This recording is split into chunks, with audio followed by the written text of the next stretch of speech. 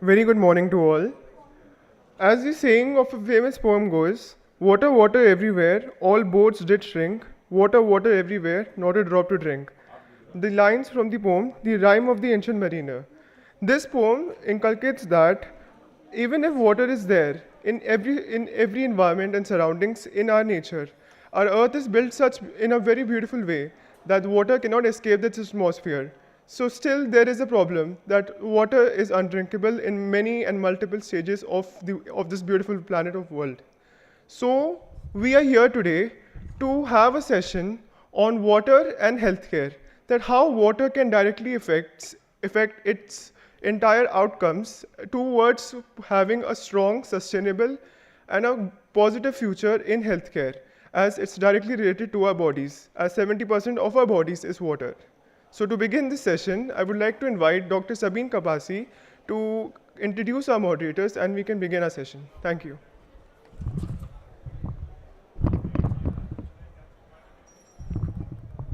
This thing is a problem all the time. The height and the mic. Well, but they say that big things come in small packages. So I'm trying to make do with that thing. But hi, I'm Dr. Sabine Kabasi. I'm a surgeon by education, but a public health practitioner by practice. So today we are going to talk about something very interesting. You know, water, as my colleague here mentioned, is something that constitutes more than 73% of our body. And yet, water security is an area which we don't really care about. When we talk about health, we just talk about, pani zyada pina chahiye, but kyun? And what really happens for the entire ecosystem for us to open that one tap and clean drinking water coming to us?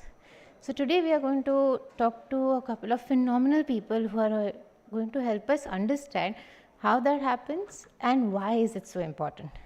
So on that note, for the first session, I would want to call upon the stage Shri Ashok Kumar Meena, the Honorable Secretary from the Department of Drinking Water and Sanitation from the Ministry of Jal Shakti. Sir, please grace us with your presence. We would also like to invite Mr. Nitin Bassi, the Senior Program Lead for Sustainable Water at CEEW, Council of Energy and Environment, and Water. My apologies. Mr. Salab Kumar, who is the former member of the Delhi Jal Board, and Dr. Sangeeta, who is the Senior Manager, a genetic scientist, and from the Genetic Science Division of Thermo Fisher Scientific. We would also like to invite Dr. Sarthak Bakshi, who is the founder of Neos Angels and has invested heavily in the areas of water technology. Thank you so much, all of you, for gracing us with your presence. Can I get an additional mic? Can I sit down? Okay. So today, as we are going to have an overview understanding of how, first of all, just to understand how, as I said, when we do open our taps, how does everything happen so, and how does the governance strategies work for us to get clean drinking water, something we take so easily for granted, but something which is of utmost importance. And with that, Ashok sir, if you can just help us understand how do the national water missions, such as the Jal Jeevan mission that you have been a part of, are deeply aligned with health outcomes, particularly in the rural spaces in India?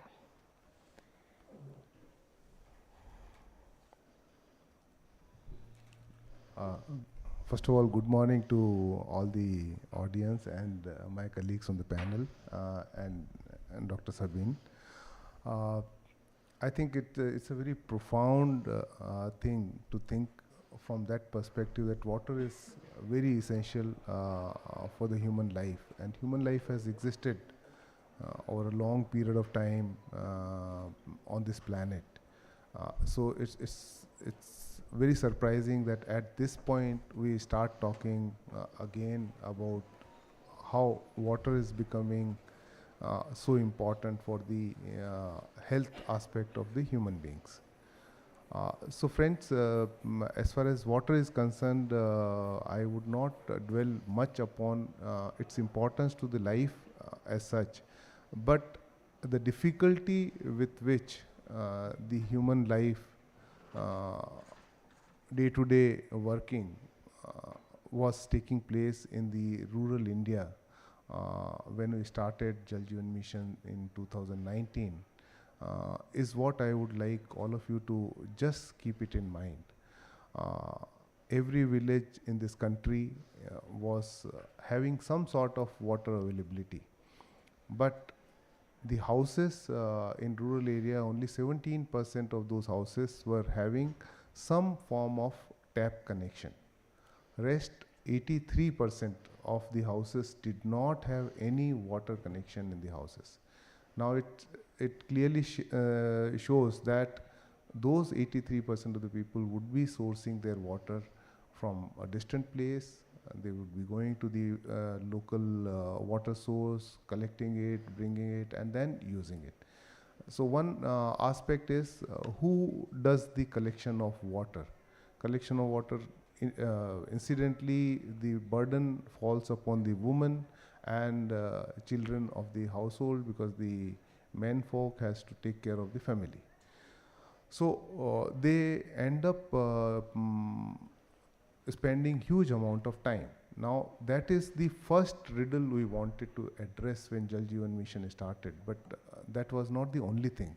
We thought through in a very holistic manner that water should be available in the household of a appropriate quality, which is BIS 10,500 standards. So those standards are also aligned with the WHO standards. Then the quantity of water which should be available for each human household on per capita basis would be around 55 liter per capita per day. Which essentially means that we were not only thinking about providing water for drinking, but also for day-to-day uses in the rural area. So this is how we started planning our excess issue in the households. Why was it important? It was important from two perspectives. One, we wanted to ensure that whatever contamination of water happens while accessing it from outside should be tackled. So quality needs to be ensured, access in the household needs to be ensured, so that people spend less time and they have more time available to take care of their own things. So that was the conception. And where are we today? Almost 80% of the households in this country now have a tap water connection in the rural areas. I am essentially talking about the rural India only, not urban cities, because urban is a different ball game altogether. So in rural areas now, 80% of the households have got the connection. What do, how do the connections work? Are they functional? They are providing water, whether quality is all right or not. We are doing third-party assessments, and our information is, as the work is still in progress, out of the connections which have been provided, around 84% of the households are actually getting the water. Around 76% of the households are getting the quality of water which aligns with the BIS 10,500. One surprising outcome of our surveys is that the perception of quality by the stakeholders is much, much higher. When we ask the same question without them having any access to the water to be tested, their perception about the quality of water getting coming to their household was 92%. Now there is a gap in perception of water quality by the stakeholders who are consuming the water and the actual water that we are providing, and we are testing ourselves in the third party NABL accredited labs. So that this clearly indicates that there is a difference in awareness between what is the general public considers water quality issue and what exactly are the standards of quality of water we should be providing for better health. So I think, therefore, going forward, what would be more important for the Jal Jeevan Mission is to establish systems where the water quality testing becomes a norm by the community itself. Because we are talking about 6 lakh villages. Every village, government uh, officers probably will not be available. So what is the architecture that we are looking at?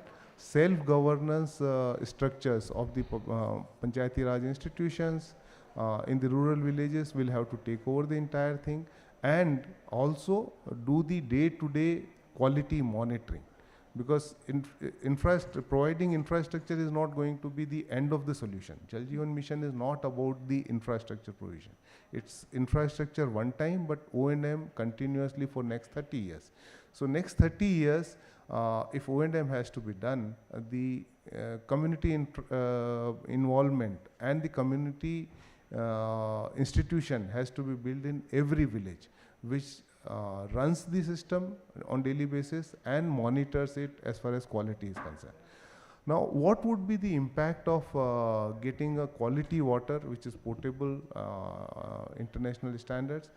You will have huge implications in terms of reduction of waterborne diseases. And there is a WHO study which says, which has assessed the entire JJM, and their indication is that once the program is over, that is infrastructure creation is over, on the day when the infrastructure is over, the country would have recovered the cost of around 8 lakh crore rupees just on the day when the program is over. So on recurring basis, the saving to the country in terms of the health impact, health outcomes, the time saved with the by the woman is going to be tremendous. So this is what we now intend to provide in the extension, which is still under consideration by the government, that the focus will shift from infrastructure creation to the O&M,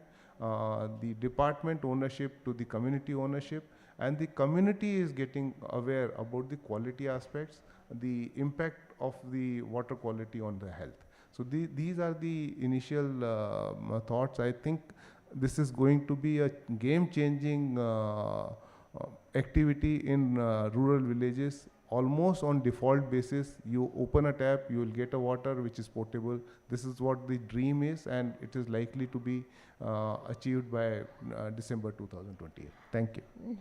Thank you so much, sir. I think not just as phenomenal work being done, and as you said, will happen, but a lot has already happened in that sense. And a lot of different stakeholders, from technology to policy builders, have been a part of this journey. And on that note, Dr. Sangeeta, I would like to understand, Thermo Fisher Scientific has been a stalwart in the areas of quality establishment through amazing technology advances globally, and has been a stakeholder in this space. So now that we have policymakers here, right here in front of us, let's also ask that from a perspective of someone who has worked in over, I believe, 170 countries as a company, what kind of support do you believe industry leaders such as yours would like in terms of policy alignments to bring better technology solutions which are mass scalable? And what kind of working relationships do you believe can open up through government interactions, especially to achieve water health initiatives? Thanks, Dr. Sabine, for your question.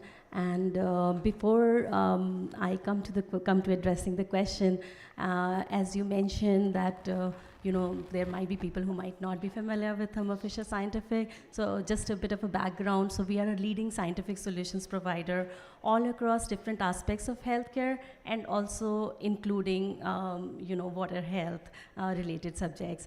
So and one interesting thing is that the mission of our organization is very closely related to what the water health equity objectives are, which is like we strive to work with our customers to make the world healthier, cleaner, and safer. So in that direction, we provide solutions for, as sir already mentioned, how the importance of the water quality testing. So from Thermo Fisher Scientific, we offer an array of solutions depending on what the needs are, whether it is with respect to the pathogen testing surveillance, or it is for testing for microplastics, which is becoming increasingly important, or any other contaminants like heavy metals through our technologies, across the portfolio in different divisions and different technologies. With that, when we come to the support that we seek from the policymakers, one of the important things that we would want to, or we would rather like to have, is more involvement in the initial stages. Like we've seen more involvement when it comes to the clinical segment, for example, whether it was COVID or whether it was swine flu or other challenges that our country faced. We were really actively involved with the stakeholders in the government to provide the right solutions. And it's not always about business, so we are also working with the government to provide the solutions. So one of the things is that early involvement, and also there's a lot of expertise in the industry, how that can be leveraged in the policies to jointly work with the government. And also the policies, how they can be made more collaboration friendly in terms of industry, academia, and the government research. So those would be some of the expectations. And not to forget, if there can be some kind of a financial support with these collaborative projects for the private-public partnerships. So that would be some of the expectations and requests. No, thank you so much, Dr. Sangeeta. I believe that, industry leaders such as you, such as Thermo Fisher, and we are going to have HCL here as well. And such industry leaders have a unique opportunity to invest heavily in the research areas that India has specific needs for.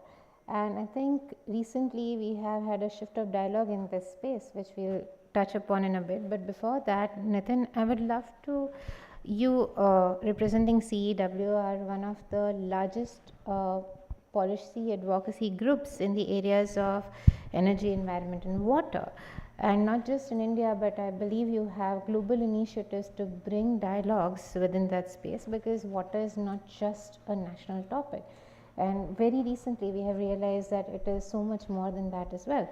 But touching upon solutions that have been designed globally, like water bonds, which have helped in developing large scale infrastructure to bring about the final outcome that we all appreciate and value.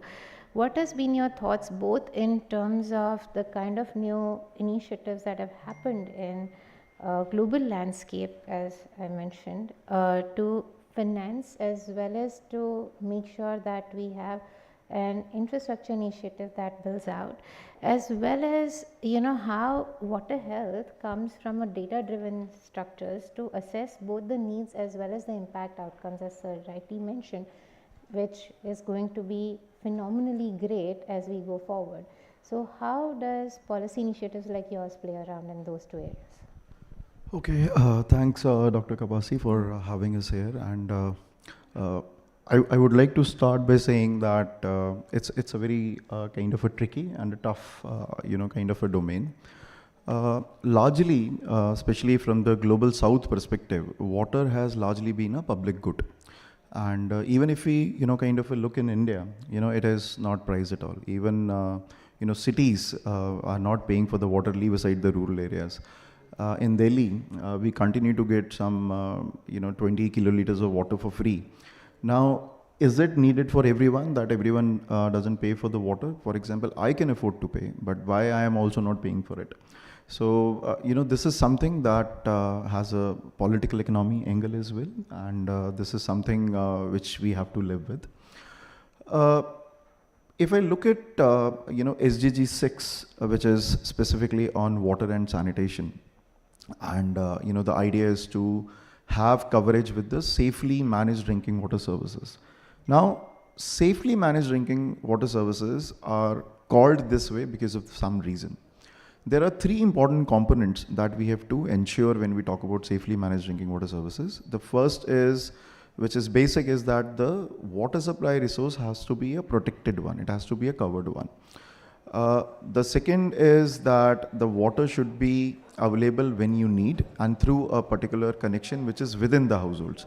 And I think this is where Shri Meena ji mentioned about the success of Jal Jeevan mission.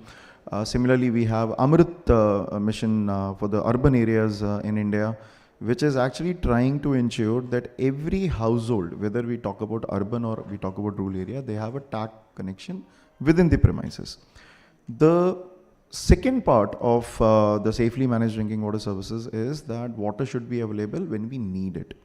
And the third, which is directly linked with the health aspect, is that it should be of potable quality. Now, all these three things, if we bring together, then only it makes a safely managed drinking water services. But globally, I mean, as per the last report that we checked, so still a large part of population, I think it is in the order of 2 to 3 billion. They remain without access to such services. And one of the reasons that we then try to figure out is about the investments that are going into the space. So leave aside O&M, I mean, that is a secondary thing once the infrastructure is done. Even at the infrastructure level, the requirement to achieve SDG 6 by 2030 is about US dollar 1.2 trillion. That is the scale of investment that is needed. The current investment in the sector is about 500 billion US dollars. So you can see that almost half of the financing gap still exists. Now, what we should do, because water essentially impact the health and not only the known ones. Now, we have been struggling with heat wave across India. Now, what does heat wave do? It increases your water demand. It increases the water loss. Why water is lost? Because of the high heat, the evaporation goes up, and it impacts the water availability. At the same time, your demand also goes up. Maybe people would like to take bath 2 times in a day. They would like to drink more water. They might, I mean, if anyone is taking crops during a summer season, which is... Then we have students here, so we hope people are taking bath 2 times a day, right? So Sorry. even for the we all were bad in our student days. even for the agriculture, I mean, some farmers, they do take crops in summer. So the ET, the evaporation, evapotranspiration demand is higher. So there also the demand for water goes up. So what we can do to generate this financing? Of course, the private sector has to be engaged. I heard about municipal bonds being one of the way forward. That depend a lot on the credit worthiness of the urban local bodies who are actually coming out with it. Ahmedabad and Indore are good examples which have been able to raise the municipal bonds and raise some money. In addition to this, and this will be my last point, we need to also think about how we can de-risk the private investments. Because for a private player, why I should go and spend money in a sector which I feel is largely a public. So we have to de-risk those investment. Blended finance have worked well in agriculture. There is a possibility that it can also work well in water sector. There is a very interesting approach taken by National Mission for Clean Ganga to generate a lot of the sewage infrastructure, sewage treatment infrastructure. So it has come from the road sector. It is called as hybrid annuity model, where 40% of the cost is given once the plant is set up, and rest 60% of the cost is given over a period of 15 years, where a private developer also has to do O&M. So this particular model not only de-risks the investment, but also ensure that the infrastructure that is created gets managed for at least 15 years. So I will stop here and would be happy to take up if there are any follow-up questions. No, will do. Before we go into follow-up questions, first of all, thank you for setting it up, because our dear guest, Mr. Salab, he used to be a member of the Delhi Jal Board. And as a local, or rather more municipal ecosystem, which has in some levels of success been able to provide water security, and is also a example of being able to set water security across a very small but a very varied ecosystem, what are the biggest challenges do you believe that there were in one, water access, as well as in maintaining sustainable supply when there are sources like Yamuna, but also there is other governance policies that come into play within a smaller ecosystem? But before you touch upon that, I believe what you mentioned is very important, not just from a municipal level but also at a national level, because just like vaccine bonds created a ripple effect in allowing equity globally, countries like Egypt and countries like Morocco have successfully raised global capital in developing public infrastructure, especially in areas of water, and have been able to set up large scale spaces, and now Kenya is successfully doing it today. So I think that global players coming together is going to be phenomenal, but before that, let's hear about the policy challenges as well as the outcome understanding. Mr. Saleh.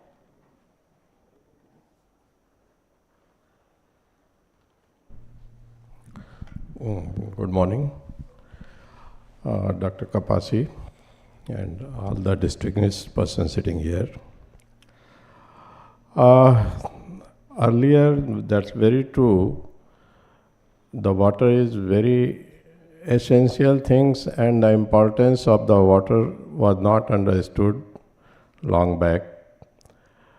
The government has given the top priority on the water sector nowadays, as the Meena sir told, Jal Jeevan Mission and different other NMCG and Clean Ganga, Yamuna and other rivers are going on. That's true. As far you asked about the water supply in the municipal areas and what about the availability and sustainability and health and all those. In my opinion, I must say, there should be some stringent policies also regarding the water availability and water uses. Public should understand the things, that it's a very precious thing, it should not go waste, and it should be used very judicious. There are the different scenarios in the different municipal areas. I will talk about Delhi first. As far as Delhi is concerned, there is a very typical situation, and the Delhi has its own topography and the different type of the area. There are planned areas, unplanned areas, and Juggi Jhopli and all those. No doubt, clean water is needed to everyone. And this is the mandate of the government, that doing it also, it should be provided. But there are many constants I can say. Number one, there are the water supply is not available, it cannot be provided because of non-availability of the proper water supply system in certain areas. In the unplanned areas like unauthorized colonies, Juggi Jhoplis, there are planned areas also. On the other hand, the water which is available also, that is not being equitably distributed.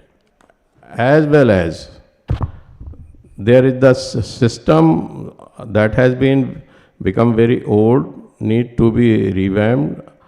With the growth of the population, what is going there, the system is already existed system is old. Population is growing, that is not able to cater the requirement of the area. So that becomes, suppose you take it where there was only one house, now the multi-story flats have come up, and people have made, so where there was only one connection, 4 or 5 connections are going there. That's also leading the contamination in the water supply. Reason being, that's not being properly done. Moreover, the people run their motors and all those things. Because of that, that takes the water. So, although this, hello? Yeah, Hello? we can hear you, sir. Hello? So Yes, you're you can audible. hear. Although the Delhi Jal Board has made many efforts, earlier we launched 3 projects, PPP projects, and given the private agencies to do the like Malviya Nagar, Mairoli, and Nangloi. Certain political willingness is also needed there. They could not achieve the targets, although they had done a very good job there. But the required target could not be achieved because of the certain regions of the local scenario and the political interference that that was there. That if that would not have been there, certainly they could have achieved there. So these are the things, these are the problem that is being faced by the municipal. More authorities should be given. As Dr. Basi, Mr. Basi has told, कि this is required.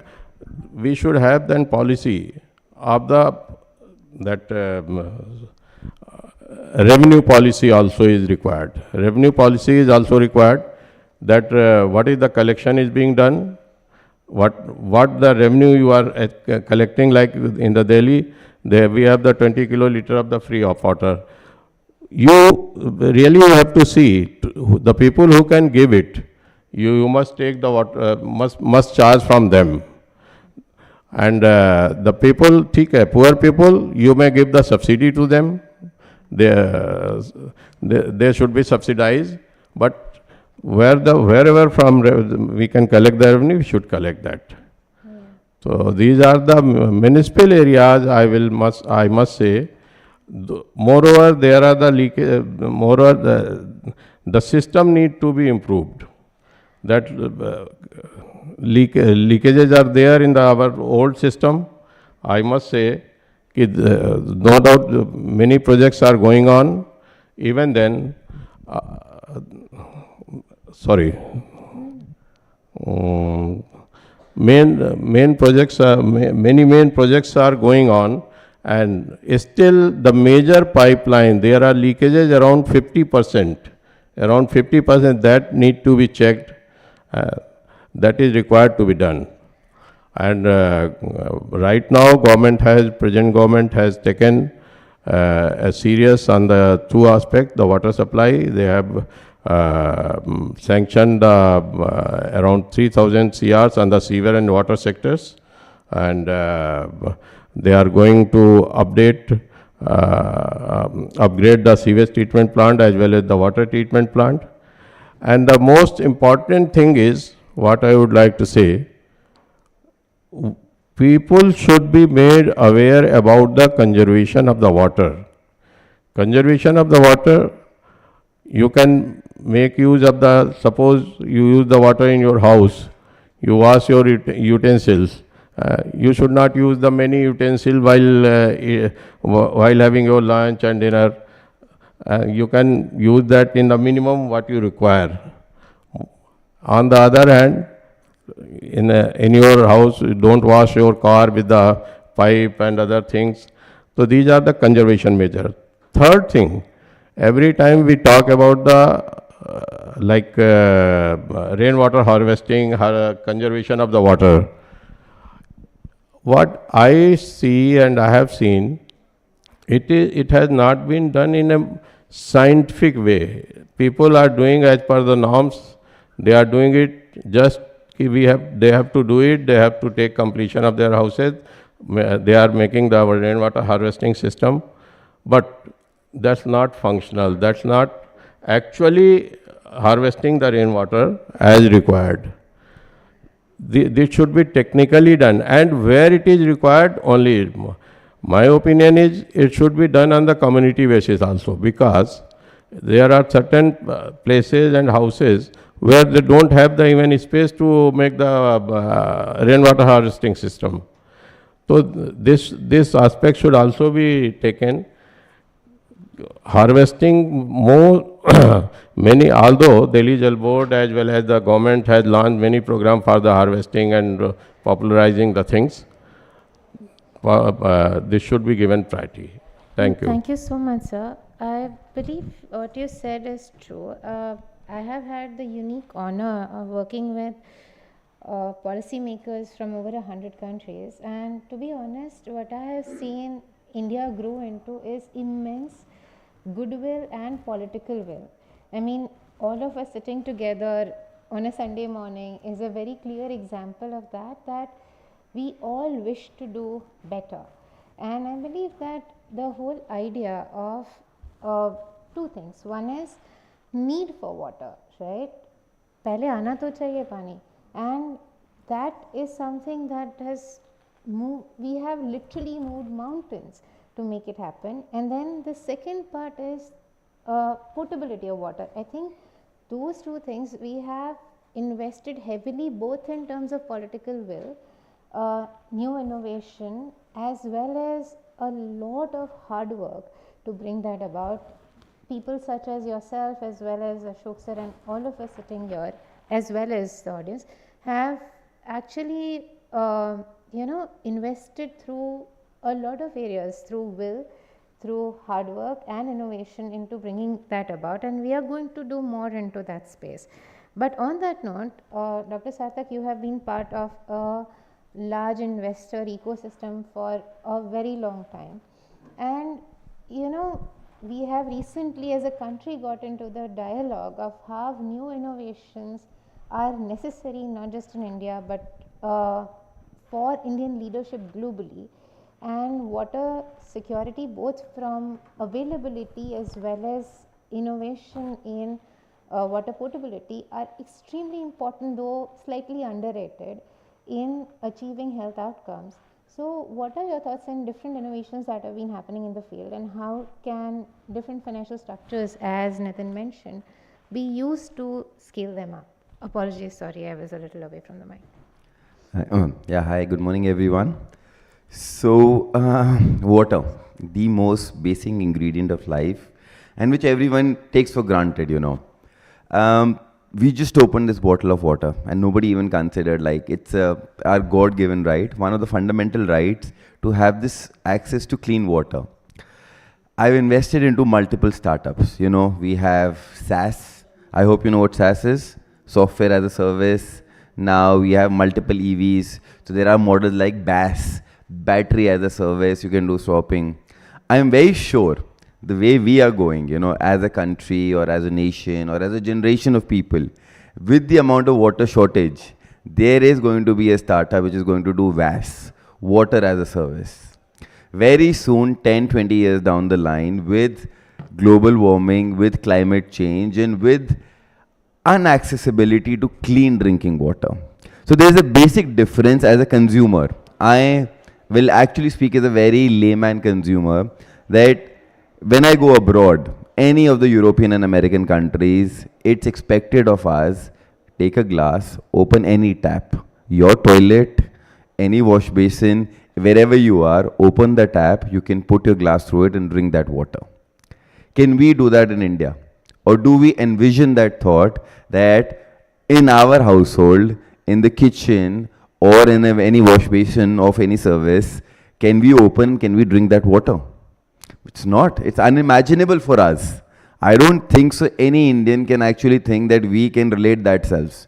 But abroad it's there. We don't have water bottles per se in your hotel rooms, because it's expected that you have to drink that tap water which is available. So going with that mindset, it's not this paradigm. We need a complete, probably a government's help, a policy overhaul, clean drinking water. Although we are the cheapest country in the world, if you say per liter of clean drinking water, a bottle of mineral water over here would cost you around 10 to 15, between 10 to 20 rupees, which is the cheapest in the world. The same bottle of water in Switzerland is approximately 390 rupees per liter, where but you get clean drinking water. As a consumer, as a layman, what am I expected? Our government expects a lot of things from us, and we actually fulfill. In our private household, we expect the government to give us clean drinking water. So the government is providing water, but is it clean enough? All of us invest into a reverse osmosis system. We have our own filtration plants in our home, where we are expected to maintain them, keep on changing the filters and doing everything.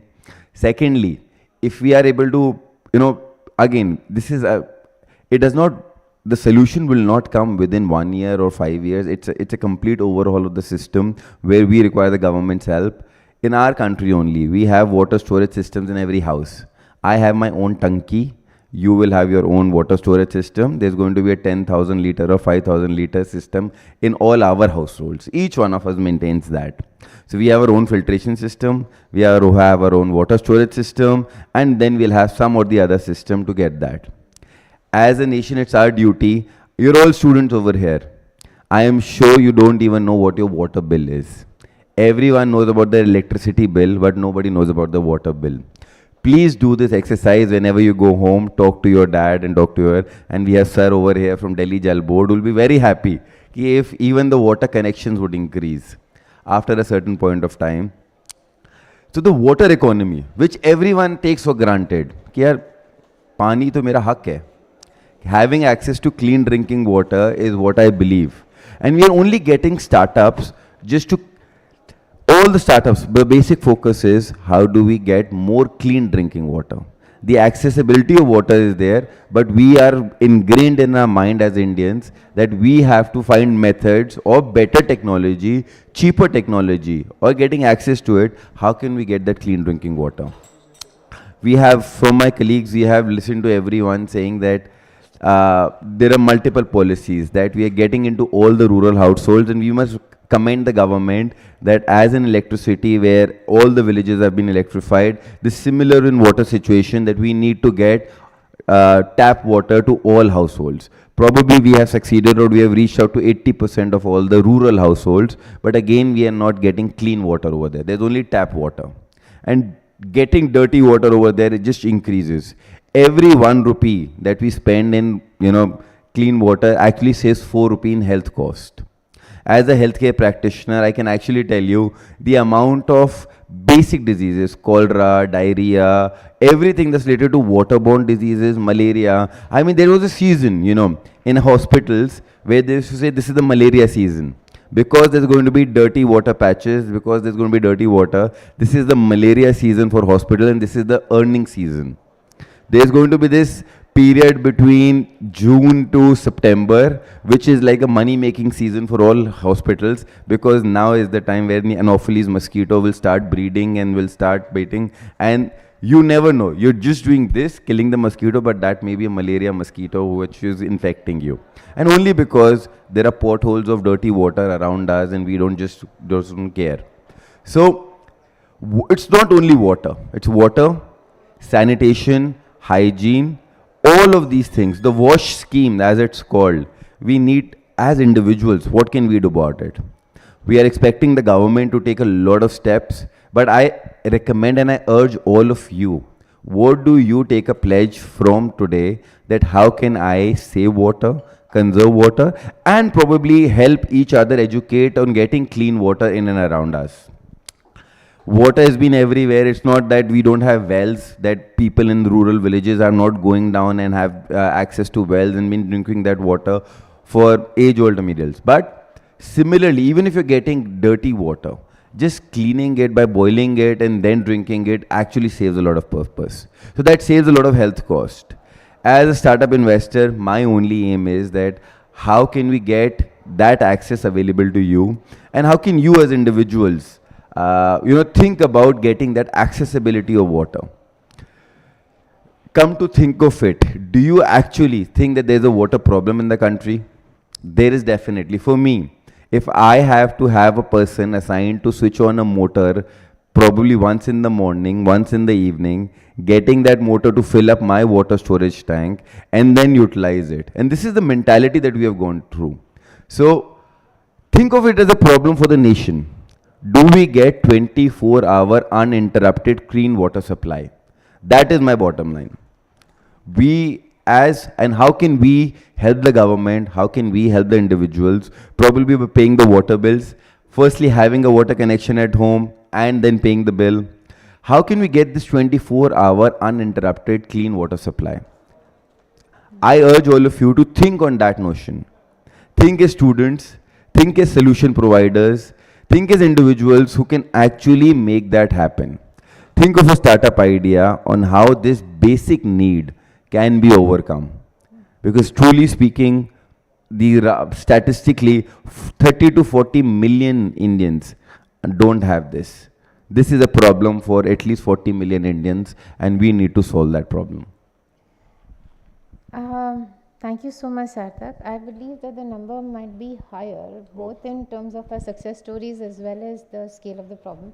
I think, according to the last report, we had 97% parity in water, and things have been very interesting. So, we have always, what you spoke about is important, that we have, as a country, and not just in India, across the world, we have spoken about electrification, water, and some of these public good resources as an onus of the government and the governance ecosystems. But there's also a level of self-onus, a community onus, as Salab sir also mentioned. We need onus being taken as innovators, as students, as stakeholders across different value chains, as families to save water, as communities to build community-centric water solutions, and as governance, both local as well as national governance ecosystems, to play a pivotal part in bringing about not just water security across the board, but also water parity and portability. And because you mentioned innovation, we are going to have a little bit of later discussion on innovation as well very quickly. But thank you so much. Today, I know it's an early Sunday morning and we all have plans. So, thank you so much for all your insights. You all have been phenomenal stakeholders. And on that note, I would want to say just one more thing. Thank you. Thank you, because this is such an underrated solution. I just had a glass of water, and we never think about it. We never think about where it comes from. As you said, we need to start thinking about all the contributions and systems that are necessary to make that one glass of water happen. So, thank you so much for all your innovation and effort, and we'll just have a quick group photo before we call it a day for the bit.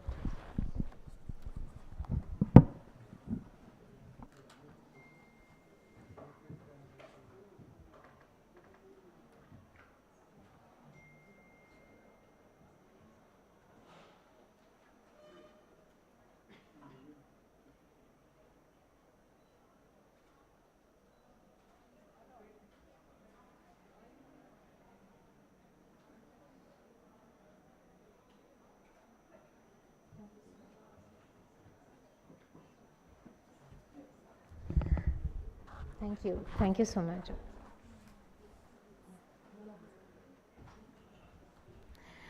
So, I would like to invite a couple of other stakeholders who have been part of the innovation journey. As we said, there are two aspects of clean drinking water. One is the presence of it, and the second is the portability. And on that note, I would first like to invite Mr. Dhruv Kohli, who is the Vice President of the Public Sector Businesses at HCL Software. Dr. Chakrapani, Dr. Chakri as we lovingly call him, who is the Regional Commercial Manager for Global Health Equity at Thermo Fisher Scientific.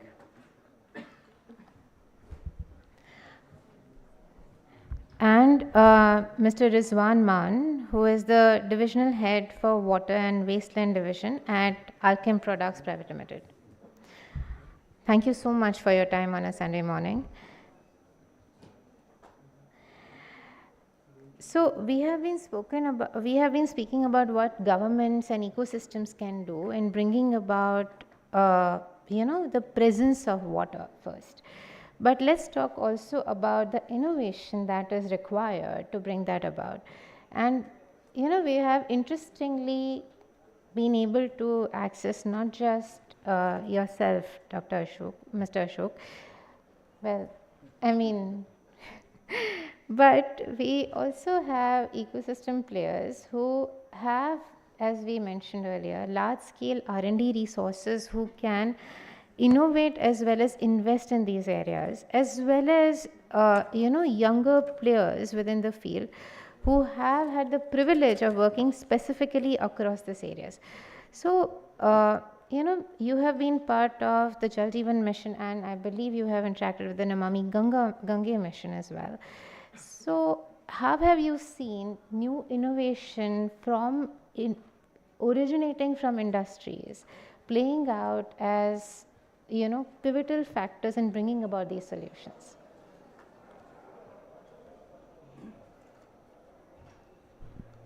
Thank you. I think there are two aspects where a lot of things are happening. One is the use of information technology to address the larger issue of water service delivery or sanitation service delivery in the rural areas and even in the urban areas.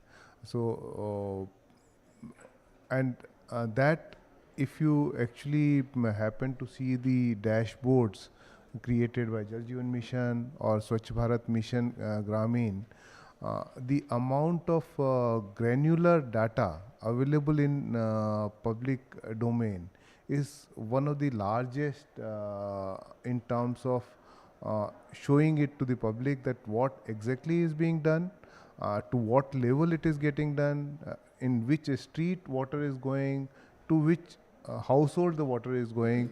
Even that amount of information is getting available through the use of information technology. So information technology use in a decentralized manner is going to be a key aspect going forward, when we not only provide the static information to the stakeholders, but since these systems will be owned, operated and run on daily basis for water service or sanitation service delivery, the transactions for this service delivery will have to be captured. So this is one area where innovation has already started happening. There are solutions which are being implemented in Assam, there are solutions which have been implemented in Punjab, where the citizens are now trying to get into the level where user charges will also become prevalent in rural areas. And these essentially these rural user charges will not be charged by the government. These will be charged by the local communities who will own and operate the infrastructure which the government is creating and handing over to the community. So this is one aspect. The second area where innovation is needed is the water quality testing. So water quality testing infrastructure, lot of interesting things have happened. We ran a grand challenge where the field testing kits were created. They are available across the country now. Every village, 5 women are supposed to be trained to use these field testing kits to know what are the different parameters of the water that is going into their houses. So almost 25 lakh women, 2.5 million women across the country have been trained. The field testing kits have been made available to them, and these field testing kits are getting innovated by the industry partners. So they are available now off the shelf. People can purchase, and once the testing is done by these women folk, there is a water quality management information system that is also available in the dashboard. You can actually see at the end of the day across the country's geography where what water was checked by these micro testers, I would call them, women folk normally, and you will be able to see that what kind of water is being consumed in the geography of our country. So this is another area where innovation is taking place. Going forward, I think in the operation and maintenance phase, as one of the panelists in the earlier panel said, that we do not know what is the kind of quality of water which will be available. But let me tell you, the quality protocols are getting established now. So before the monsoon session, quality has to be tested at the source level, but on daily basis, even at the end of the consumer, field testing kits are getting used. And that data is also getting captured. So therefore, now the opportunities for innovation in terms of use of information technology for access of water, water service delivery, and the water quality aspects on different parameters of water quality are becoming available. The third area where innovation needs to take place is making the citizenry available about the water. essentially speaking, all of us are part of the hydrological cycle that this beautiful planet has. So in the hydrological cycle, every village gets some rainwater. What is the quantity of water coming to their areas? How much of that they are storing? Uh, some of that can be stored in the subsurface aquifers or the deep aquifers through rainwater harvesting. Can that be become available during the water stress situation? So that is the kind of water budgeting we are now talking. So some of the areas where water budgeting will become another area of innovation, where the availability of water, the consumption of water by those people, and what is the likely distress which will happen in the course of time when water is not available, will become the concern of the local communities. So these three areas, I would say, where information technology can make a difference. It is already making a difference if you go to the Jal Jeevan Mission dashboard, or where the access information, the water quality information is available. Once the mission period is over, we will enter into the mission phase, O&M phase, and O&M phase, there the transaction oriented data will make more innovations possible, and that is where I think industry needs to now work upon with the communities at large to provide these solutions. Thank you. No, thank you so much, sir. I believe it's phenomenal the way we are building this from scratch, right? I mean, yes, we can talk about water portability in Europe or water portability in, for that matter, US really doesn't have water portability, so I was not going to say that, yes, but Japan. But the point is, or Singapore, but the thing is that as a nation of about 1.6 billion people today, the biggest country in the world by population, we have been phenomenal in envisioning, at least in the last 20 years, the architecture of how public goods are supposed to be, dreaming it and then actually fructifying that through action and amazing political and social will, and as you said, leveraging the community aspect of it in a massive way. On that note, Dhruv, you have been part of HCL for a while. HCL has been instrumental in developing government tech ecosystems, not just in India but globally. And you have interacted with solutions like Equisphere and others, which have also delivered immense value in tracking some of these water systems as our, as the tech that we are using today is. So, how do you think that such public sector digital platforms can work with the water security systems to achieve not just water security tracking but also larger impact analysis in epidemic forecasting? As we just mentioned, is going to be malaria season, unfortunately, or dengue season is going to approach very soon in Bangalore, and look at it from both sanitation, water quality as well as water availability, both integrating hyperlocal ecosystems as well as national dashboards. So how do you think tech players can play a role from building these data sets as well as implementing them?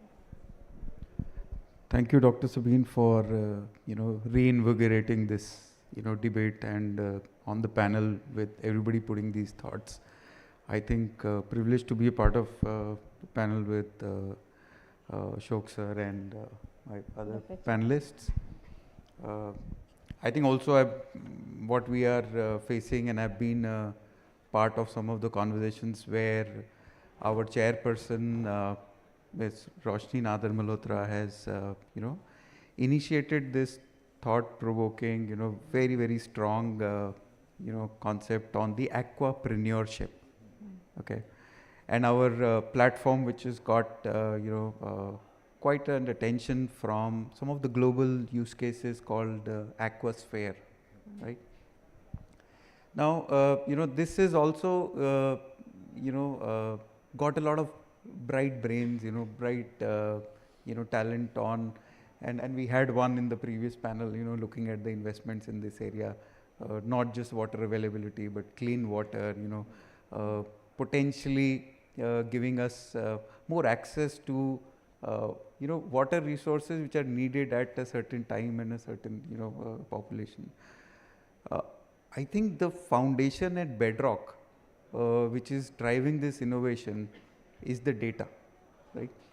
I was also surprised when I just dwelled into this and saw that there are more than 20 parameters of quality testing in a clean drinking water. Physical, chemical, biological. There are 20 plus parameters, right? And when we have these 20 plus parameters on these three domains, right? Yes, we've taken steps on the micro testing kits. Yeah. But if we say Jali Jeevan hai, right? And these days we have debates all throughout the year on the air quality, right? Every small kid in the household or a old, citizen person in a household now knows what is the AQI level, now knows what is the PM 2.5, now knows PM 10 is, is still able to tackle. PM 2.5 is more dangerous. And when we say Hawa Pani is the basics of a human life, we've got our attention to the Hawa. What about the Pani? Right? So our attention to the water, the parameters are 20 parameters, right? When we have the dengue season in Bangalore, when we have the malaria, when in Delhi we have so much of so focusing on the epidemics, right? Now the basis is the data, right? And we need to have the industry, government, academia, and fourth dimension is startups, right? If you have to tackle all of this, we have to get all these, four dimensions together, gather that data. We would love to interact and meet and get the startups to the GovTech platforms who could measure, at least more than half of these 20 parameters on physical, chemical, and biological matters. And we as an industry have invested into the data platforms which can not only ingest these data from these platforms, receive the data from these platforms, but can also analyze, understand the needs, understand how the treatment could be done. See, if we can't measure the issues, we can't even solve them, right? Now, I would imagine, right, just the way we are so focused on, measuring the air quality in our houses now, forget about the outside, right? We would get so much, paranoid and, ingrained about measuring the water quality in houses.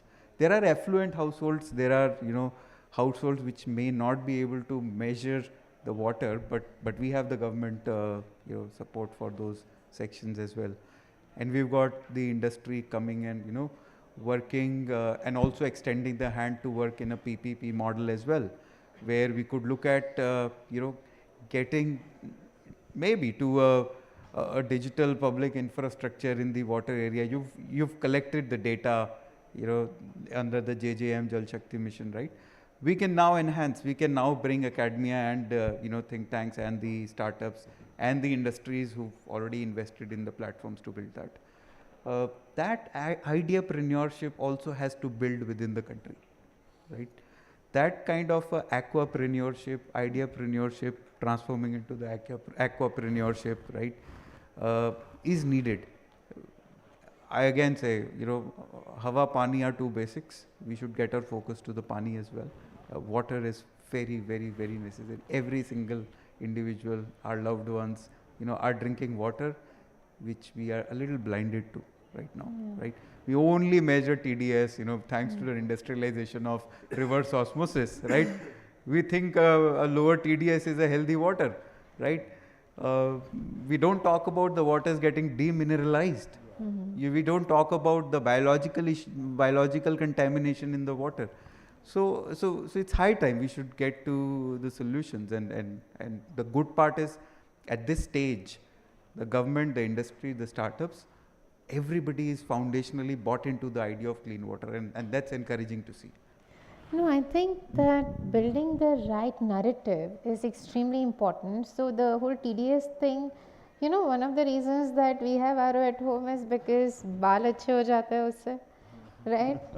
No, seriously, I'm not even kidding, right? But the thing is that the building the right narrative for health and overall economic outcome is extremely important. Perhaps stakeholders like yourself and your chairperson Roshni can have the phenomenal work that rural water Sakhis, I believe, they are doing is amazing. We have had the privilege of actually interacting with some of them and some of the rural ecosystem, and perhaps there could be a very differentiating synergy build out within the aquapreneur space, especially the grounds up ecosystem to be built.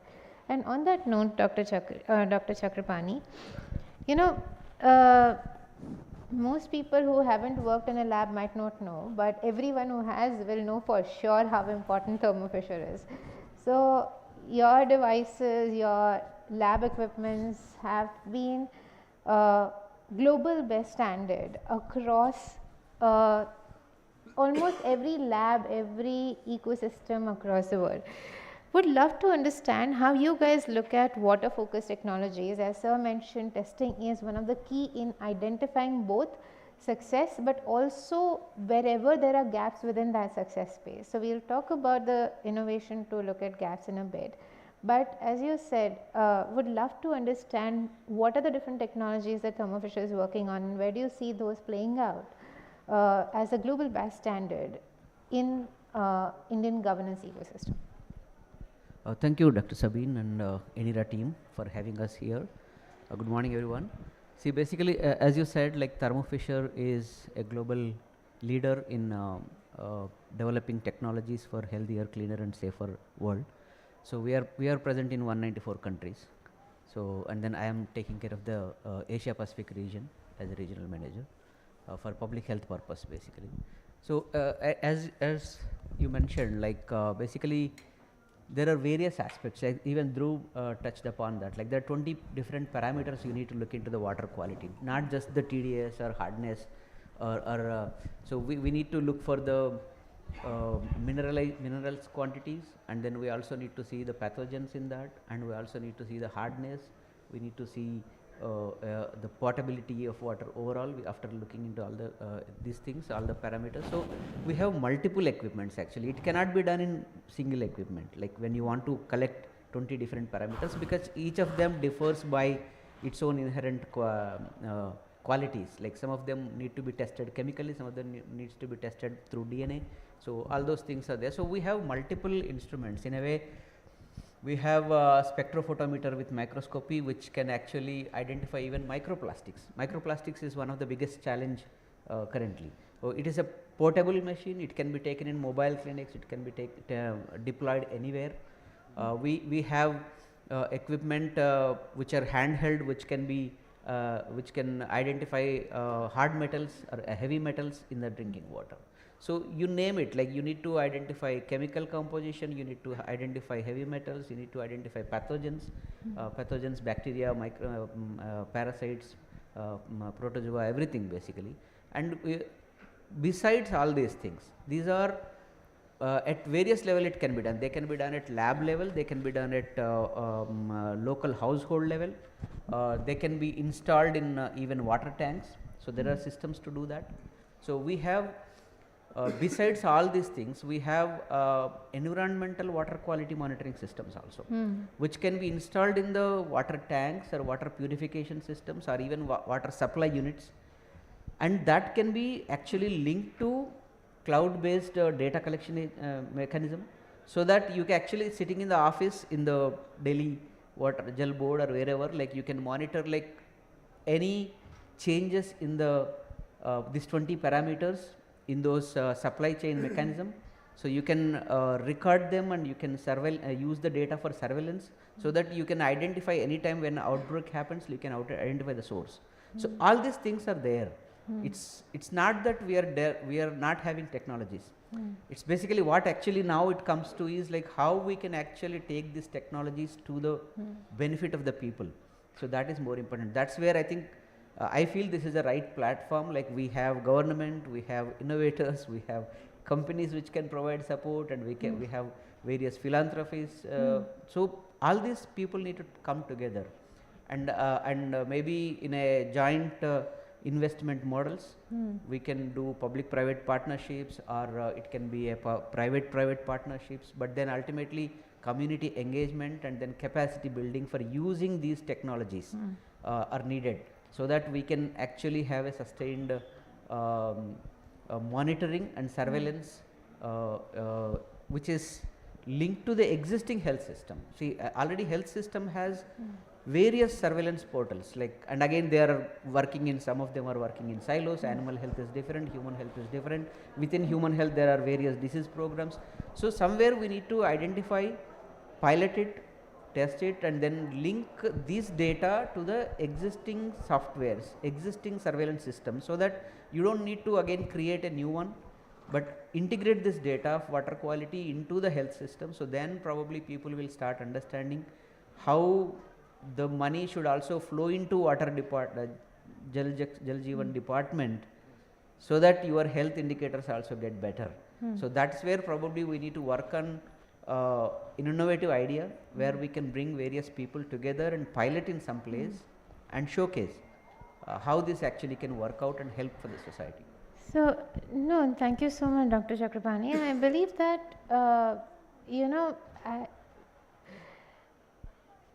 I generally think, and this is something that's been sort of a very humbling experience, that whenever I interact with government stakeholders, they generally have such a amazing 360-degree view that they have, in some capacity or another, already implemented part of the solution. So, as Ashok sir was saying, that testing has been a key part in India's water policies in the last, at least last 15 years, right?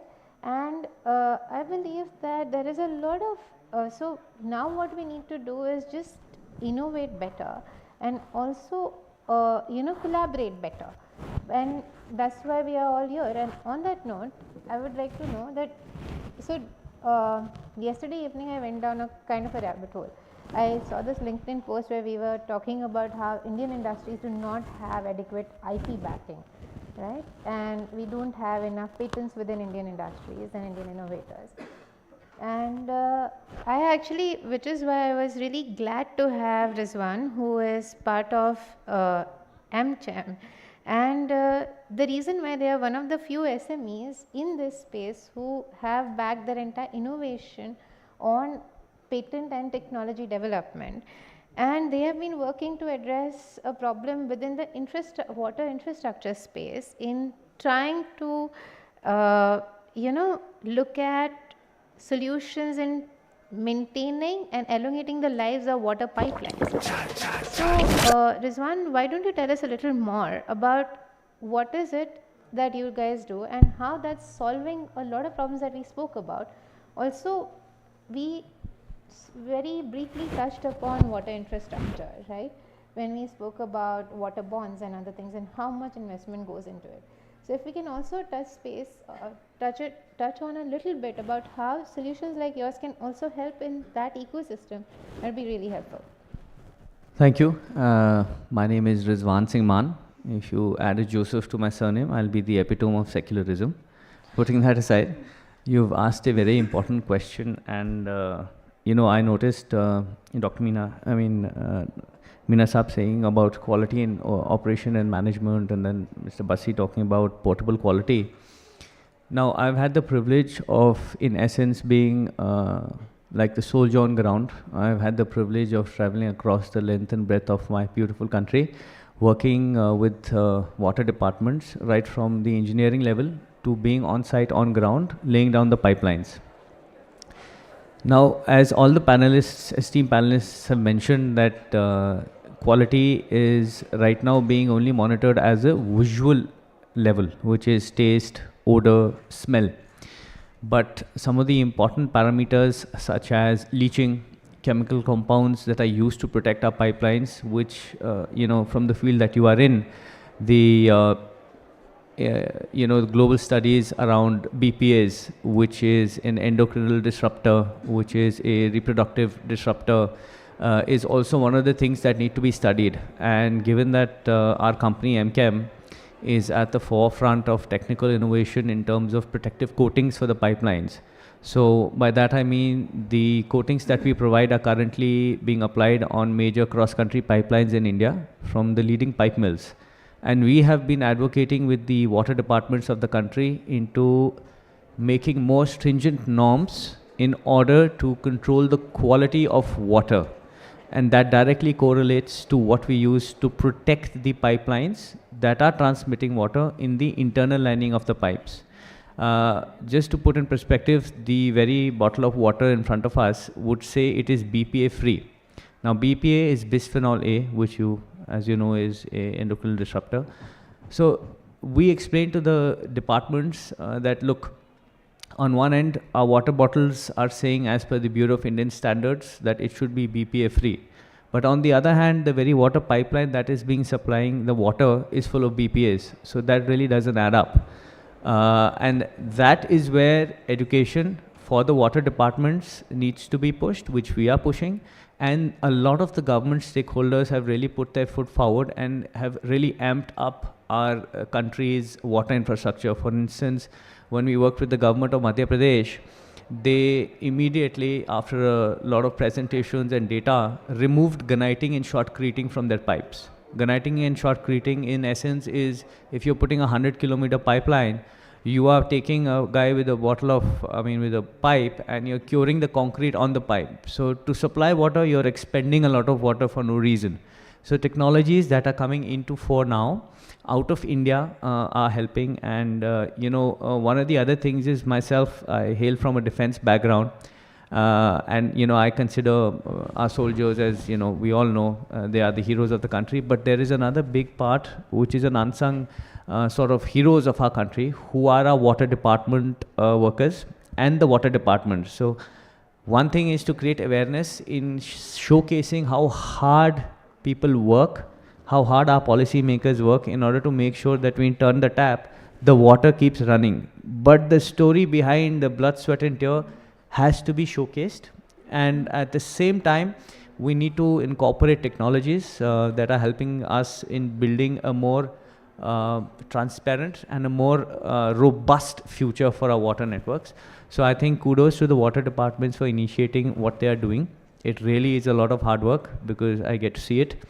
And on the other hand, my only earnest request moving forward is not just look at the visual aspects of water, get into the details like our esteemed panels have mentioned, BPAs being one of the biggest things that we have to fix in the country.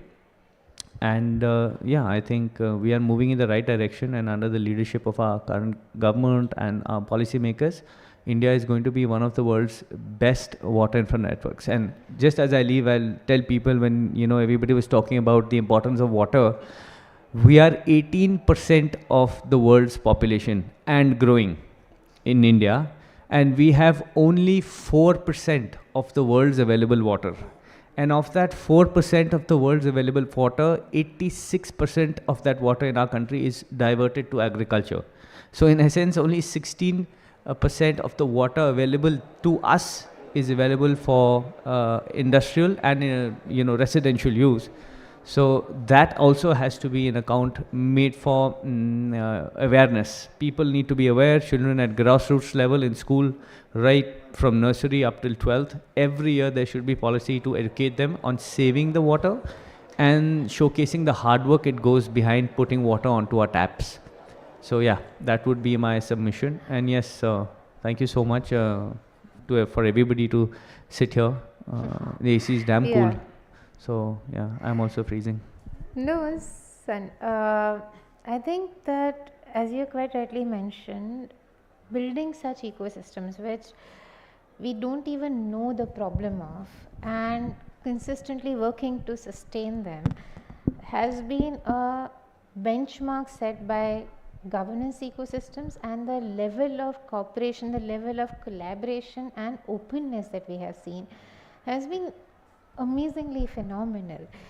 so you being here on a Sunday is an example of that. And apart from that, I think one thing that we also need to do, as all of us mentioned, is building the right story. I mean, I still remember that, Mazda ad which made Mazda really sexy with Katrina Kaif. We need to do better with water, right? We need to have a larger, uh, a larger dialogue about, first, what amazing work we are doing, but also about how much it's needed day in, day out. And I think that is the next, that is one of the things that we really need to also focus on. The amazing work that you guys are doing and the amazing innovation that's happening to bring that about. So, sir, if you have some closing thoughts before we break for the day. Yeah, I think I'll just pick up from what Rizwan mentioned. 18% of the population, 4% of the water available. The rainwater which falls in our country is around 40 BCM. How much of it do we store in all our dams is only 2.5 BCM. So that means huge amount of water is going down the drain virtually in the oceans. Now, therefore, making our citizenry water aware in terms of how we are integrating with the hydrological cycle, the rainwater, the storage of that in the subsurface aquifers or the deep aquifers through recharging, and then being very conscious of the quantum being used. For example, in urban areas, we give 135 liter per capita per day, whereas in rural areas, we have set a norm of 55 liters per capita per day. Even that much of water is a luxury in areas like Rajasthan, where water was not available. The common way of existence depended on much lower quantum of water which was available. And we should actually learn and continue those practices all across the country so that the water is conserved and used appropriately.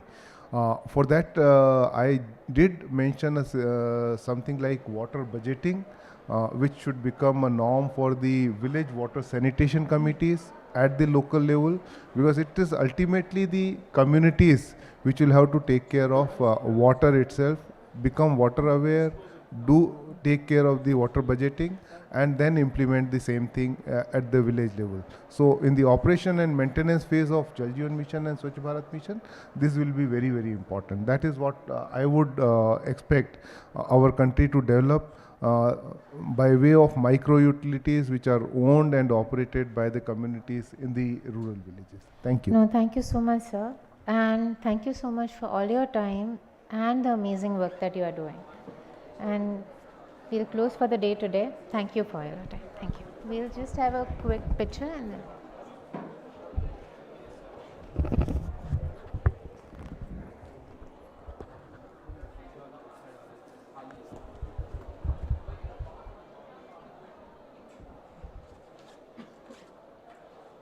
May I request the previous panelists to join the podium as well for photographs?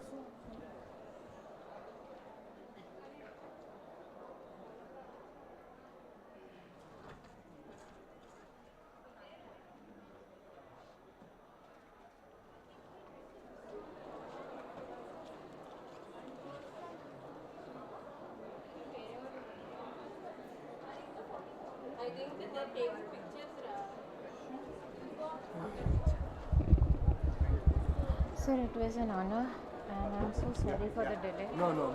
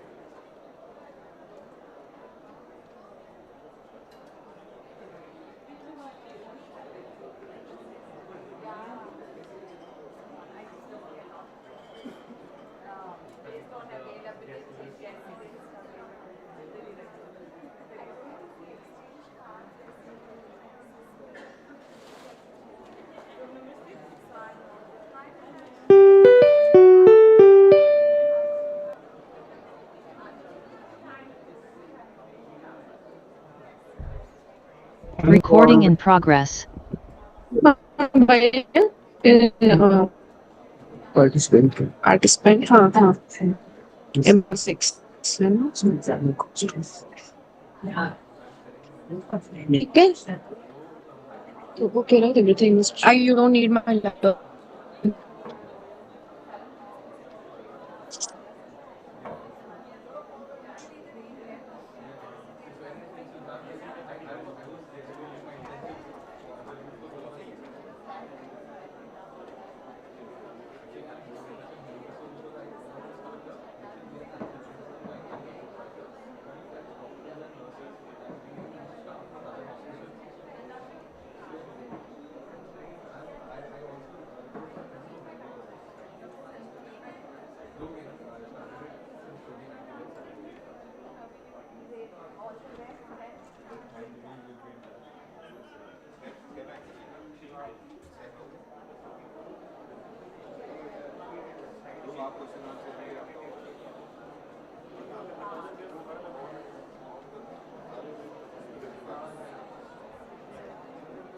Recording stopped.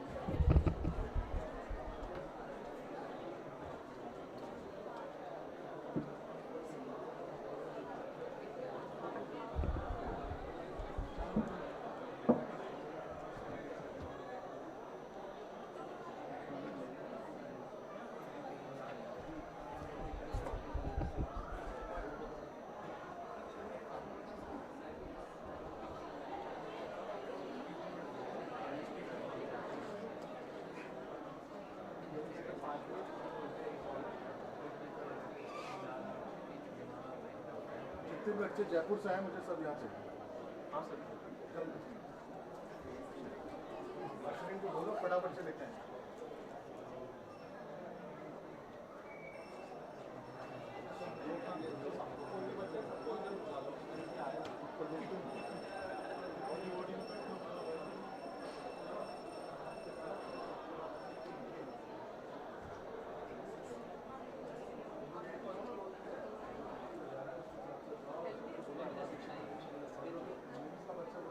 Okay बोलेगा ना, जाओ उसके साथ बैठी हो जाने वाले के साथ, और सबको बोल के हमारे सेक्शन आएंगे।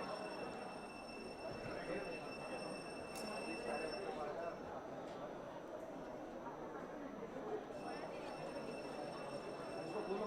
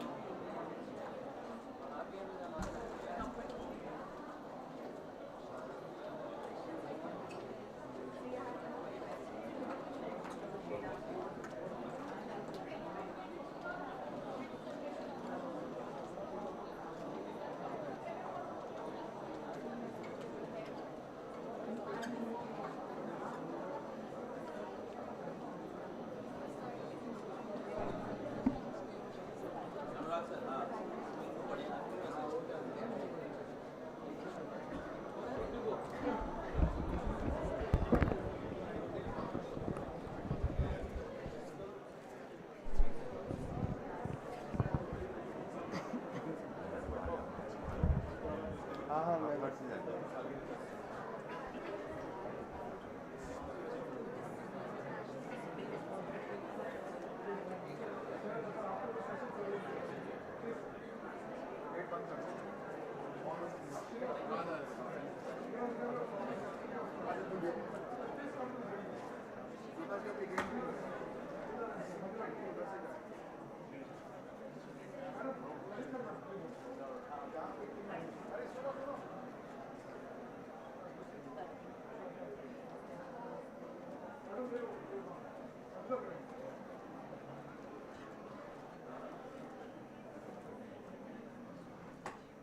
From there itself. From there.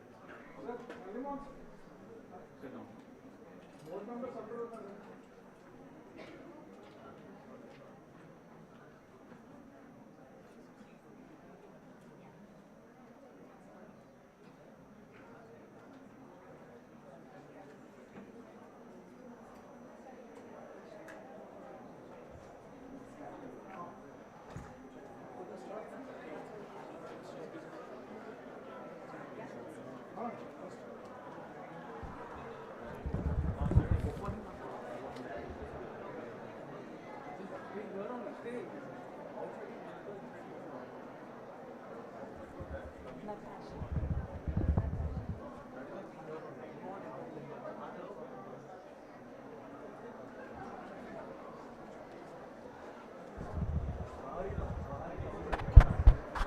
Hi everyone, good morning. Am I audible?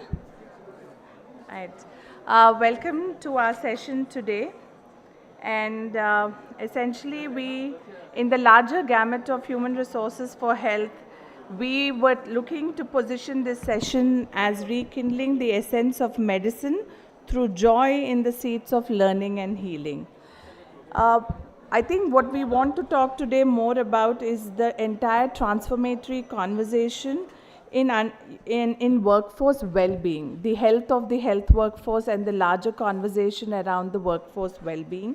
Recording We in also want to progress. focus on systemic solutions that help prioritize well-being and restore meaning, connection, and purpose for the larger health workforce in their workplaces.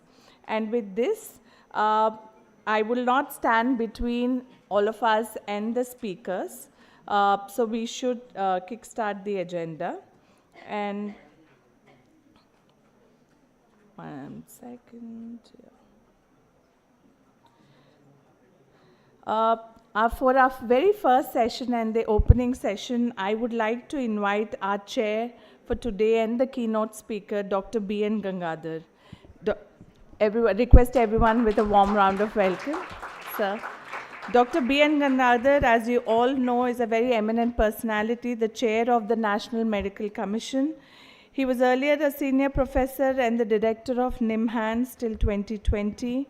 He's completed his education in the prestigious Bangalore Medical College and obtained an MD in psychiatry from NIMHANS. In his illustrious career, he has published over 450 scientific articles, reviewed thousands of journals, and beyond his entire medical, he has also pioneered in the research in the area of yoga as well as electrocompulsive therapies. He is today a Professor Emeritus at the NIMHANS, and Bangalore has also honored him with the prestigious C.V. Raman Award and Sri M. Vishweshwara Award from the Government of Karnataka. Thank you so much, sir. And above all this, he is also the recipient of Padma Shri Award from the Government of India. It is our honor and pleasure to have you amongst us this morning. Sir, I would request you to open the session with your speech. Thank you.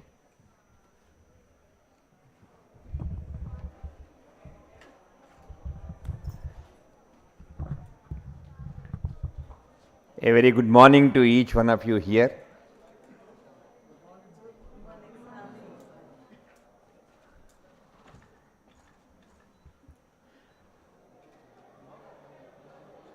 The session relates to, of course, the entire event relates to extending our human resource, its quality, and while doing so, be as cheerful as possible. One of my colleagues used to say, we used to have welcome meetings of all the PGs. Of course, ours was only a PG institution. When all the PGs come, all of us used to address them. Sometimes I was the director, sometimes I was the medical superintendent, sometimes I was the HOD, sometimes I was the dean. But this colleague of mine, his first sentence would be, have fun while you learn. If you think that this process is not fun, you will probably not learn as much as you should learn. First time when we heard, we felt like ridiculing him. But over years I realized what he said was a total truth.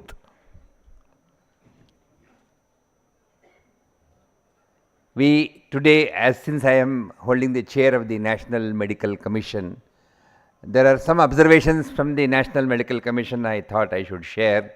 I know Dr. Srinivas, who has been my colleague for almost 8-9 months, can also complement some of what I have said if required.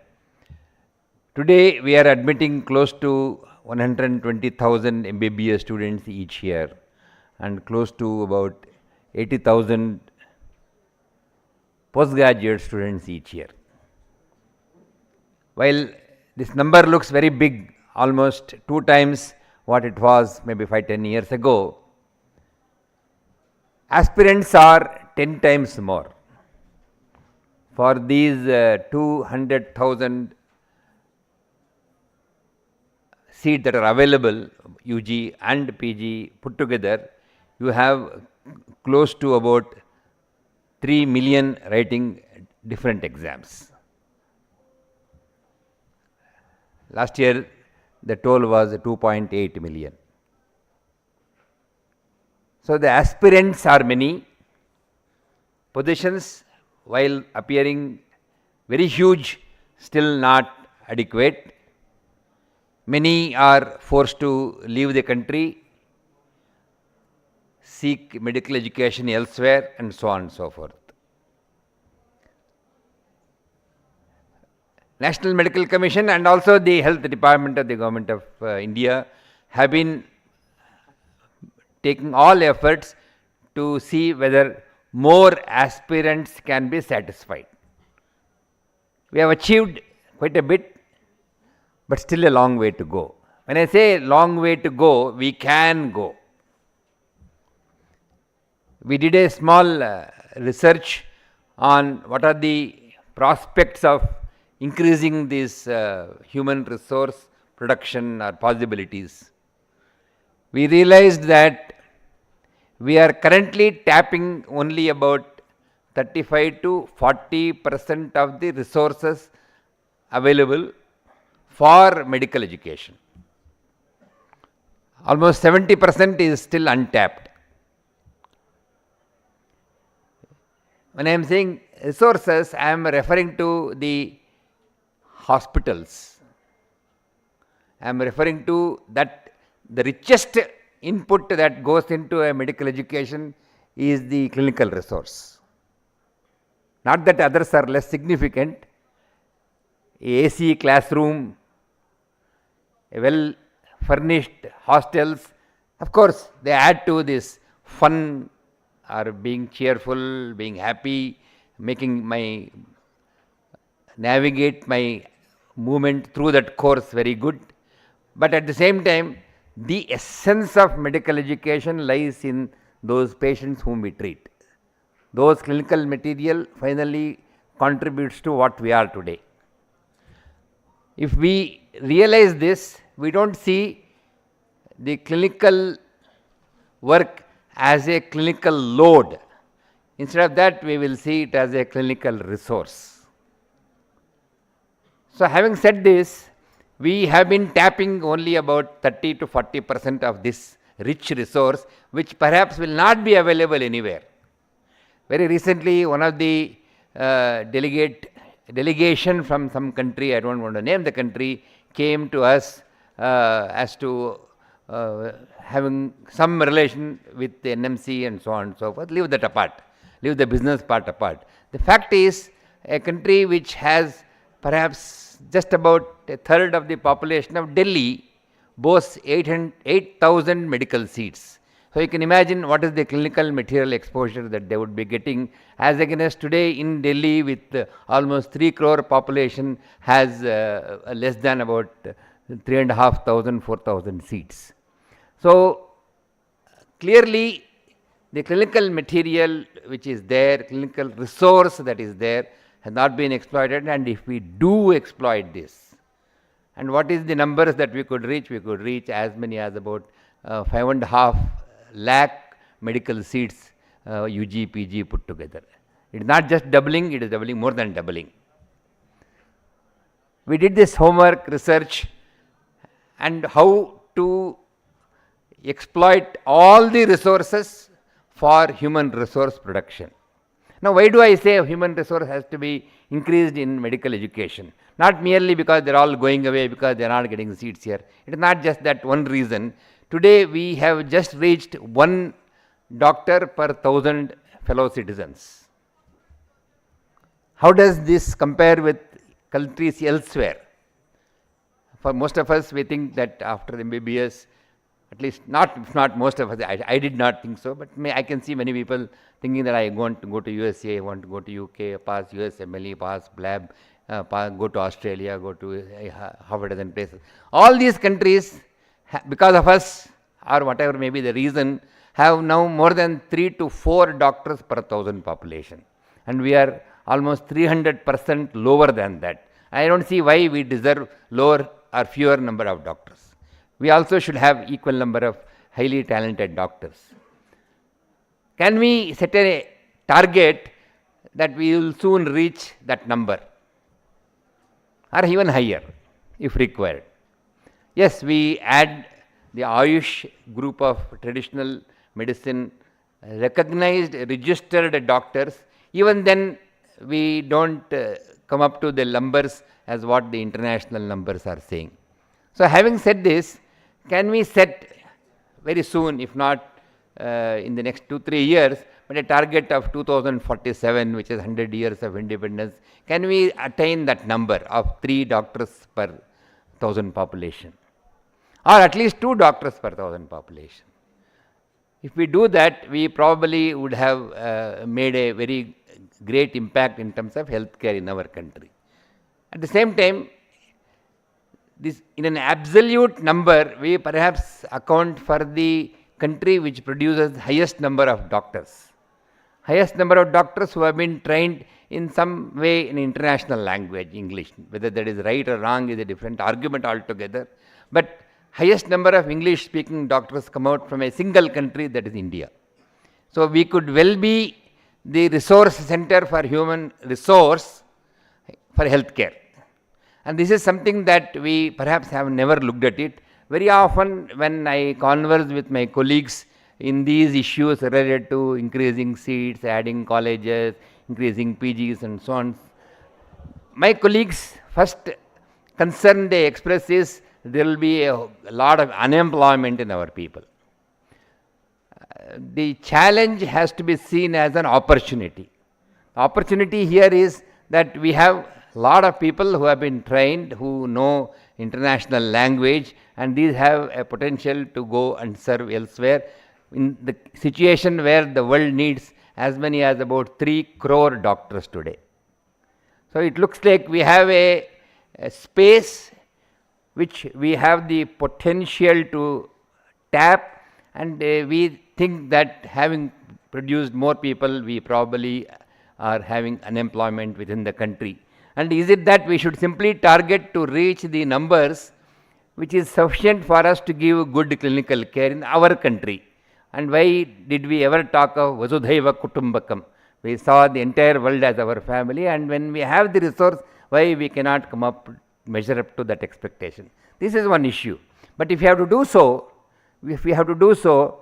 we have to make sure it is not just the quantity, but it has to be the best quality. And this is a concern right from the time the NMC was made. We have been preoccupied as to how to increase the quality of medical education. And here it comes that a happy student is likely to assimilate the best clinical skills and knowledge. And for a student to be happy, he should have good exposure to that clinical resource which teaches him all the clinical skills. And to handhold this person and navigate through that course, you need a dedicated teacher.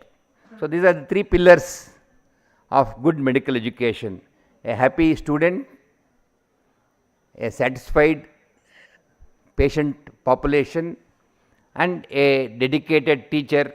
And in fact, the dedicated teacher forms the foundation, because it is he or she who will attract more patients.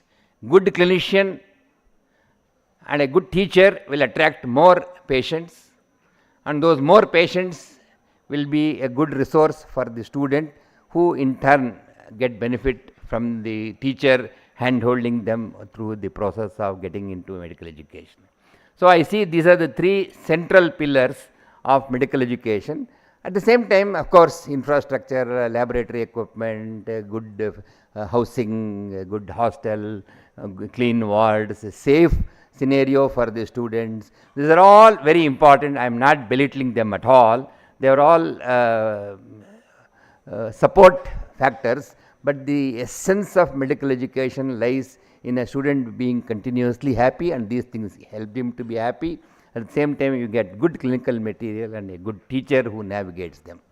So how do we achieve this to happen? How do we achieve this to happen? We, in fact, I have in the last 4 years, ever since I have been an office bearer of the National Medical Commission, wherever I travel, I try as much as possible to interact informally with the teachers. Informally with the teachers as to what the inputs they can give so that the students' life gets better, they learn more. In fact, most students, most teachers whom I have interacted till now, I am very proud to say that their concern to impart knowledge has been extraordinary. And I believe this is one reason why I see during my travel many early career specialists or doctors, mid-career specialists or mid-career faculty members who have excelled both in terms of clinical service and also in the area of research or academics. That makes me feel very proud. In fact, there are situations where this actually gets amplified in my mind. One of my own colleague who went abroad, I don't want to name the country, developed some finger related problem, probably a fungal infection of the finger, and his son or daughter who was working there for some company said, we will get you an appointment with the GP, and the GP's appointment took 48 hours, and the GP said, you have to see a dermatologist, I'll let you know when the appointment will be given, and the appointment came after 6 or 7 days. In the meantime, this man was feeling that this is not very comfortable, so he called his classmate who is also a doctor dermatologist. He asked him to show him, it showed this on your WhatsApp or whatever it is. He showed him on the video and he said, this medicine has to be taken. I know in that country you cannot buy the medicine. I will make sure that when somebody travels from here today, tomorrow, day after, I will let you know. And in the meantime, of course, somebody luckily was traveling and the medicine was obtained. And within 48 hours, a treatment was available. And within 3-4 days, he said the symptoms became better, and just a week later, he was totally all right. What I am trying to say is, there are excellent medical facility that is available within the country, and also extremely affordable. In fact, there was a nurse who came for treatment to NIMHANS, for some condition, if I am right, obsessive compulsive disorder, who she required some cognitive psychotherapy and a couple of things where she had to wait for a long time. And for some reason or other, she said, I will seek treatment in India, and she came here, and my colleagues admitted her and then sent her back. When going back, she said, had we known that this was so good here, we would have been sending a lot of people to you. But that's of course, we were all very proud. In fact, one of the psychiatrist himself in an international conference which was held in Bangalore, while he went through all other places, NIMHANS and a couple of other places in India, he said, if I become schizophrenic, I would like to be treated in India. I am giving these two examples from psychiatry because I am a psychiatrist. But this could well be happening elsewhere. I am sure many of you could have heard such good comments about our doctors in many places. And I think we should feel very proud of it. At the same time, the yardstick with which we are measured outside the country are perhaps different, and we may not be able to reach up to those expectations. Whether those are all required for you to be a good doctor here, perhaps is doubtful, because even without that, many of us are extremely good doctors. We may not be at that level of passing XYZ examination, but look at that, the way we operate here, the way we see patients here, the speed at which we take decisions, the speed at which we are able to accommodate them who are in need, which is extraordinary, and the outcome is also very good. In fact, a person who had a recent femur fracture, neck of the femur fracture, had to undergo a surgery, and he called his colleague in India. Look, this procedure has been set for me tomorrow morning. Would you like to talk to the consultant or the surgeon who is operating me tomorrow? The senior surgeon here, and they spoke to each other, and he explained to him that after the end of the conversation, he explained to that patient, who is also a friend of this fellow, he said, no, I think they are doing a good job. You go ahead, complete the surgery, everything is fine. So he was satisfied. And then later on he told me, a surgery that they have planned is about 15-year-old surgery. Well, of course it works, not that it is any inferior, but today we are doing even more advanced surgeries in these conditions. But nonetheless, he would be very happy with that process, but we are much more advanced in terms of some other surgical procedures. So these things tell me that the quality has been extraordinary, and the quality, we could even get it better for some other yardstick to be measuring us, and we be able to rise to those standards and be acceptable in different countries. At the same time, there is no reason to feel belittled that we cannot pass those exams, we are disqualified, etc., etc. I think that quality training that happens here within that short span of 4.5 years and a short span of perhaps 2 years for a fellowship, or a 3 year, or 2 years for a diploma, or a 3 year for MD, is also perhaps quite short in terms of what one is expected to do. But I think in spite of that, people are doing extraordinarily well. Having said these things, a few observations I thought I will make, and before I conclude my finished. Yes, thank you so much. So I am supposed to conclude. Thank you so much. The whole exercise is to ensure that we have fun during your learning, and I am sure all of you will be participating in ensuring this to happen in our medical graduates and students. Thank you so much. Thank you so much, sir, and we will be coming back to you in the panel. So I'm sure we will have some more time to share these. While we start with the panel discussion, I would like to take this opportunity to invite the panelists on the stage. Can I request Dr. Srinivas, Member Secretary and Deputy Director General Medical Education, to join us on the stage? A round of welcome for him.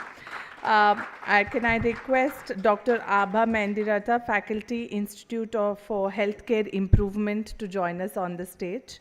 Can I request our very own Dr. Santosh Kraleti, Founder and General Secretary, Sushena Health Foundation, to join us on the stage?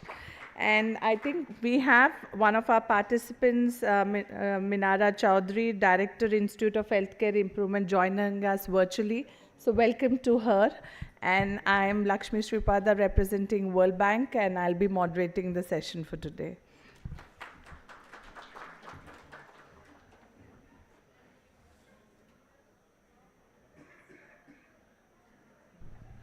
I think I'll be biased with this panel and, start with the gender bias in a positive way, and I will start with Dr. Abha on this, especially when we are talking about the health and well-being of the health workforce. Dr. Abha, I know that you and your institute has done some recent studies and developed an entire framework of joy and work framework from the institute. So I would request you if you could share some of that, and also if you can also share what practical methods can be institutions use to consistently ask the staff what matters most and demonstrate action on their responses. Over to you.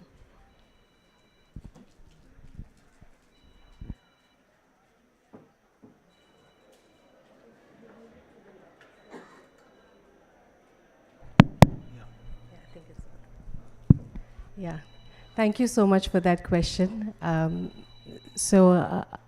Responding to that, I want to share a little bit about the Joy in Work framework, which has been developed by the Institute for Healthcare Improvement. AICHA is an organization which has been working for more than last 30 years in quality improvement. While it's based in the US, its work increasingly for the last 2 decades has been globally in more than 60 countries. And this framework has been tested in many different contexts. And the most important, so there are 4 steps in the framework, and the first most important step is really asking the frontline teams, asking the students if we are talking about them in terms of what matters to you. And what matters to you for 2 reasons. One, what matters to you and why did you choose to become a healthcare provider? And second, what matters to you in terms of what your experience is when you are practicing on a daily basis in a healthcare setting, as a postgraduate medical student, as a medical practitioner, to really identify what are some of the barriers to joy, what are some of the impediments to joy. And then using that information and harnessing that information and sifting it between what are some of the pebbles which are more in the control of the person who's asking that question, and also identifying the boulders, which may be some really big issues, some big challenges with IT or shortage of staff, which need to be addressed, but they need probably a more long-term strategy. And then applying the science of improvement in a systematic manner to find solutions to the problems that have been identified. Now, the Joy in Work framework has 9 elements, and I'll illustrate with an example because I was listening to Sir, and Sir was saying that, very rightly so, that learning as a medical student needs to be a joy, and it triggered a memory of one of my teachers. So I'll use that as an example to sort of illustrate some of the key drivers within the Joy in Work framework.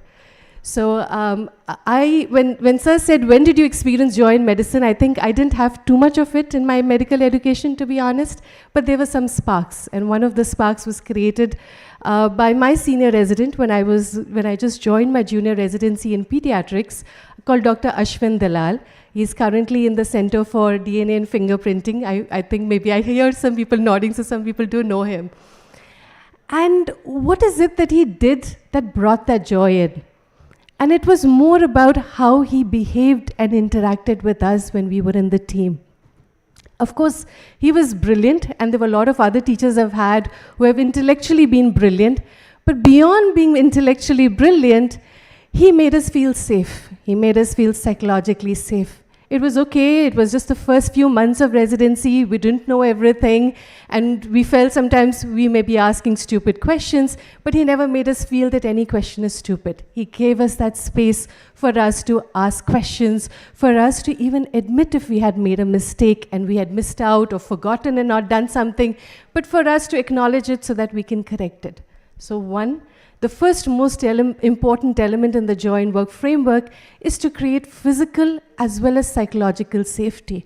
I talked about psychological safety, but also we do know that healthcare workers globally are at more risk to bloodborne infections, to musculoskeletal injuries, and we need to create spaces which make them physically safe.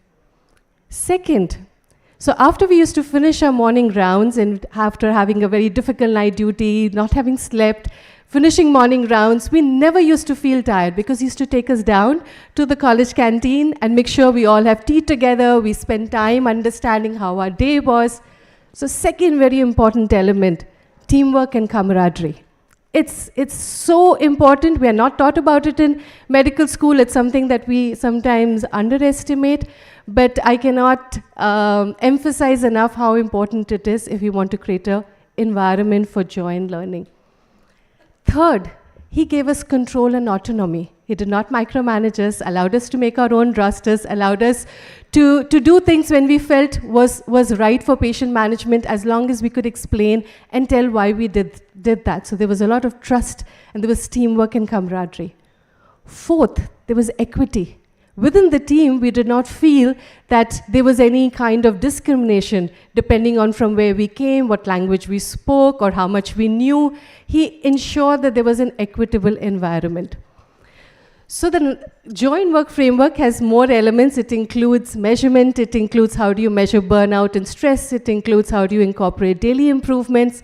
I'm very happy to share with everyone who would be interested to learn more about it. But what we really need, I just want to summarize, is an environment where leaders, because it's ultimately leaders who model behavior, where we need leaders to speak with the frontline teams, find out what matters to them, find out what are their impediments to joy, systematically use improvement methods, and look at these 9 key drivers, some of which I mentioned, so that being in medicine becomes a joy and we redeem the spirit of medicine. Thank you. Thank you so much, Dr. Abha. That's very well put there. And I think many of them who are currently students, some who have, passed out professionals in advanced careers, everyone, you took them back down a memory line to see what really ticked for them in entire. And I think building on that and building this framework is something I think many states, many governments and medical institutions can really apply to their own settings to understand how the scenario is in their own. I think with this, since you also touched about the teamwork and some of those aspects and also conditions at the medical colleges, I'd like to go to Dr. Srinivas, and he's been working very closely with the resident doctors and an entire program. Sir, if you can throw some light on, we do hear about long hours, 72-hour shifts, 3 hours sleep. There is some of it, lot of joy, lot of satisfaction, but also a lot of stress inbuilt and this. So if you can throw some light on the entire resident doctors program, their conditions and issues around it. Thank you. Thank you, Sripadaji. Good afternoon, all of my delegates and friends here, and my senior sir, Dr. Gangadhar sir. It was a pleasure working with him in the NMC. Now I'm back in the ministry, and fortunately in the ministry I'm looking after the residency program now. I'm handling the residents' welfare and the residents' work hours. Recently we had that sad incident of the Kolkata Arjikar, so we were part of that committee also. And one of the things when I interacted with our residents was that the long working hours, that's one of the issues that keeps on coming. So the heading of our panel discussion is rekindling an essence of medicine through joy. As sir was saying, the 3 pillars, one of this the joy of learning for the residents as well. But before we come to the joy, we should have a baseline there. So in the baseline, the number of working hours, the resting conditions, and the security, that should be well taken care of. So in the residency scheme, as you all know, this was made in somewhere in 1992. So recently only we had a meeting with all the resident doctors just 4 days back. We had all associations of the resident doctors, FIMA, FODA, and IMA. And at that time, all these residents were only giving that anguish that many times we have been working such long hours without a break. And I can understand that, because when I was a resident doctor in Maulana Azad Medical College, it's a very, you can say very heavy load of patients that come to us. So in a way, we learn a lot. Of course, that is one advantage is there. But at the same time, the burnout is very high. In fact, the stress conditions, we had a national task program there in NMC, and the workforce that the workbook that came out, the results that came out, it said that there is a lot of burnout of the resident doctors. To see to it that we are now trying to put a cap of around 48 hours, that is, of course, that is a minimum that is there. Like in NMC, we have MSRs everywhere. Similarly, we want to have some minimum working conditions, after which there can be some relaxation also. There should be a mix of relaxation as well as work for a person to develop mentally and physically. Also, we are also thinking about giving some kind of grant or some thesis allowance. We are saying that resident doctors, when they work, the thesis allowance and the working conditions for that is not there. We want to increase that thesis allowance, the book allowance that is there. And we also want to give the students more of these apps where they need not go for the coaching classes. Now, we are saying that in many times in the MBBS period, especially in the internship period, many of the students are going for the teaching in the coaching classes. So essentially the skill making is very less there. So as a director of National Medical Library, we are planning to have apps which will be giving free to the doctors there. And I think these Marrow and all these coaching apps are very costly, and we want to give similar kind of apps free of cost, especially to the aspirational district medical colleges. And hopefully, if we try to give them good working conditions and good conditions for them to thrive upon, I think the joy in learning will ultimately come. So that is my view about that. Thank you. This is very interesting to know that you know the entire efforts to work more on this front. And also this app that you have just talked about is very useful and actually brings me to one of the questions I wanted to put to Dr. Santosh. There was a small World Bank study that we also did in Tamil Nadu and in the state of Assam recently to understand students' perspectives on medical education, both medical and nursing students, on aspiring students, current students, and passed out students. And also in that study, which was both qualitative and quantitative, mental health came out as a very important factor of students. And just connecting the dots here, I think Sir Gangadhar sir very rightly set up, the NEET is a very competitive exam. So the stress levels of students even appearing for NEET, because of the nature of the number of seats available, the ratio of students applying, I think that stress starts as early as grade 11, 12, where there's immense pressure to crack NEET.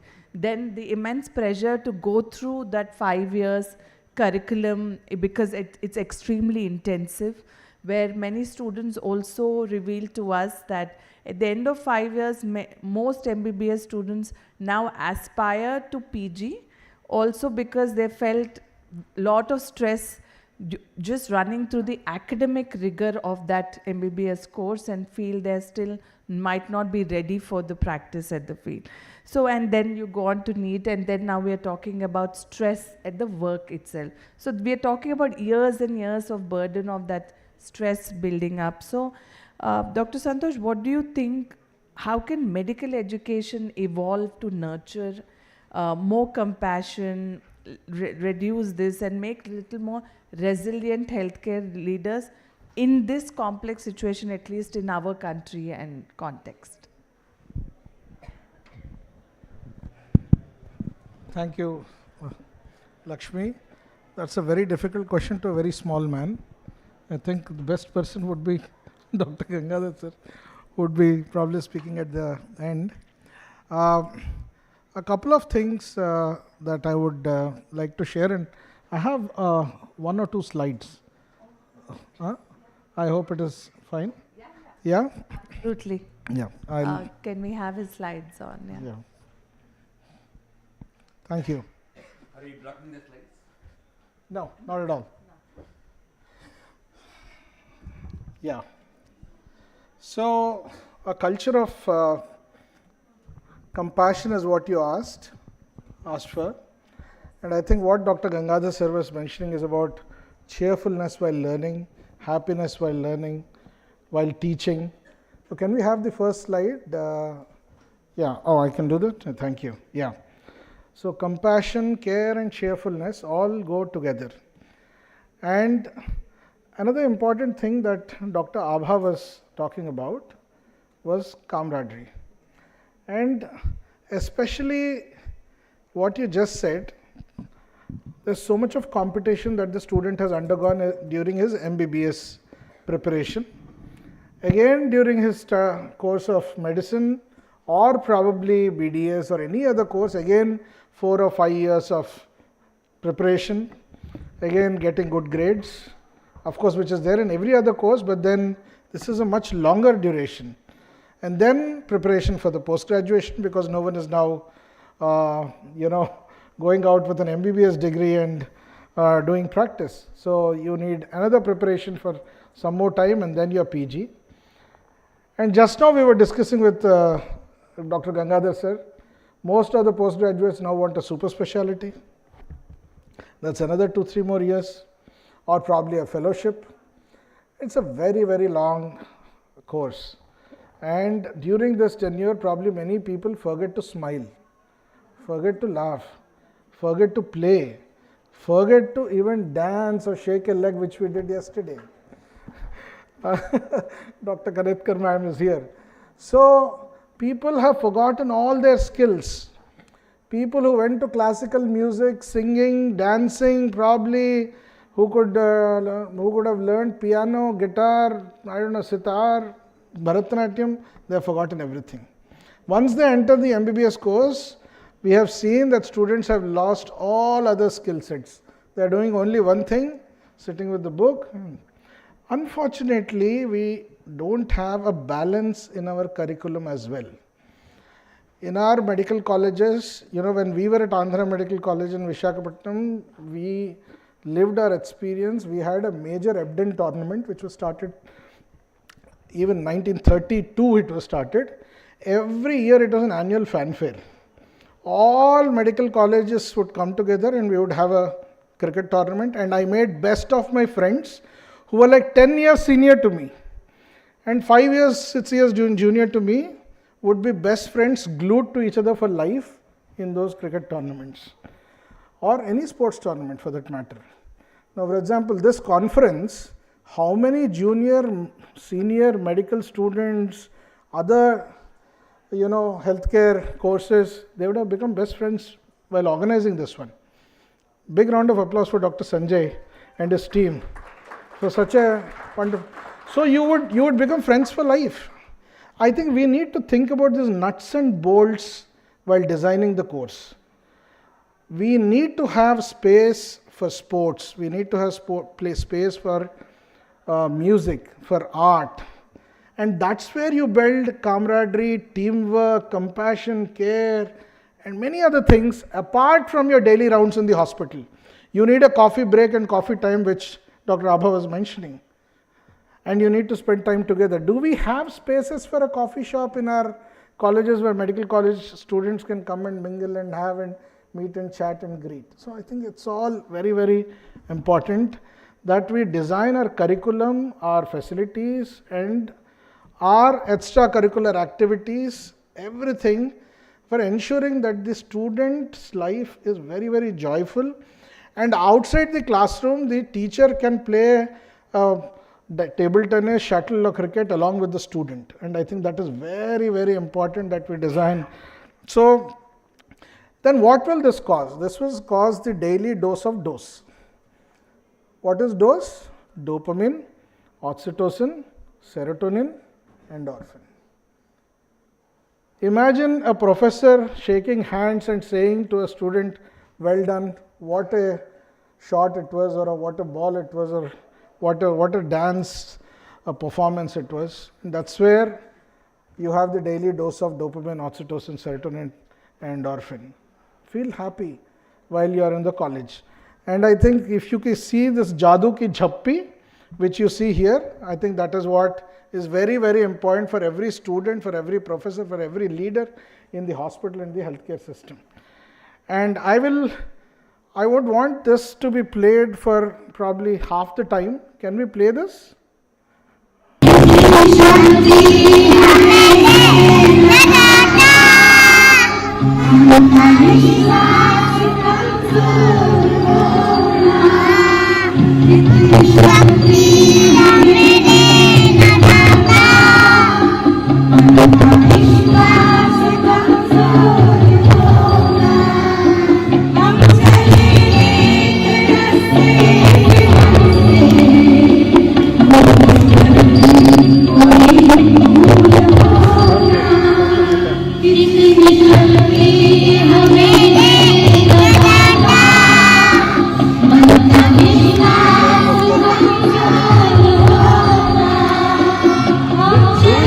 Time for reflection, a prayer, spirituality, understanding our inner self.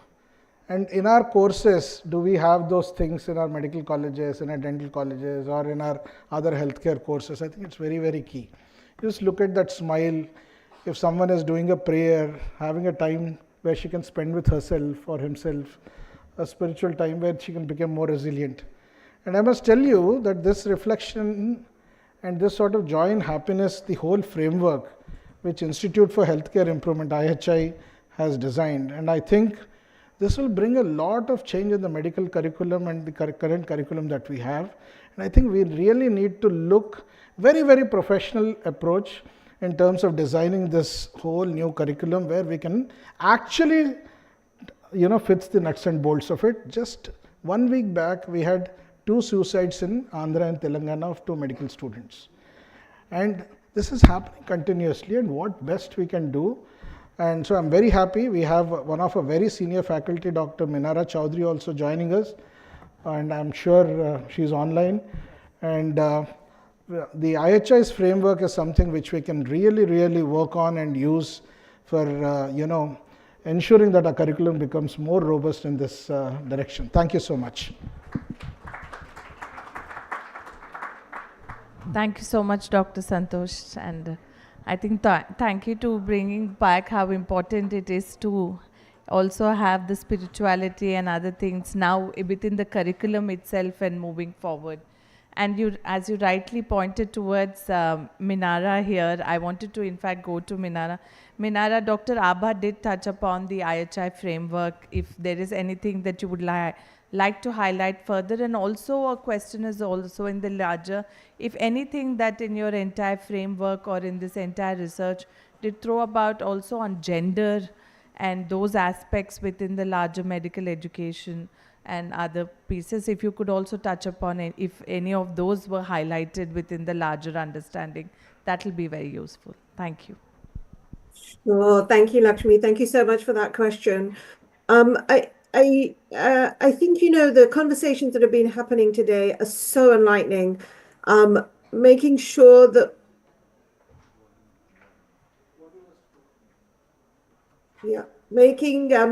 making sure that we can have joy in work and in healthcare is just critical, because without that, we're asked to bring the best of ourselves into the clinical environment every day.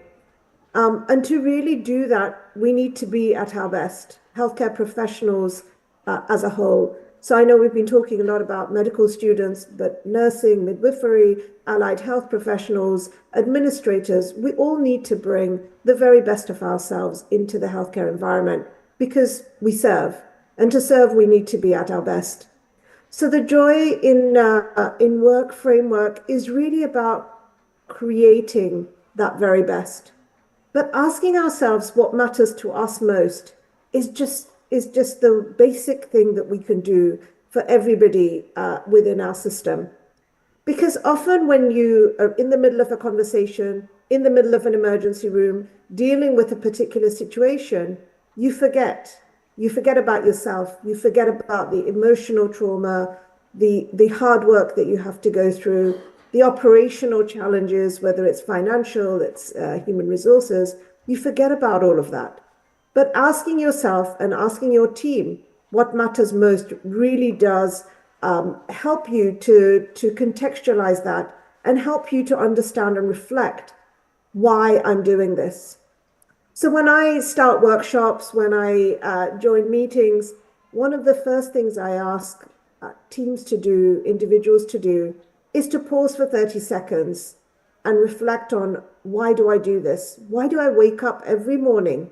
And why do I come to serve in a healthcare institution, in a healthcare role? And it really helps to connect that person. But then as you reflect on that, and as individuals think about the personal challenges that they face to deliver that excellent service every day, is something that's just so critical.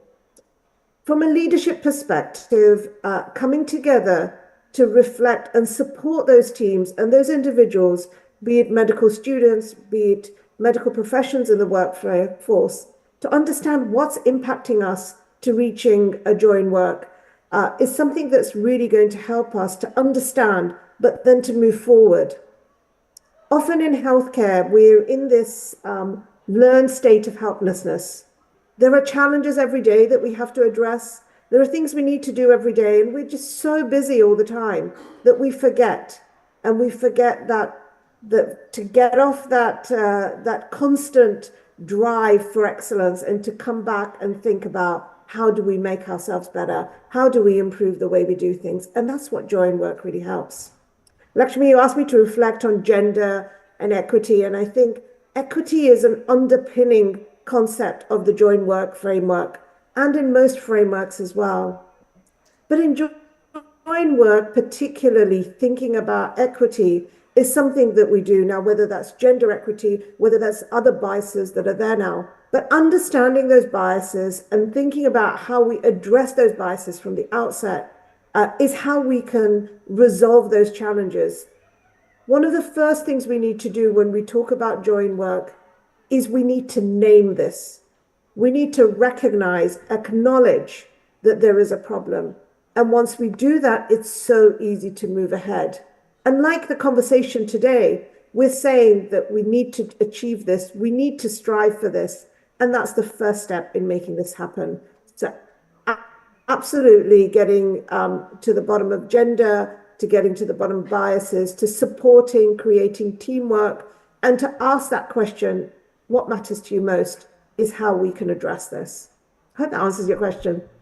No, thank you so much. You actually added a lot, the importance of teamwork and equity, and I actually wanted to go back to Dr. Gangadhar on a very similar line of question. Thank you for putting that, and we all, in fact, look forward to looking at the entire framework that IHI has developed in more deep sense in multiple contexts and see how we can take more and more from it and more lessons out of it. Dr. Gangadhar, Minara laid a very important point that I also have been very itching to ask, is that we talk about importance of teamwork and how everyone coming together and how we are building on this. And with that point also we see that doctors within the health facility, health system are also top of the pyramid. In the hierarchy, they're also the highest. And they have, let that be the nurses, the paramedics, an entire team below them who in a way depend on the doctors. So if doctors are happy, the teams will be happy. If doctors are more inclusive and less hierarchical, that will be at the overall well-being of the team and also the largest. So at your personal level and also representing NMC, as a leader and as this, what is NMC thinking on bringing all cadres together and building more happiness and more inclusiveness within the system? Yeah, the word inclusive is very important. No effort is successful if all partners play their role. And time and again I keep saying the role of a doctor has to be a leader.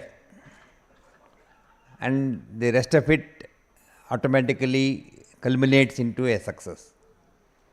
And the success is the person getting better, well-being of people. You have a spiritual angle to our medical profession. The whole exercise is that I have, of course, when I am saying spiritual, is that I look up to a purpose in my life. And that purpose in my life is the outcome of all my efforts is to get happiness in the other's life. So a famous saying by Ranti Deva is that Natvaham kamaye rajyam nasvargam na punarbhavam kamaye dukkha taptanam praninam arthinashanam. Entire my life is to make sure that others are happy. It is not that I get the riches, I get the kingdom, I get the moksha, I get a situation where I don't get born again. Even that I don't pray for. I just want to pray, I just want to live for others' wellness. So if this purpose is what is going to make each one of us. In fact, I must say that in my life I have learned it from another student actually. The student went to an examination and where 6 or 7 of his classmates and he were taking the examination, and gold medal has to be announced. At that time they look through, all the examiners are going through. I was the dean at that time, although the examination was happening for some other purpose, not my subject though. They went through all their log books, etc., and then they found that this person had done almost 3 times more surgeries than the other people as per log book. And he was to get the gold medal because he had performed very well in the examination. While going through the log book, suddenly somebody said there is something seriously wrong. He couldn't have done 3 times surgeries than other people. Some thing has to be clarified. So they called the student back and asked them, what is this, etc., etc. Then he said, sir, I stay in the hostel, and when I was doing duties, the crowd was so much, the pressure of the casualty was many. There would be a stroke, a head injury, a person is coming with an infection, is in a coma, decerebrating. So things are going on. and being alone or one or two of us were handling, I always felt how I wish some people had come to help us. Then whenever I was not on duty, I used to feel the way I felt while I was during duties, my colleagues would be feeling. Why don't I, if I have time, why don't I go and spend in the casualty? So he made it a point, 2 or 3 days, other than his duty days, he would volunteer and tell the duty doctors there, his colleagues, that I am available in the duty room, I am reading, I am sitting there, anything emergencies, you call me. So it happened that it became a practice, even elective surgeries which couldn't be completed on that day and it was waiting, he would go in, and emergency surgeries, he would be called in because the duty doctors are attending to those triaging patients. So in effect, for whatever may be the reason, he ended up doing more surgeries. And this was what he revealed, and then it was also vindicated by his own boss, his professor.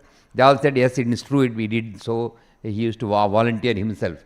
There is one hand we say that we are overworked, we are burnt out, etc., etc. If you have that purpose, be helpful to others. Here he was helpful to his students, he is helpful to those patients who are waiting either the electives or emergency surgery. The whole purpose is that because of me, others benefit. And that what made him get that laurels of that gold medal in that examination. Not so much feeling that I am overworked and I am going to be burnt out, I need this and that, etc., etc. So I actually, after going through that process, usually the deans going towards the end of the examination when these people are ranking them, getting the gold medal and all that, I was sitting there at that time, and I saw this literally happening, and I thought this person is my model. This is some person who has lived for others, not only the patients, to his students, his colleagues. So my feeling is, this here is where the leadership comes in. And I know today this person is a very big surgeon and there are a lot of people who are with him.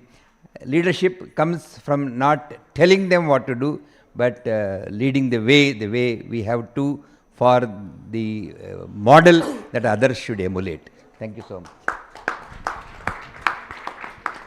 Thank you so much, and it's very nice that we continue. They say that learning never stops and we keep learning, and learning is not just in classrooms, but it is a continuous process through the journey of our life. And sir, you have rightly put that out there.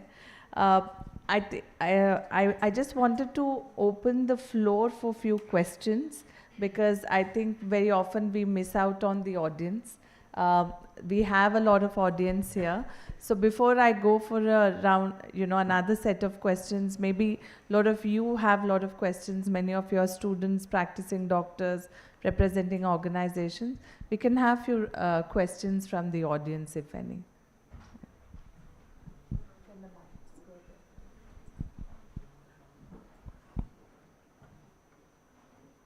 Good morning. Yeah. So, good morning. You just switch it on. Okay. Thank you. So, good morning. Just a comment. Thank you for such a wonderful session. Just because I see a lot of NMC members here, I would like to add a few things or comment on a few things. I have seen, how our medical colleges are.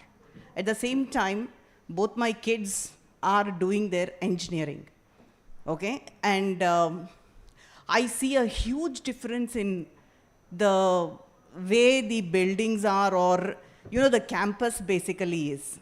I think that makes a lot of difference, I feel. I've seen both Pilani campus as well as the Hyderabad campus. And it's such a wonderful place to be there. In the sense, there is so much greenery there. And it's not just a building. And they give a lot of importance to sports. And there is a dedicated mental health cell for them with complete confidentiality. You are not feeling well, you go there and then you talk to them. There is an experienced psychiatrist, psychologist, counselors, everybody. And with some of the teachers there as well, the professors. I think They are our, see, when engineering colleges can do this, why can't we do this? I feel this makes a lot of difference to the students who come from different places to all these universities. They have left their home and come. So for them to be joyful, we need to create some kind of an environment which is more like, you know, they are learning and they are going to become future, they are providing future service to the nation, isn't it? So I think that's, I would like we all to think about this when we have more colleges or more students adding on. Thank you. Dr. Madhuri has some observations. Thank you for firstly to bring this point to the thing and discuss this out there. A small, I mean, on behalf, I know the NMC is there, but what stops colleges from doing it? Why do we want NMC to say it? I feel NMC is a council for putting standards with permission of the chair. I'm sort of maybe overstepping my thing, but I feel it can be done. The engineering, it's not the council which is telling them. It is the college. And I can assure you, if there is a will, there is a way. There are enough good and there are enough bad. So I think each one of us, we look out for ways that someone should come and do it. But I think it has to begin with me. And each one of us putting that step forward is going to bring a change. And while having said that, another comment to share, while we have the 3 pillars which the NMC with, which is like your, you know, the faculty, the student and the ecosystem, right? The 3 pillars our Honorable Chairman said, but that is like giving dal sabzi roti. But what do you like in your plate? You like the achar, the papad, the dessert. And the tadka. So, And the tadka. So tadka. So who is to do that? And you can give what you get. So if you have to start with happy students, you have to also look at happy faculty. You have to also look at happy patient. And we need to make everyone stakeholders and accountable for this and not pass the buck to someone. Thank you so much. Respected Chair, I am Dr. Akhileshwar Reddy, third year postgraduate student in Community Medicine Department from NIMS itself. I have 2 questions. One thing is, as you're in the race to increase the quantity of healthcare professionals adding on to India, what measures are you seeing that the quality is not deprived? For example, there are many medical colleges, ST Medical College having very least faculty, not even having PG guide for the students over there. And second question is, why don't we mandate measures to see that the quality of sleep is taken care, like, you know, minimum 12 hours to 24 hours of rest period post night duty? Why don't we mandate it to medical colleges and see that certain wellness programs are there so that like yoga or certain things are reinforced and people have, they take proper logbook out of it? Yeah. You have made a very important point. If you have, I'm not defending at all, I'm just saying that we need to increase the numbers of faculty, make sure they attend regularly. This is, of course, facilitated in terms of many means, which is making sure that more people are available, and the so-called minimum standards requirements also dictates that all these people are there right from the day one. This is number one. Second issue which you mentioned about facilitating yoga. In fact, if you see the curriculum which has been, the foundation course has part of the yoga, and in fact we even have prescribed that the yoga team or a yoga department or yoga section or an Ayush section be available in all medical colleges to support this thing. We have also included what is called as a mentor-mentee program. Right now it is a voluntary activity by the faculty between the students, and in fact there are many medical colleges which have already begun and many were doing even before that. This is making sure that these students get a hand-holding outside of the curriculum. This is very important. The other part is that what is called as a family adoption program. Here the student from the day one is trained to interact with people, not with those ill who are coming here, that skills of building rapport, be able to see himself as a leader to that family for purpose of health. These get ingrained right from the day one. So many of these things, which is a more comprehensive personality development rather than merely subject and the skills. And the last part which you said about the PGs getting time, etc., etc. So many things have been, if you go through the PG medical education regulations, this last 2 years back, one of my colleagues, Dr. Oza, has included. There are many things that have been incorporated into that, which will ensure that the smooth sail of a PG through the postgraduate course. I'm not going to list those things which are there, including the thesis, for which until the thesis is cleared by the HOD, you can't take the examination, as if thesis is all or none phenomenon. Instead of that, we made thesis as a part of a marks that you're going to get it in the entire assessment of the individual. So there are, I'm giving you some examples, I'm not going into those things. Your points which you made are very well taken. More faculty need to be available. There are issues related to faculty deficiency which are being addressed.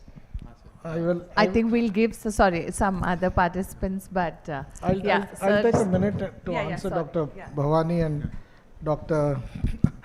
are very part of the NMC, Dr. Kanitkar. Couple of things, Dr. Bhavani. I think, as you said, I'm speaking from both the sides. Devil's advocate, a little bit difficult. I'm a part-time member of the National Medical Commission, so I keep asking Dr. Gangadhar sir many things, that probably can be taken on a fast track. Many times I have had many discussions. They have been trying as full-time members very hard, but changes require a lot of time, and policy cannot be changed in a day or two.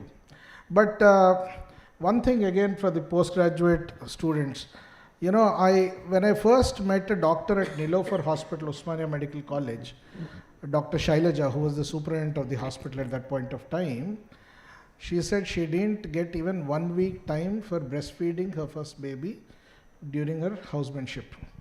She was asked to come back on the 8th day after pregnancy to do her duties, join her duties back. Now, NMC has provided 6 months of maternity leave. So, you can give a big round of applause for what NMC, this is a small step, but a very important step, and 6 months of maternity leave. So, and especially for Minara, who's spoke on gender and equity, I think this is one big step that NMC has taken. But there are miles to go before we sleep. There's a lot of things that can be done. Especially I remember, and I still have seen many medical colleges, and I think NMC can do only that much, and many health universities at the state level have to take up this onus. The buildings have to be really green, have to be vibrant. The students have to feel that we can spend 18 to 20 hours of our time there rather than at home. It should be like the second home. That should be the way the medical colleges have to be built. I think space, and actually Dr. Abha and Minara were conducting a session on spaces as well, and how spaces actually change the, they bring a lot of happiness. I remember the toilet culture in our medical college was horrendous. And I'll tell you, my wife, when she went back to a primary healthcare center, she worked for 6 years without a toilet, because you get used to that in your medical college. And I think a lot of ground needs to be covered. We are still, humble submission, sir. Sorry for this. Yeah, but this is how I don't know. I mean, it's the onus of a lot of thing on universities. I think this is where spaces also matter a lot in terms of bringing happiness and joy. And as Dr. Kanitkar had said, teachers have to be much more happier. They would have had a very tough teacher for themselves, but they cannot be those tough nuts and difficult for students. So I think a lot of teachers also require a lot of healing. That's what I've seen. A lot of healing is required, and we might need what you said, retreats for a lot of teachers so that they can understand how to basically work with the students. And again, this can happen at the university level, at the state level, rather than at the NMC level. NMC can probably, start a dialogue or push a dialogue, but I think we need to have this conversation with the universities as well. Thank you. Yeah. Sorry, Lakshmi. We'll take last two questions before very I come brief. back. I have actually, there are a lot of gaps in our education system, health system and all, but I want you to just focus on what we have. Actually, the allopathic system is highly overburdened in the country, and then be it education or the hospitals in the public sector or private sector or government, but there is an alternative available to us that Ayurveda, Unani, Siddha, homeopathy and yoga, naturopathy. So there are very well established systems and they have potential to cure many of the diseases, and the present disease burden on the society is non-communicable diseases, which is constituting more than 70-75% in the society, which can very well be handled by the Ayush systems. So why not we focus and then increase the infrastructure, intake, students, PGs, research, everything into the Ayurvedic and like Indian medicine traditional systems, and reduce the burden and increase the happiness of the allopathic doctors, and also the happiness of the Ayurvedic and other systems people also, they will be happy. So win-win situation for everybody. Then at the end the patients are happy and the society happy. So I think this is a suggestion which should be, which can be considered by the people like you, and then make a remark on, make a mark at the policy planning level, and then give some alternative systems to flourish, and then to the rescue of the entire society. Thank you very much. Just take, this one. Bhavna at the behind, yeah. Bhavna has been waiting. So, Bhavna, and then you last, and then we'll, okay. Hi, thank you. I'm Bhavna from Japaigo. Sir, one more aspect, bringing other aspects of the health professional. I think when we are talking about the framework, teamwork, collaborative care, task shifting, I think nurses also play a lot of big role in overall healthcare, and lot of burnout and everything happens. I think that's where your framework work, I believe, will really play a lot of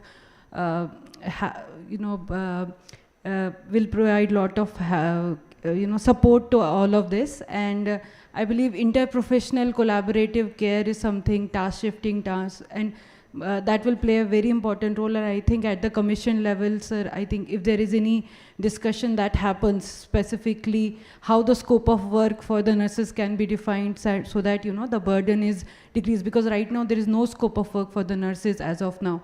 So I think, and practitioners, nurse practitioners is again, that is a big way coming up. I think task shifting and task sharing can really help, and again give that equity kind of that again was in your framework to the nurses also, sir. I just wanted to put this point. Thank you so much. Thank you, Bhavna. Yeah.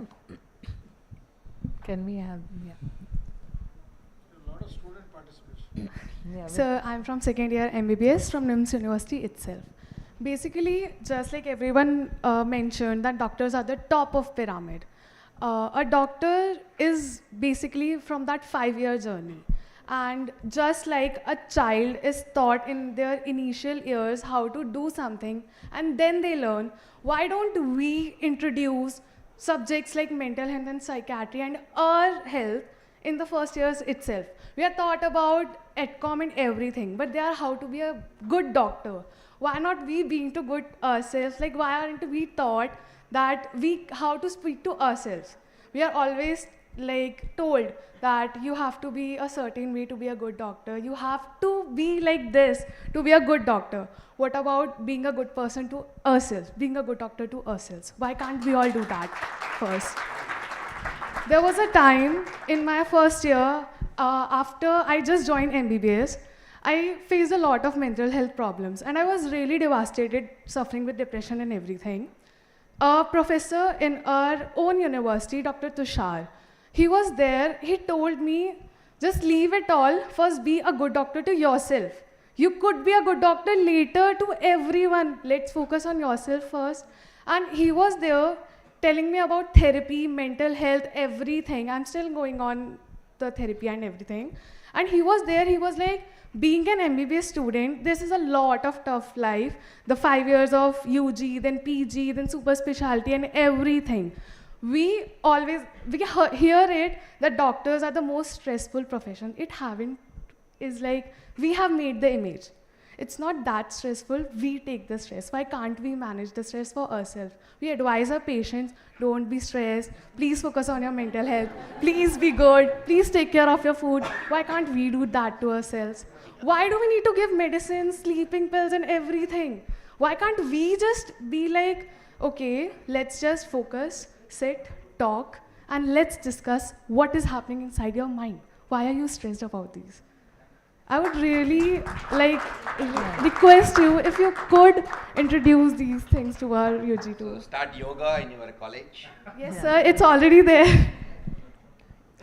Yeah, sorry, I think there is a paucity of time, but I think that's a beautiful note on which we would like to thank you so much for coming and sharing your... What's your name? Jagrati Sharma. Jagrati Sharma. Give a big round of applause to Jagrati. Yeah.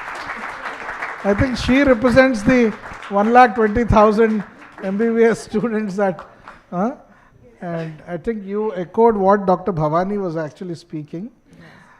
हमारे health system में राष्ट्रीय किशोरी स्वास्थ्य कार्यक्रम करके छोटा सा NHM में है.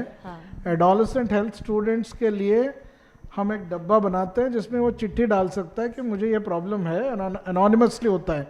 मगर मेडिकल कॉलेजेस में भी ये हो, इंजीनियरिंग कॉलेज में जैसा है, गवर्नमेंट स्कूल्स में जैसा है, हर कॉलेज में होना चाहिए. एंड आई थिंक सर निम्हांस से हैं और NMC के चेयर हैं, तो मुझे लगता है कि ये सर के माध्यम से ही हो सकता है और सर के बिना ये हो ही नहीं सकता. And sir, also we are introduced with our additional subjects of final year, medicine, surgery in our second years. Why can't we introduce psychiatry and clinical psychology in our first year too? Why we have to wait 4 years to learn about our mental health when it's already deteriorated? Why?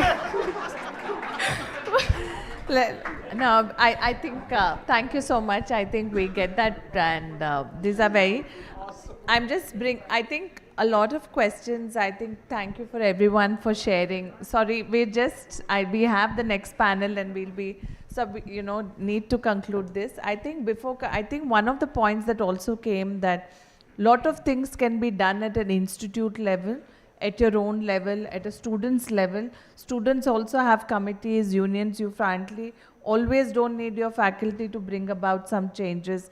You can lead those paths. Faculties and management at their own institute level. We're also talking about a country like India at scale and diversity and the context, we do have NMC. I think, but coming back, because we do have NMC, the government, Dr. Abha, Dr. Santo, all of one thing that I also, maybe one of the last points before we conclude this, is that today in India, after a lot of advocacy and conversation, patient satisfaction and patient experience is now become very institutionalized, is fully embedded into the system. It is very serious business. It is used even at district level, block levels for regularly monitoring.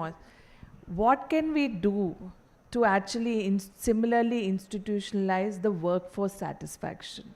I think that is something that can happen at a policy regulation level. And I would start with Dr. Abha, from your framework, from your side, anything that you can bring about that you think can help us take the HRH satisfaction also as a regular feature into our system. Thank you for putting forth this very important question. So I want to say that internationally, there are validated tools by which we can actually measure burnout rates within healthcare workers. They have been put forth by American Medical Association. We have one from Mayo Clinic. Very happy to share resources with anybody who's keen to start thinking about this and keen to start measuring this on a regular basis. So one, there are already validated tools available. Of course, we can adapt them, we can test them, we can validate them further within the Indian context. They can be used to measure burnout, they can be used to measure the level of joy in work. There can also be some very simple ways. So one very simple way of measuring, which I've seen one of the units do, is that they have a jar which is kept in the unit, and you have blue marbles, and if you had a good day, you just put in a blue marble at the end of the day, and if you had a bad day, you put in a brown marble. And very quickly, at the end of the shift, the unit lead knows what's happening within the team.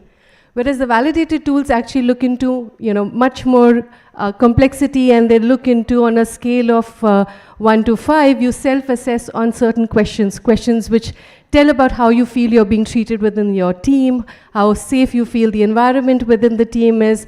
Do you feel that you are part of something which is a higher purpose, as Sir said, meaning and purpose? But what I really want to mention, that measuring alone is not enough.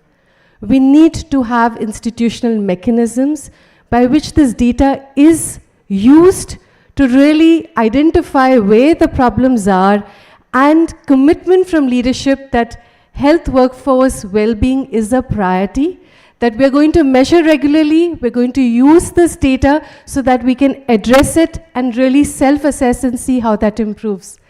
So at IHI, we measure joy in work very regularly within our own organization. And we have a survey which is given every 2 to 3 months, which also allows us as an opportunity to tell. So we need to have more and more of that. And I think this needs to happen at the policy and at the leadership level. In the joy in work framework, I just want to maybe, before I conclude, just want to mention one thing. I mentioned there were 9 elements. I didn't go through all of them, but I heard aspects of that. So Sir brought purpose, meaning, and connection, and that's again responsibility of leadership. I heard wellness and resilience, and that is also part of the joy in work framework. Measurement is again a part of the joy in work framework. But out of the 9 elements that are there, the leadership is responsible for all 9 of them.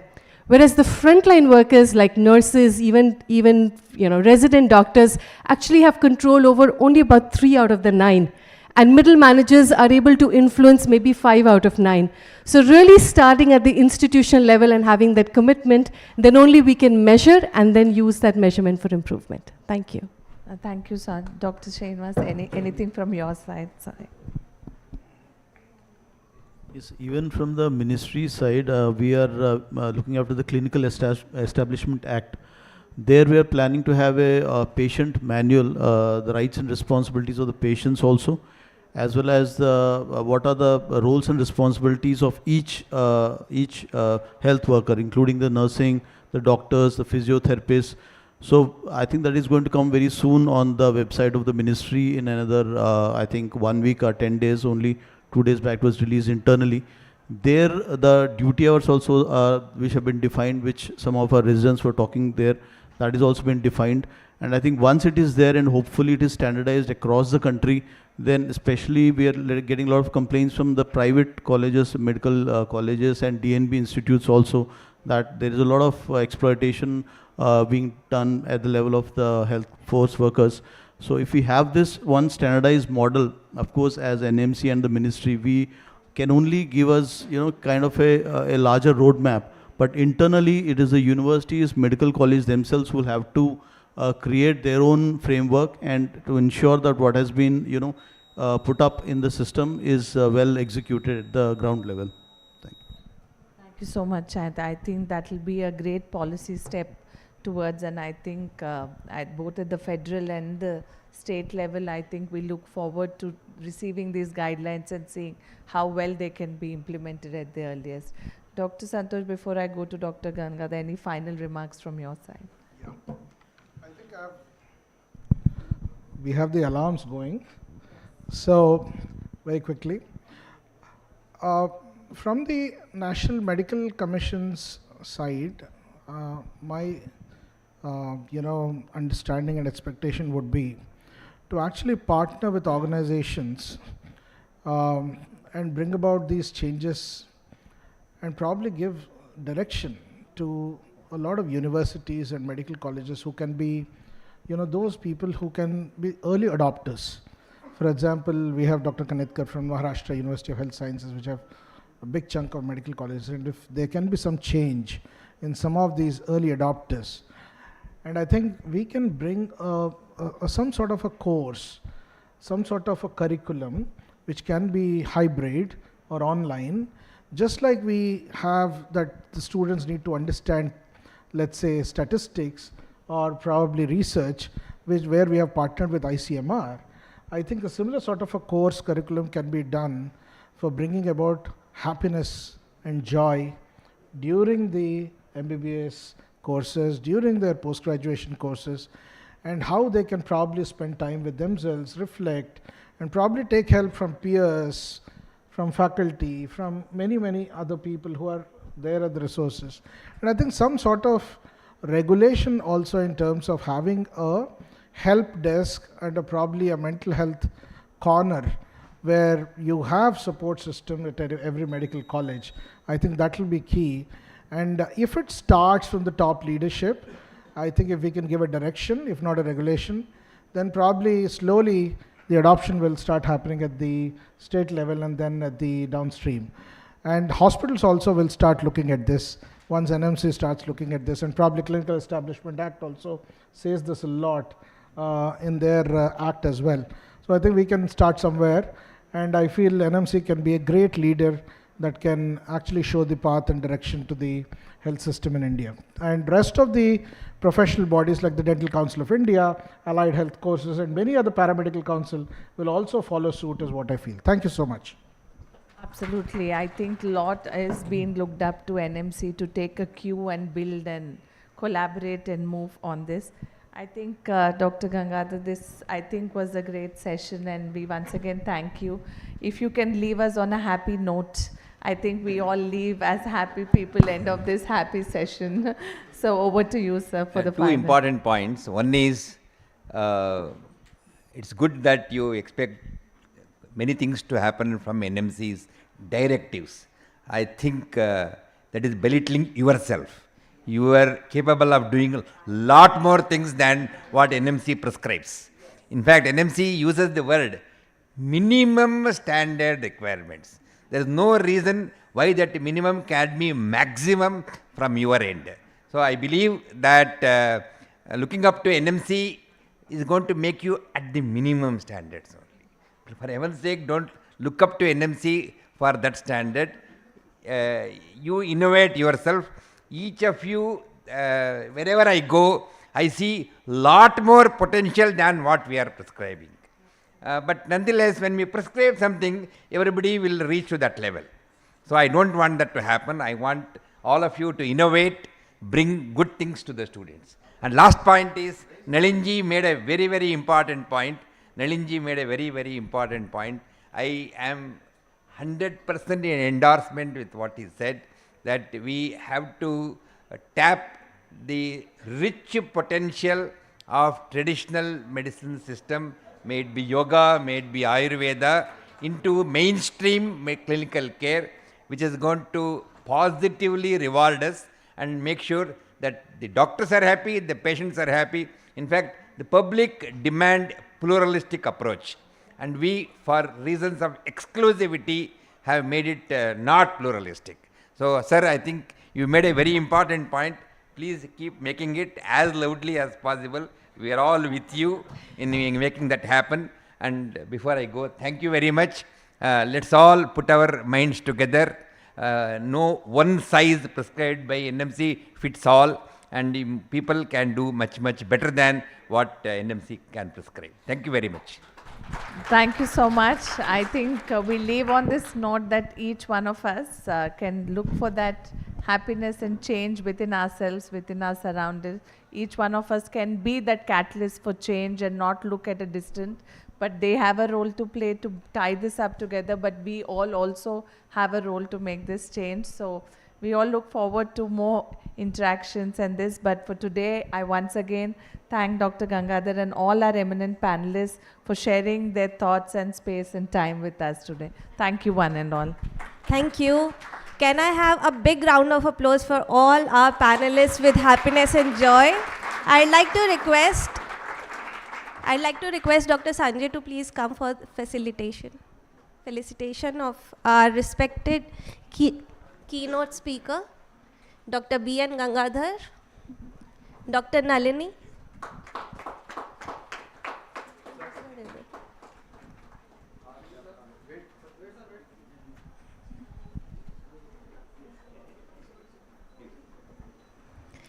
Can I request Dr. Nalini to present the small memento to our moderator of the day, Lakshmi. Dr. Sanjay. Can I please request Dr. Bhavani? Dr. Bhavani ma'am,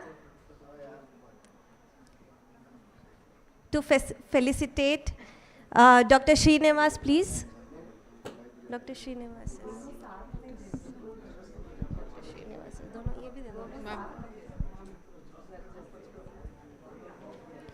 Now can I request Dr. Anil Kaul and Dr. Tejo Pratap?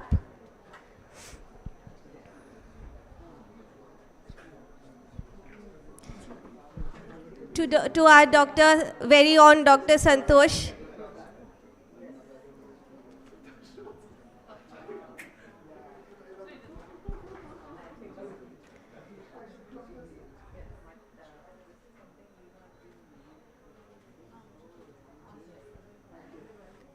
And Dr. Sanjay again to please honor Dr. Abha Mehendi Rata.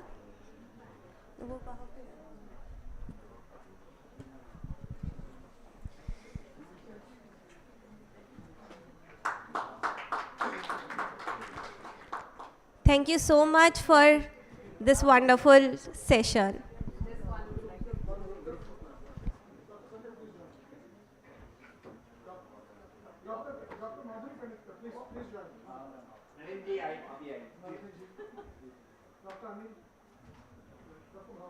No, I'd love to share all the good practices that everyone discussed. We've already implemented all of them in NUHS. Policies there are from Kulaguru to Bar Association, Town Hall, everything. I think you don't need knowledge. That's why I feel that it's changing. Can we glue together a little bit? Thoda sa Municipal.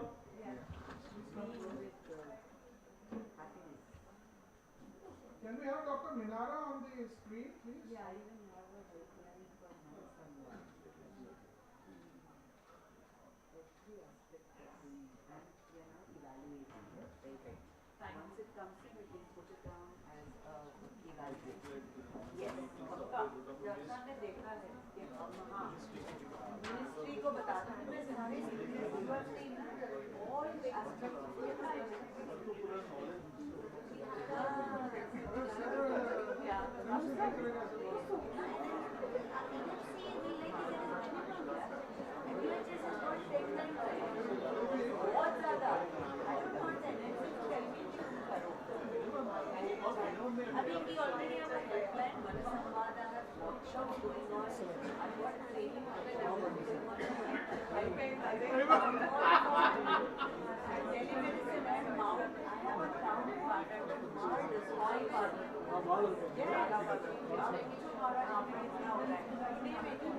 Audience की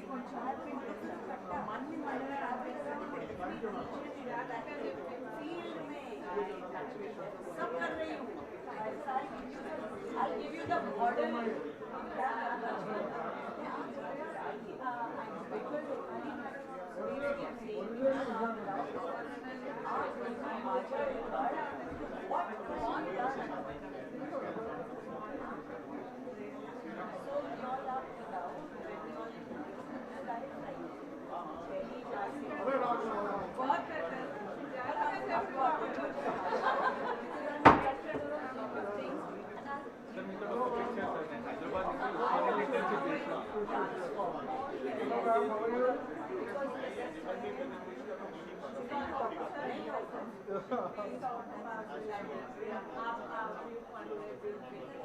How are you, ma'am? I hope everything was smooth.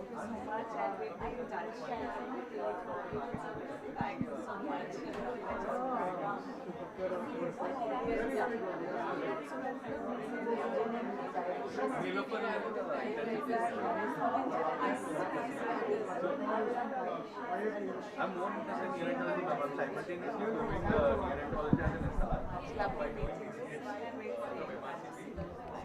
So I've done that also.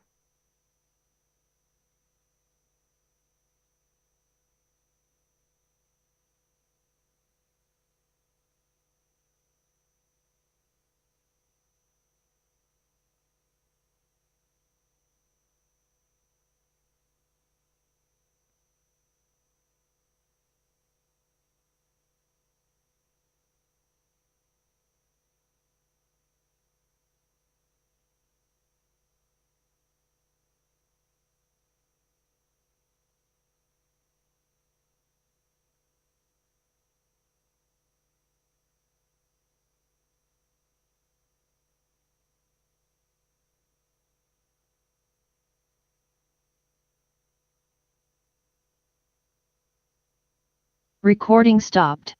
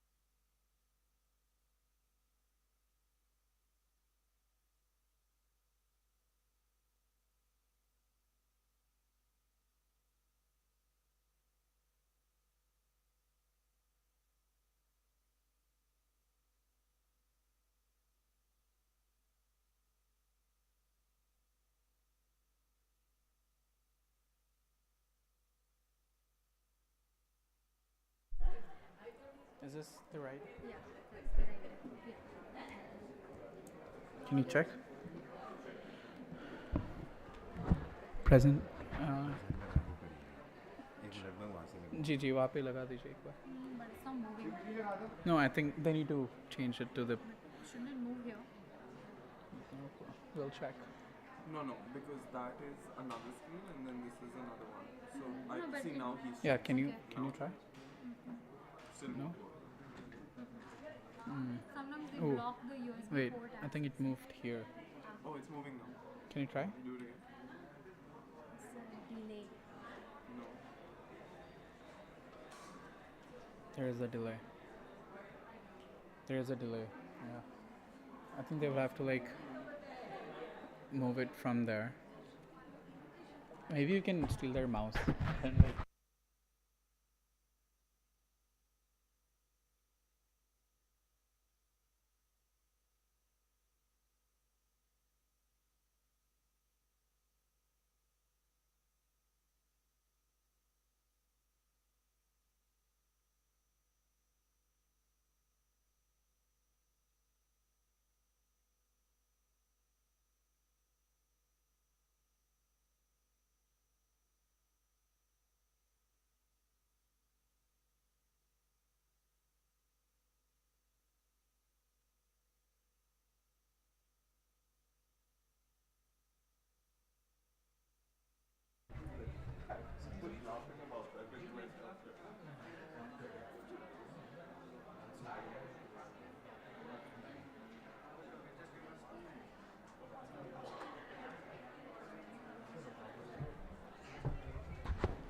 Good afternoon, everyone. We're just waiting for a few more members to trickle in since it's a post-lunch session, and we'll get started in 3 minutes. Thank you.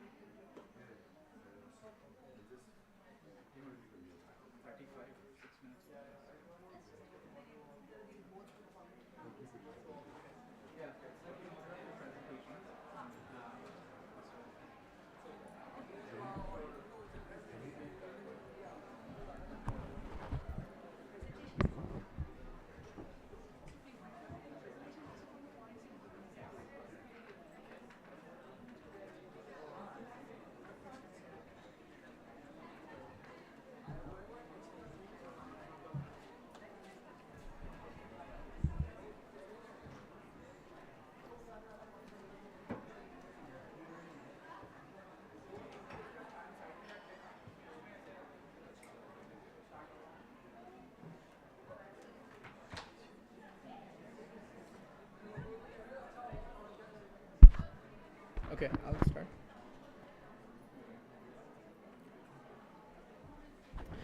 Good afternoon, everyone. I'm Pranav. I lead partnerships and strategy with Kushi Baby. We're very excited and delighted to be bringing in a stellar panel of both grassroots, locally grounded and globally minded leaders across the digital health landscape across India. So the title of this panel session is Scaling Digital Health. And when we were formulating and idealizing this panel, we made it very clear that we want to stick away from the usual talking points that we talk about in digital health and actually get to the nitty-gritty of the pain points, challenges, and success of what it takes to truly scale, and what even do you mean by scale. So without further ado, I would like to introduce our moderator, who doesn't need much of an introduction. Suhail Bidani is the lead for digital and AI in the India office of the Gates Foundation. In his role, he's responsible for the digital technology interventions across the foundation's programmatic work in India, working closely with government stakeholders, private sector, philanthropic partners in India. Prior to joining Gates in 2016, Suhail worked extensively in business and technology advisory. In his 23 years plus experience, Suhail has spent the last 14 years on digital for development initiatives across 25 countries in Asia and Africa. And I'll hand it over to Suhail to take it forward. Thank you. Okay, thank you. To be very honest, I was not expecting as many people as considering it's a post-led session. But thank you. Appreciate coming over. I just want to be very candid here. My job is the easier one. I have to ask the tough questions, supposedly. But I'll really appreciate if all of you can help me with my role. You can ask the tougher questions so that I don't have to get the breakbacks from here. Very quickly, when we were conceptualizing and the Kushi Baby team approached about having this session, we had a pretty long conversation around this. Many of us here on the panel have spent, if not anything less than a decade in this space. So we are way past the phase where these are pilots or some conceptual idea. At some level or the other, everything that you'll hear over the next at least 20 minutes, a quick overview of the work that the 4 organizations here are being represented, has reached some level of scale. But we all know that it's a completely different ballgame when we talk about scale. I don't even think we are on the same page when we say scale. I mean, I have my own definition of scale. I'm sure everybody here is carrying some definition of scale. One thing I would want to make very clear is that scale has to be looked at not from a geography lens alone.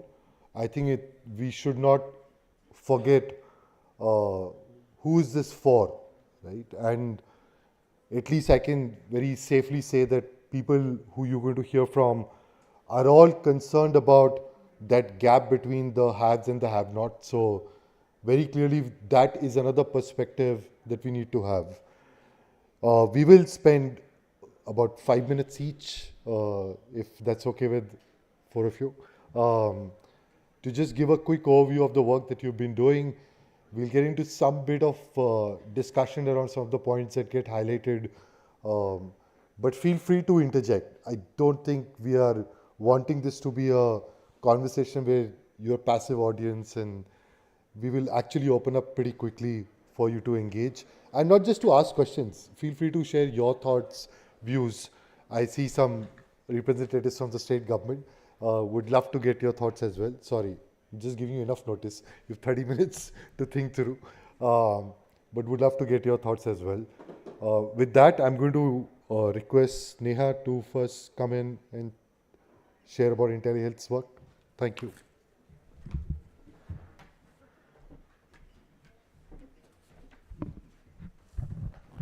Thank you, Sohail. I'm Dr. Neha Verma. I'm the co-founder and CEO of IntelliHealth. And we support governments to set up telemedicine programs within the public health system, taking brick and mortar health systems and turning them into brick and click telemedicine-enabled health systems. We have a specific focus on improving health access for women, and that's really how IntelliHealth started. I was doing my PhD at Johns Hopkins University and studying the intersection of gender norms and gender-based challenges and barriers to healthcare access, and how digital health can leapfrog some of those challenges. So as a citizen of this country, I was dealing with getting out of an abusive marriage, and digital health was one of the safest ways for me to access healthcare. And the more I was doing research work in the rural heartlands of India, I was realizing that there are so many women who do not have that privilege, who do not have agency, autonomy, or mobility. These are the three barriers that women in rural India face to get access to healthcare. And telemedicine can be something that completely leapfrogs those barriers. If you're not mobile, you can't travel and go to see a doctor. A telemedicine consultation can bring that doctor to your home or to the local health and wellness center, primary health center, where a provider at that place can connect you with a doctor at the higher levels of care. It also improves agency and autonomy. We see time and time again it reduces delays in diagnosis, and it restores somewhere the dignity of healthcare access for women. And so that's really where we started. And when we were working, we were, back in 2016, well before the pandemic, one of our first programs was with the state government of Gujarat, where we were asked to work in one district, Morbi, in rural areas of Morbi district, which were also quite tribal and marginalized. And that's where we kind of deployed telemedicine, connecting health and wellness centers to primary health centers, community health centers, and hospitals. At the time, IntelliHealth deployed our own open source software solution and an implementation model. We published a lot of work on it, a lot of research on how it improves health access. And when a pandemic happened, we were quite poised to step up. We had the right technology infrastructure, we had the right implementation models, and that's when we started working with the state government of Jharkhand, first in just 5 districts of Jharkhand, and then slowly scaling to the entire state of Jharkhand, actually not slowly, but in 1 year scaling to the entire district of Jharkhand. And this was under the eSanjeevani program. So during the pandemic, the government very quickly launched eSanjeevani. For those who may not be aware, eSanjeevani has 2 models of operation. OPD, which is a patient can directly download an app from the Play Store, from the App Store, connect with a doctor at a government health center. So that's a virtual OPD service. And eSanjeevani HWC, which connects the health and wellness centers to primary health centers, to community health centers, and to hospitals. So it's kind of set up in a hub and spoke model. So there's hubs, sub-hubs, and spokes. And when we were working with these states, from the first state, it moved to the second and the third. Today, IntelliHealth enables about 1.1 crore consults a year via the eSanjeevani platform. We support about 12,000 plus community health officers and 3,500 active doctors. Even though the number of users registered on the platform is far higher, not all of them are active in consults. So what is it exactly that we provide? We have a 6-step implementation model. Step number 1, go in, design the program, and see if facilities are ready for telemedicine. Do they have internet, drugs, diagnostics, infrastructure? Are the providers trained, aware? Second is supply side strengthening, training of the healthcare workforce, making sure there are adequate number of doctors available in the system, that everything is scheduled such that the demand and supply match. Step 3, demand side strengthening, working with the ASHA cadres so that they know what is telemedicine, they can educate communities about the benefits of telemedicine, and then also working with panchayat institutions, Mahila Arogya Samitis to build demand for telemedicine.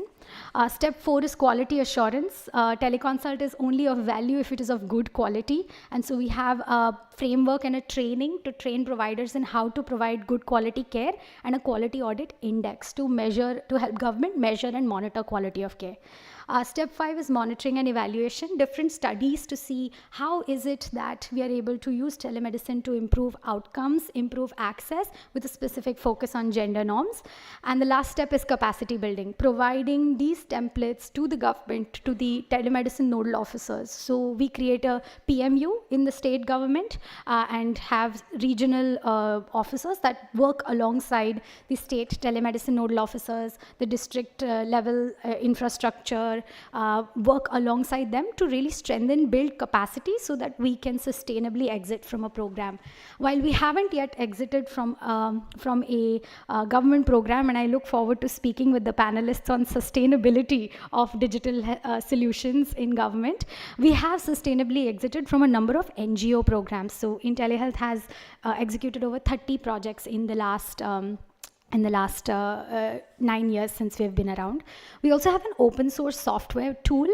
It's similar to the eSanjeevani application, and it is in use right now by the Ministry of Health in Kyrgyzstan for a national telemedicine platform currently deployed in about 40% of facilities in the country.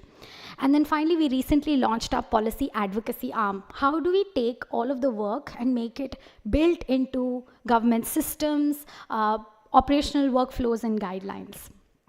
So when we did certain impact evaluations, what really is the value of telemedicine for the end citizen?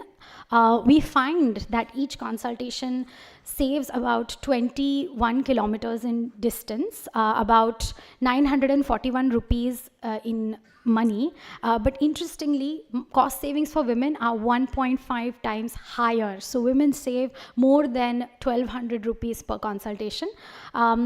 Now, after the teleconsult, about 87% of clients receive a prescription that shows what kind of cases, how many cases can be managed over telemedicine versus how many cannot, or are not able to manage because of system inefficiencies.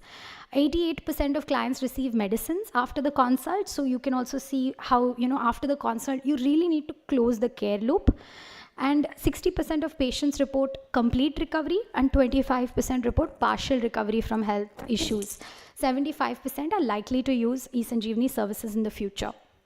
We also did a study in Odisha that looked at, okay, the 6-step model that we are working with the state to implement, what impact does it have? So this was a multiple cross-sectional survey design using stratified random sampling, and we see that the number of facilities regularly using telemedicine after implementing about 1.5 years of the 6-step approach went up by 24%.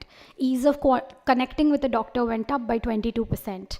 Patients asked to return due to long waiting times went down, and facilities where government provided an internet connection instead of the health worker paying for their own internet went up by 61%.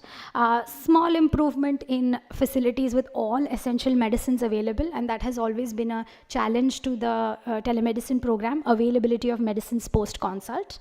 CHO perception about the telemedicine being a viable alternative went up 14%, and patients asking or demanding for health services went up by 13%. And so, to kind of talk about what it is and how it is that what we have learned in our scale journey. It's really about starting the work with the first few districts, then scaling to states, and then it kind of moves from state to state. Then templatizing is very important. How do you templatize your work? And so we have these 2 templates that we are now, bringing in at state level, hopefully, work and engage with the national level to put out an operational guideline handbook for telemedicine nodal officers that covers the 6 steps, as well as a training package for health providers on how do you use telemedicine within the 12 service packages of eSanjeevani, from maternal child health, sexual reproductive health, NCD care. What we're really excited about moving forward, we have a randomized control trial in Odisha where we are connecting eSanjeevani with the NCD program to see how it can improve early diagnosis, management of diabetes and hypertension, and reduce hospitalization risks, potentially claims for PMJY. And we're also excited to kind of work on what is it that we can do to overcome the persistent challenges that face digital health solutions? How do you improve the technology and keep sure there's a continuous process of evolution? How do you build about financing, sustainable financing for telemedicine, perhaps through insurance as a payer? And how do you bring about the kind of policy change that is needed for these, for platforms like eSanjeevani to meet their full potential? Thank you so much, and I look forward to hearing from the other panelists on their work.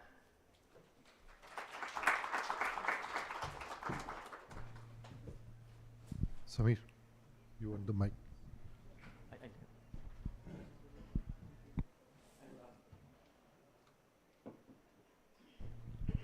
Hi, good afternoon, everyone. I am Samir Kanwar. I am the Director for Digital Health at PATH, look after Asia Pacific. I don't have a presentation, so probably I'll go extempore and save you a couple of minutes. So as far as PATH goes, we are an international not-for-profit. We work in the health sector. We work across the globe in 75 plus countries. And as far as health goes, we work across all verticals probably you can think of as far as health goes.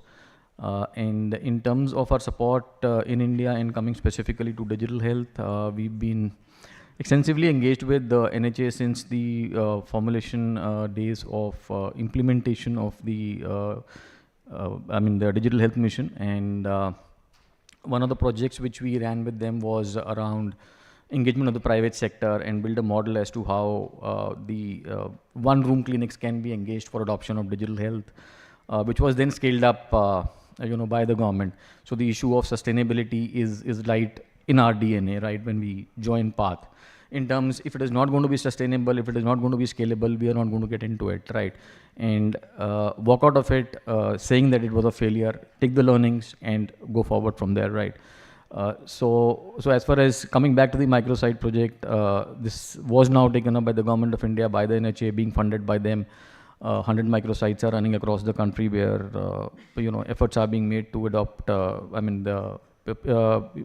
pursuing the private sector to be able to adopt technologies.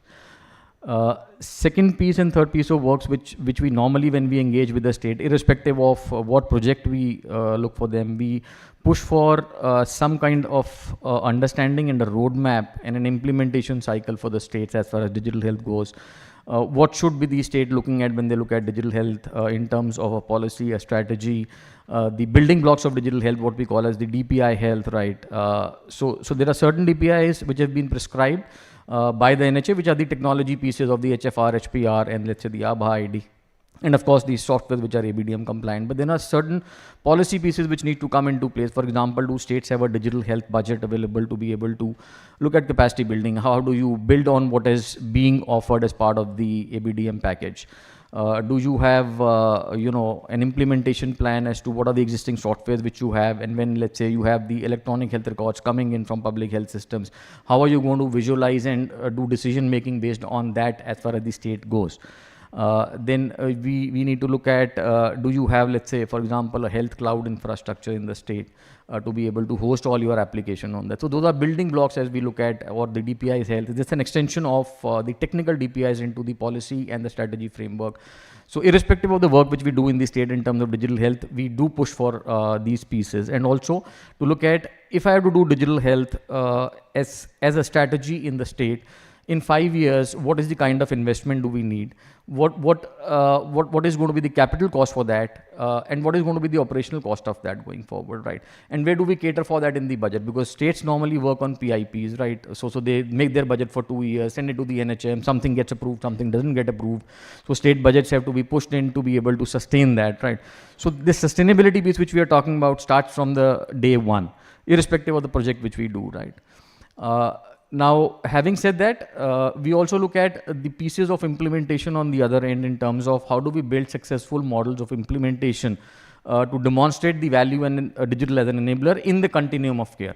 So one of the pieces which we are in fact doing with Khushi Baby is in Maharashtra, which is looking at digitization not from the program perspective and the silo of programs, but as a systems approach to look at, okay, if I have to do digitization for the primary healthcare, how do I look at it as a system in terms of I have screening, I have a triage, and then I have diagnostics. That's where my primary healthcare ends. And then of course I move into the silo of a very specific disease in terms of follow-up and treatment.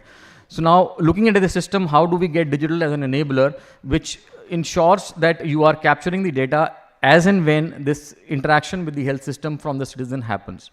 And we've divided this primary healthcare into 4 pieces or 4 quadrants, I would say, to look at the rural, look at the urban, look at the public and the private, right? So this engagement which we are looking at now is to build a saturation model for a district wherein the primary sector, the private sector and the public will be engaged simultaneously. Right. So we would have some software being rolled out in the public health sector, but also we will be engaging the private sector, which we are already in fact doing, and as I speak, to get those doctors on board in terms of being able to create that continuum which I started off with. In terms, let's say if I have a pregnant woman, she's moving from an ANC in the public health sector into a private sector for delivery. Is that delivery getting captured digitally or not? Is it available on the entire system or not? The immunization, the 0 dose of the child, and then when the child comes back to the community, the follow-up in that community, right? So that's the continuum which we are trying to build now using the ABDM backbone, right?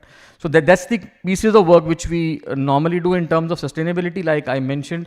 So I mean, we do not move into a geography unless and until we have a government buy-in coming our way, right? So sign up from the government, on the project. There are certain aspects which the government needs to ensure at their end. So we work very closely there in terms of ensuring that we get those elements. For example, let's say if it is servers or whatever, right, in terms of technology components which we need, the policy changes which we need to come with. So those are the pieces which start from the very day one when we start interacting with the state governments, and then we get into the implementation. And the implementation piece might be very small, like I mentioned, it might just be a microsite being, let's say, done in Andhra Pradesh, but our engagement with the government starts to say that, oh, you need to look at digital health in the next 5 years. What are you going to do with the data? Where is your data? What are you going to do with this data? Are you looking at the health system strengthening pillars or not? Do you have something for the supply chain, for the human resource management, right? Do you have equipment management with you? How are you going to follow this up in terms of, do you have a facility management package available?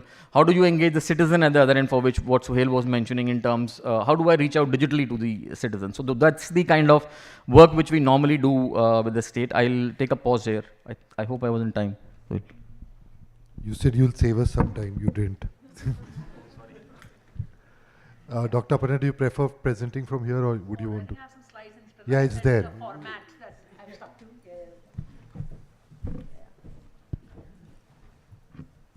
Yeah, thank you so much for having us here. Pranav had sent some questions that he wanted us to speak about, and that's what I've included in my slides. But briefly, what Arman does. So I am the founder of Arman. Arman is an NGO that works in the space of maternal and child health in 28 states and union territories of India. So we developed at-scale solutions using technology, and these solutions came from my experiences during residency in Mumbai. I saw extremely closely how pervasive systemic problems led to loss of lives of mothers and children in extremely horrific circumstances. If only one thing had been done right, the women had access to the right information at the right time during pregnancy and infancy, and on the other hand, the health workers at every level of the health system knew how to manage these patients in time when they came for care, close the loop of care early enough so that there is reduced number of delayed, complicated, irrational referrals. And given the scale of India's problems, it was very obvious that we had to create scalable solutions from day one. And that's why we use mHealth, mobile health solutions. So briefly, what do? So we have two buckets. One to the women directly, the beneficiaries, and the other hand, the health workers at every level of the health system. With the women, we have our own program called M-Mitra, and now the Government of India program called Kilkari. What we do is, it started off with voice-based services, because everybody had a feature phone, so it's a voice calling service. Both M-Mitra and Kilkari are voice calling services that send timed and targeted preventive care information directly to the phones of the enrolled women in their chosen time slot and language preference. M-Mitra has that facility. And we've reached, so there's in M-Mitra we also have a missed call system that they can give a missed call to if they missed all the 3 tries that we have for them. And we also have a call center to answer any queries. Now, Kilkari has now gone to 28 states. Like I mentioned, we've reached 63 million women and their children. The thing is now Kilkari will go on to high-risk programming. So what we want to do now is to go to a fit-for-purpose approach. So we've proved our concepts in our own program, M-Mitra, where we now do increased targeted hand-holding of pregnant women and mothers with children with high-risk factors. So high-risk in mother and high-risk child. So, and we've proved impact in our own programming. Now we're scaling up through Kilkari. So high-risk program will start in Kilkari in 13 states, hopefully soon. In the case of high-risk child, what we focus on is undernutrition, malnutrition. So as we know that India has some of the highest rates in malnutrition, so we don't like to focus only on severe acute malnutrition because we believe that's already too late. And if we focus on children who are 3 to 6 years of age, the cognitive impairment is already set in, which is long term. So what we do in our program called Swasth Kadam, we pick up children who are low birth weight till 3 years of age, who are chronically undernourished. So we become moderately underweight children because a mother can do a lot with what is available at home. So we handhold them through trained nutrition counselors and WhatsApp content for 8 to 12 weeks to prevent progression to severe acute stage and severe undernutrition. And we've actually shown 40% reduction in our ICT on this program, in 40% reduction in progression to severe acute malnutrition. And going forward, not only are we going to focus on high risk, we're also going to go on to multimedia content because now everybody has smartphones, and we also want to focus on two-way communication. So we've in our own programming, we've done pilots that prove that if we do multimedia content using WhatsApp, it works well in terms of impact numbers. So now, as we speak, in 4 states, Uttar Pradesh, Chhattisgarh, Assam, and Orissa, we're starting off rolling off the WhatsApp program, which will have gender transformative content that will go to women through pregnancy till the child is 1 year of age, and it will have two-way communication with small quizzes included, and we're going to roll it out. So this is on the side of women. The idea is that when we handhold women, they will access care for themselves and their children with targeted hand-holding for mothers, so high risk for children who are high risk. On the other hand, we have these programs for health workers at every level of the health system. So what we do is that we work with ASHAs, ANMs, medical officers, and specialists. So the ASHA, we have a program called Mobile Academy along with the Government of India, like Kilkari, where initially again we started off with voice-based programming. So it's 4 hours of content. It's called, they can log in and log off when they want to. There's a quiz at the end of each chapter, around 11 chapters and 4 sections to each chapter. Now we are going on to multimedia. So hopefully we're going to launch a pilot soon where we're going to have multimedia content for the ASHAs and more two-way communication and hand-holding going forward. And we've got a very important program called Integrated High-Risk Pregnancy Management and Tracking Program for the next layers of the cadre, the nurse, the medical officer, and the specialist. So these cadres are responsible for high-risk pregnancy management. And what happens is that each level of the cadre does not know their part of the role. What is it that they have to do when a woman with high risk is diagnosed, what treatment to give, when to refer the patient, what to do when the woman comes back to them, and same is with the medical officer and the district level specialist. So what we've done is, for 35 high-risk conditions, possibly any high-risk a woman can face, we built out algorithmic color-coded, very detailed protocols for every high-risk condition, like 35 as I said. And now we did that with the national government pre-COVID, but we've expanded to a few states. So in Telangana, Andhra, and in Uttar Pradesh, we have this program. In Uttar Pradesh is 3 districts, whereas in Telangana, Andhra is the entire state. We've kind of prioritized the conditions responsible for mortality in these states. So in Telangana, it's around 22 conditions. We modified the protocol to suit the state for these conditions with the doctors of the state.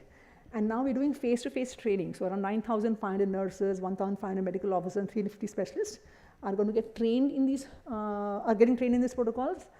But in addition to, through the master trainers of the state, but in addition to face-to-face training, we also have a learning management system that they all have on their smartphones and tablets, where we have converted all the protocols into live action videos, simulations, interactive quizzes, and notifications. So they have it all when they go back home. But when they go into the field and they have any query, we have a LLM-based chatbot that can actually answer these questions. Now, as I speak, in 3 districts of Uttar Pradesh, we've rolled out that LLM. And we've had really great response in Sambal and Shabasi, which are some of the worst districts in Uttar Pradesh, where we have literally 1,000 questions coming in from 75 ANMs that we did a pilot with, and now it's getting rolled out through the districts. But we also have tracking inbuilt, right? So you create a policy, you train, you handhold, but then you have to track. And what we're doing in Telangana is that we're actually layering these protocols on the existing RCH database in collaboration with the government. So for every high-risk condition, we'll have a couple of more points layered onto the database, so that when the ANM is actually approaching the woman, we'll actually know where things went wrong. Right? So we'll actually know where to go and hit again and go back and do iterative program improvement and enhanced training. So this iterative bit is what is built into the program. So we're going end-to-end in these 3 states with this program. Now, there's a few questions Pranav sent to us, and I'm just going to briefly talk about them. Is that when we talk about government integration journey, we start off with the theory and policy that we would work with the government, because you can't build your own parallel network for scale.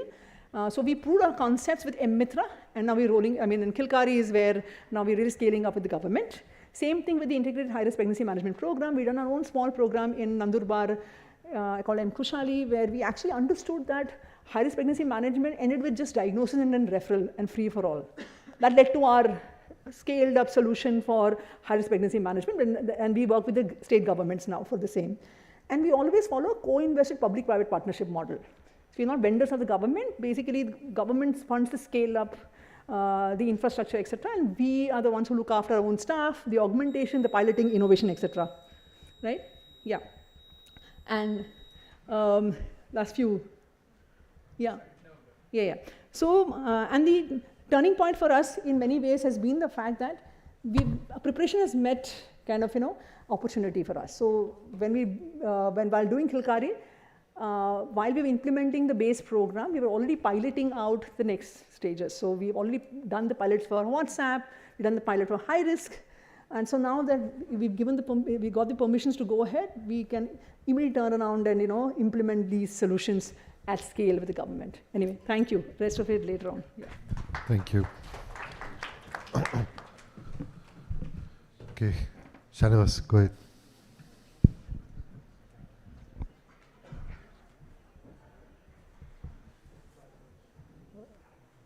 Thanks, Suhail.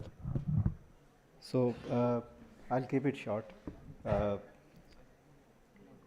I'm Mohammad Shanavas. I'm the co-founder, CEO of Khushi Baby. This story begins 10 years back. मैं उस वक्त अपना PhD कर रहा था, and the kind of data I was receiving, the quality questionable था, तो I thought कि data जो collection process उसी को improve किया जाए. Then I met Ruchit Nagar. He's at that time doing his undergraduation at Yale University. साथ मिलके हमने कुछ टेक्नोलॉजी के यूज़ से जो ब्रिज है डेटा क्वालिटी कलेक्शन प्रोसेस उसको इम्प्रूव करने का सोचा, और दी खुशी बेबी वैसे ही फॉर्म हुआ, और एक इम्यूनाइजेशन का हमने छोटा सा ट्रैकिंग टूल बनाया, एंड उसको हमने उदयपुर में राजस्थान में टेस्ट किया. यहाँ से हमारी जर्नी शुरू होती है. अभी अगर हम बात करते हैं कि just so I mean, see, we are tech non-profit startup, and tech space में non-profit होना इसे आप समझ सकते हैं. और हमारा प्राइमरी फोकस था शुरू में डिजिटल हेल्थ सॉल्यूशंस बनाना, और उसके बाद धीरे धीरे प्रोग्राम में डीपर जाना. अभी राजस्थान में we started 10 years back, government का टेक्निकल पार्टनर हम बनते हैं वहाँ पे. Now we are interdisciplinary 100 member team that we do end-to-end policy, design, development and deployment. So जो स्केल की अगर हम बात करते हैं, scale not in terms of number, Suhail जो कह रहे थे, उसमें अगर हम बात कर रहे हैं तो वो अभी आउट ऑफ 80 मिलियन पॉपुलेशन जो है राजस्थान का, उसमें 50 मिलियन के करीब हमारे पास डेटा पॉइंट्स है, and this all hosted at a government server. तो we closely work with government as technical partner. ये सारा डेटा पॉइंट्स जो है आपका स्टेट सर्वर पे होता है. करीब अब हेल्थ आशा वर्कर की अगर बात करते हैं, आशा वर्कर, आंगनवाड़ी, ANM और मेडिकल ऑफिसर्स, तो ये करीब 800 इंडिकेटर्स कैप्चर करते हैं अंदर डिफरेंट प्रोग्राम्स. ये 10 से 12 नेशनल प्रोग्राम्स हैं टोटल, और उनको कई एक पेपर रजिस्टर कैरी करना होता था. तो हमने एक प्लेटफॉर्म बेस्ड सोल्यूशन बनाने का सोचा कि ताकि उनको साइलोज में काम नहीं करना पड़े, अलग अलग एप्लीकेशंस पे नहीं जाना पड़े. एक प्लेटफॉर्म अप्रोच लेकर के हमने एक सोल्यूशन इसको बनाया, जो कि अभी 40,000 गाँव में और करीब 70,000 प्राइमरी हेल्थ वर्कर इसको यूज़ कर रहे हैं. अभी राजस्थान के बाद कर्नाटक में हम डिजिटल रोल आउट पे जा रहे हैं, working again with the closely with the government. और महाराष्ट्र में एज समीर मेंशन कि हम पाथ के साथ में डिजिटल रोल आउट कर रहे हैं. Digital roll out is one major bucket. हमारा एक बकेट प्रोग्रामेटिकली फिर डीपर जाने के लिए महाराष्ट्र में ही हमने उसको एक हमारा एक अप्रोच है कि हम स्केल तो करके इन टर्म्स ऑफ नंबर, तो आप पर्सनलाइजेशन ऑफ स्केल जिसे कहते हैं, इम्पैक्ट ये कहते हैं, उसमें जाने के लिए हम वापस से जहाँ 5 ब्लॉक से हमने शुरू किया था, अगेन हमारा अप्रोच जा रहा है कि ठीक है, नंबर में आप करोड़ों पर पहुँच जाते हैं डेटा पॉइंट से. तो प्रोग्रामेटिकली डीपर जाने के लिए कॉन्सेप्ट हम लेकर के आए, that is called Khushi health action lab. तो every state we pick few district जिसको हम खुशहाल के डिस्ट्रिक्ट के नाम से जानते हैं. वहाँ पे हम पार्टनरशिप, जो भी आपका टाइटल भी है, नाम भी है इसका, पार्टनरशिप और इनोवेशंस को साथ लेकर के उस पर्टिकुलर जोन में एक डीपर इम्पैक्ट करने की कोशिश में हम हैं लगे हुए अभी. ठीक है, आगे बातें इस पे करेंगे, सक्सेस, चैलेंजेस और ट्रेड ऑफ्स पे as we go on the discussions. अभी जो challenges, of course, integration platform, even if you give this whole integrated unified interface for the ASHA, ANM, medical officers, still उनका national portal से आपका वो जो interoperability होता है वो एक बड़ा क्वेश्चन है अभी भी. अभी हम ये 3 स्टेट में हैं. ये 3 स्टेट अपने आप में constitutes around 20% of the India's population. काफ़ी एक्सपीरियंस दे रहा है अपने आप में हमें. और yes, so learning is going on. I'll discuss more during the discussion. Thank you.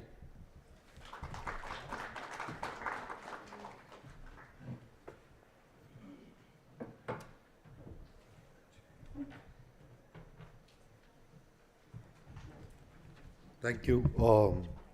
Appreciate all of you stuck to the time, so we have time for question and answers or comments.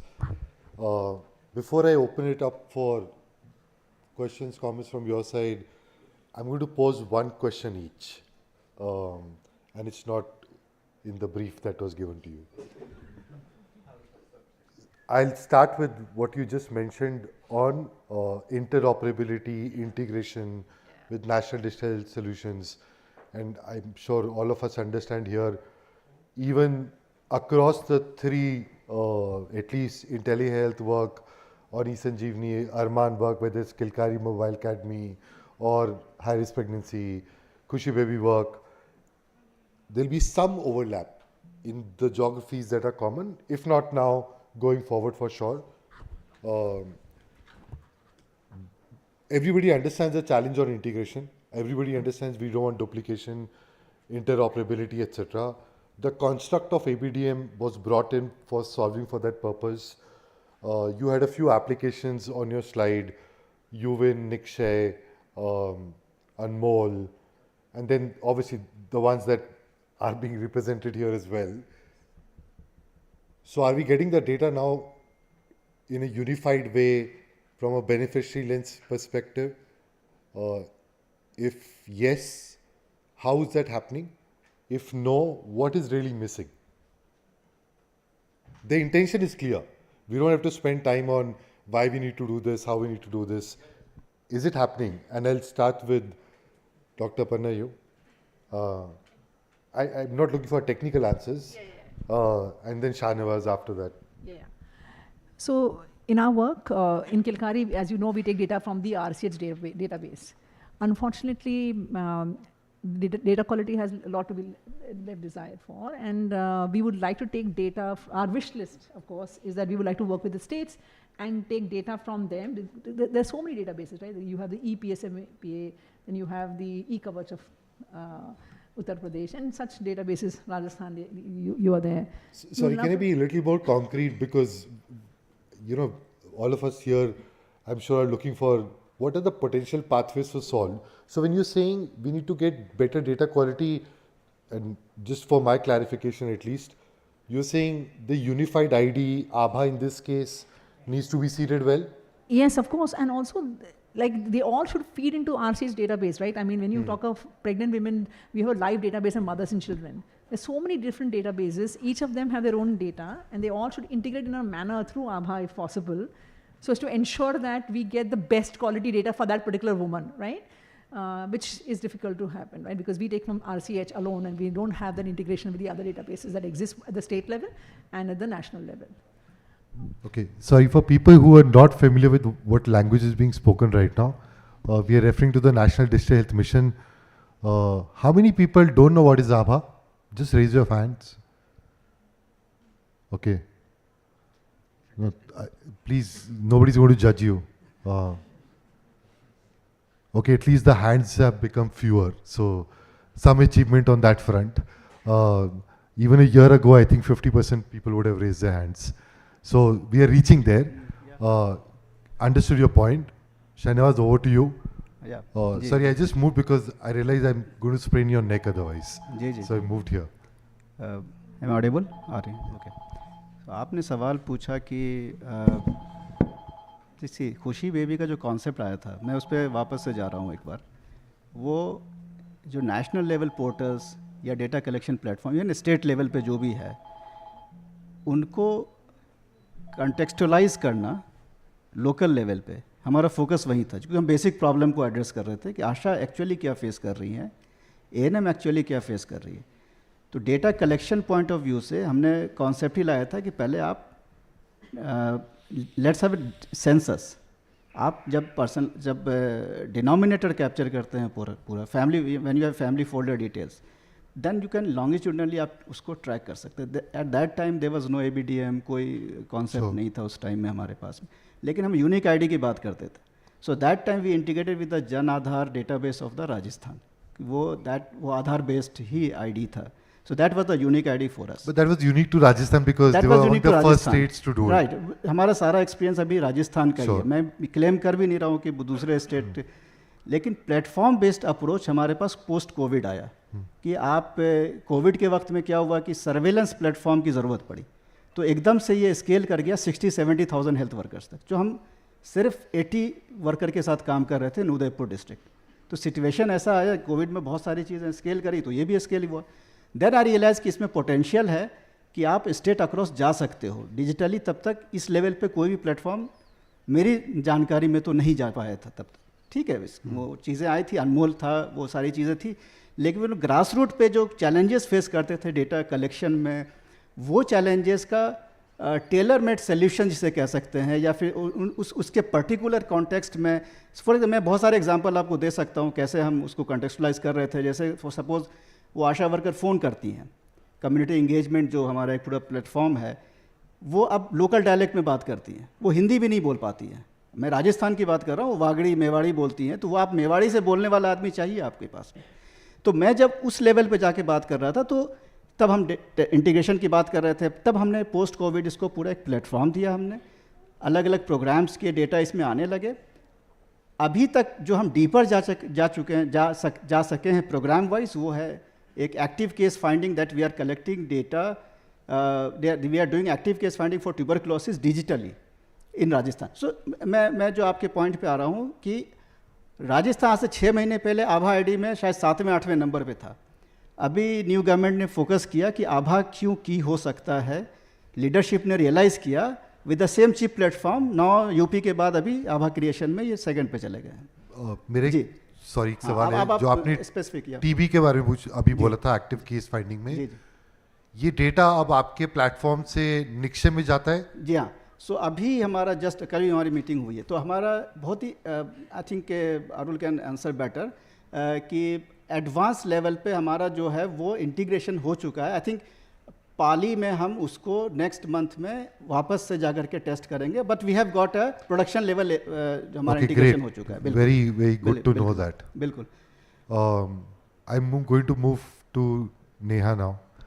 You started off with the work around eSanjeevani, but before that you also talked about your own platform being there, because that's actually the starting point you had, and it was an open source solution, continues to be available to anybody wanting to adopt.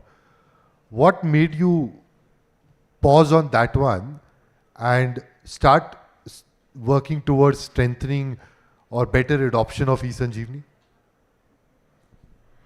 So when we started out, we were just a software company thinking, we'll put in a telemedicine software and that's it.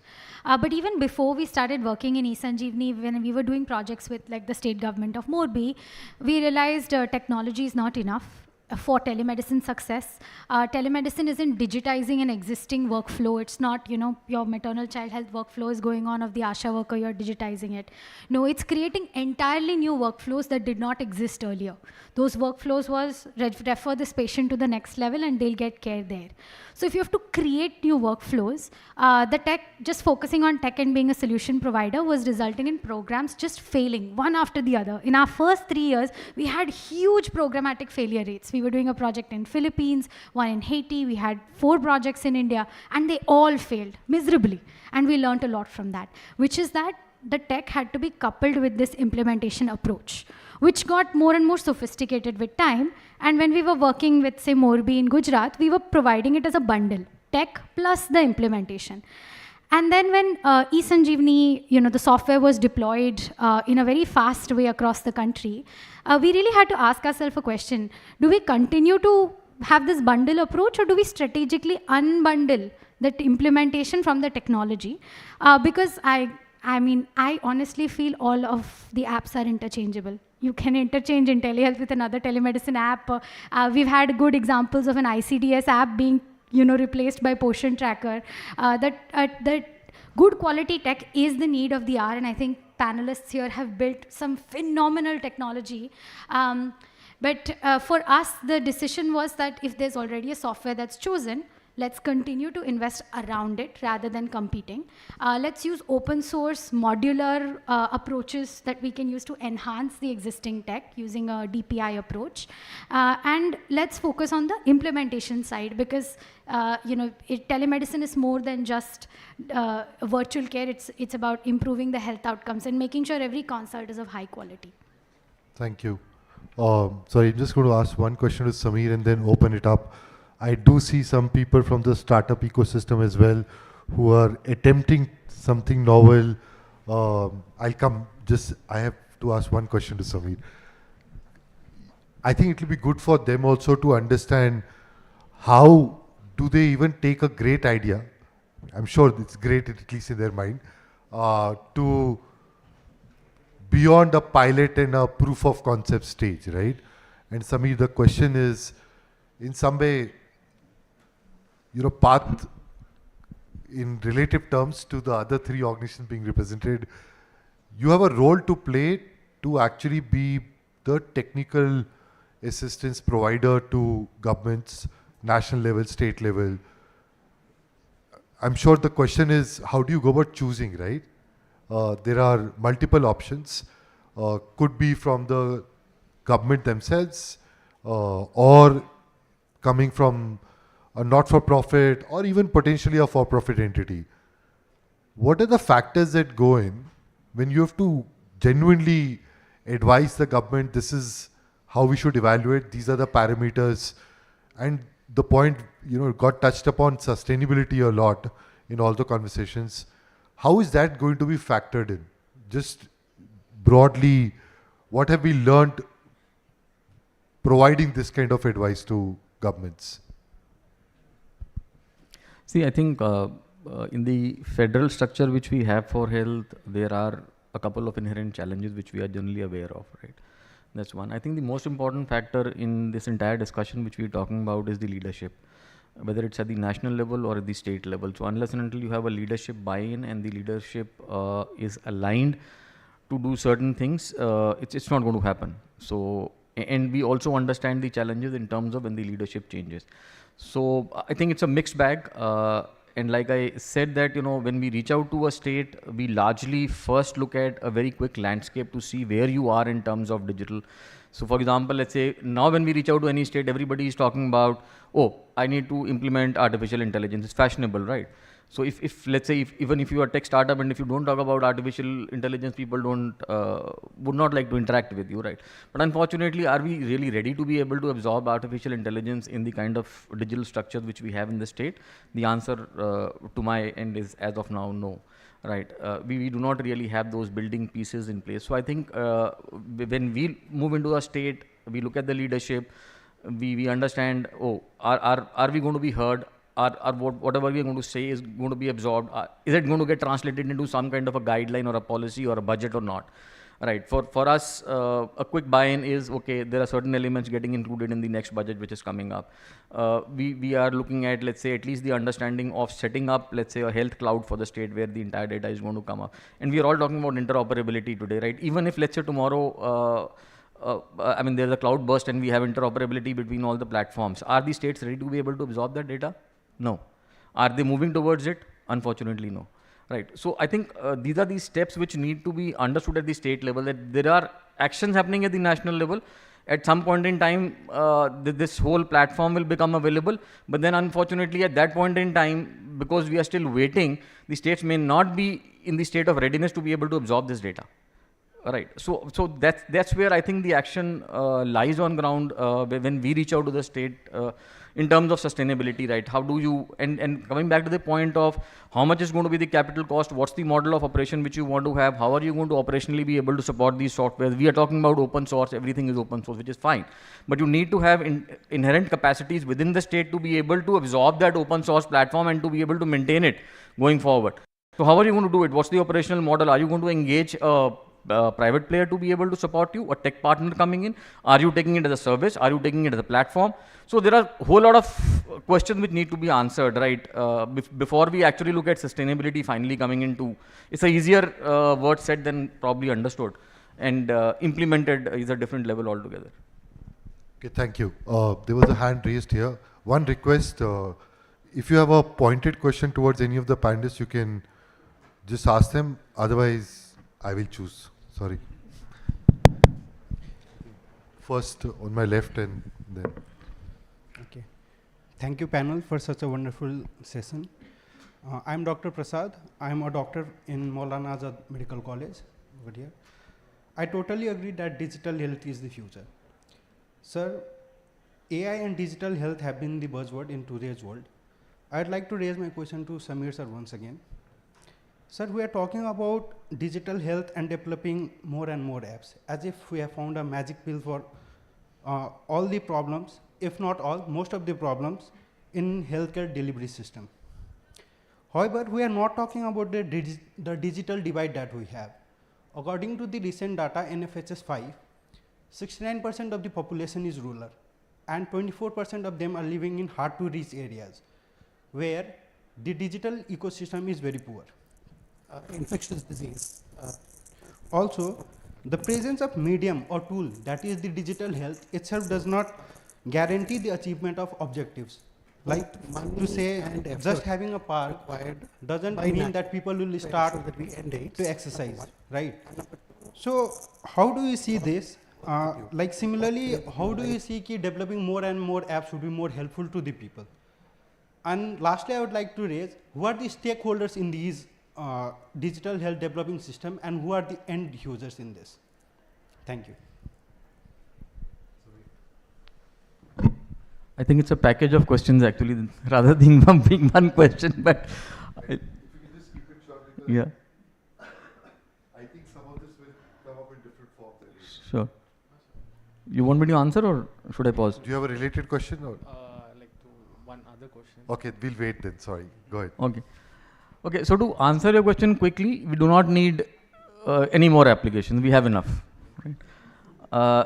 and there are enough open source platforms also available for adoption if you want to, right? Second is, you have to understand digital health is a journey, right? It's not going to happen tomorrow. It's not going to happen day after tomorrow. It's a journey. Nationally, yes, we are on the right journey, on the right path. State level, I think there is some amount of effort which still needs to be done. Coming to the question of your digital divide, that's a different subject altogether. I think we are extensively working on it. We have probably the best growing rates. I mean, in terms of data, I am talking about. So you have 1 billion smartphones in the country. 85% of the Indian families have at least one smartphone in the house. Right. There are technologies available which work offline. They work in low resource areas, settings. So therefore, there is technology, there is infrastructure available. And like I mentioned, it's a journey. It's not going to happen tomorrow or day after. It's going to take us a couple of years to be able to. But I think we are on the right path as of now. Can I add one point here? There's a very important point you raised about apps and apps and apps. So we believe in tech plus touch. You can't just have technology. You can't just, for our own programs, we have voice calling services and training of ASHAs and health workers going forward and through the health system. And we find that just taking the number and sending the call doesn't work. You really have to stratify based upon the need, right? So if you have high-risk women, and there's another issue about equity, right? So if you have scheduled caste, scheduled tribe women, adolescent mothers, migrant mothers, or Muslim mothers, I mean, these are all subgroups that actually, if you don't intentionally design for, technology can actually worsen access to care. So it's so important to have more and more touch points, but in a stratified manner so that you can reach low risk, or people who got more access with simpler digital tools where you can have more touch points as we go further down up the pyramid. Respected panelists, this is Dr. Akhileshwar Reddy. Though I am from Hyderabad, I am doing my final year post-graduation cognitive medicine in NIMS University itself. So I would like to raise a question to Mohammad Shana sir. Sir, with your platform reaching great 50 million users in Rajasthan, so I would like to see that the neonatal mortality rate is still among the worst indicators among India with the Rajasthan state, and MMR also in three digits compared to Telangana having around 30s and 40s. So I would like to see that what are the barriers even after implementation of telehealth, and when you're having so many indicators and you're continuously monitoring it, what is it? Second thing is, seeing in Rajasthan, I have closely working with Anganwadi workers, e-Poshan app and all that. So how are you checking the validity of the data? And what are the different methods you imply on the field? Thank you. All right, so I'll be specific. See, as Samir mentioned, that digitalization is a process. It will be on actually. 50 million figure I mentioned is just a in terms of number of individual who are enrolled to the platform. So the user is 70,000, that is health workers. So this platform basically captures the information at community level by government health workers or frontline health workers. And to answer your question, see, I never claimed that we have done any impact. So impact is, for me at this moment, and that was a big thing actually for in the past 10 years, there was no a unified interface for the frontline health worker. That we have been able to achieve. Now the next decade or year, at least for a few years, we will be specifically focusing on the areas which require to go programmatically deeper. Coming to the maternal mortality or the infant mortality that you are mentioning, this is not just the information that is going to bridge or answer the questions. It's a host of factors involved in the process actually. सिर्फ आशा की जिम्मेदारी वो नहीं होती है, hospital पे भी services दी जाती हैं, इंट्रापार्टम पे भी बहुत सारे डेथ्स होते हैं, उसके पोस्टपार्टम पे भी बहुत सारे डेथ्स होते हैं. तो ये सारा एक प्रोसेस हमने अचीव किया है, ये कह सकते हैं आप. आने वाले वक्त में ये एक्सेलरेट होगा, जो प्रोग्राम इम्पैक्ट पे भी आपको दिखेगा. This is all I have to say at this moment. Thank you. The left.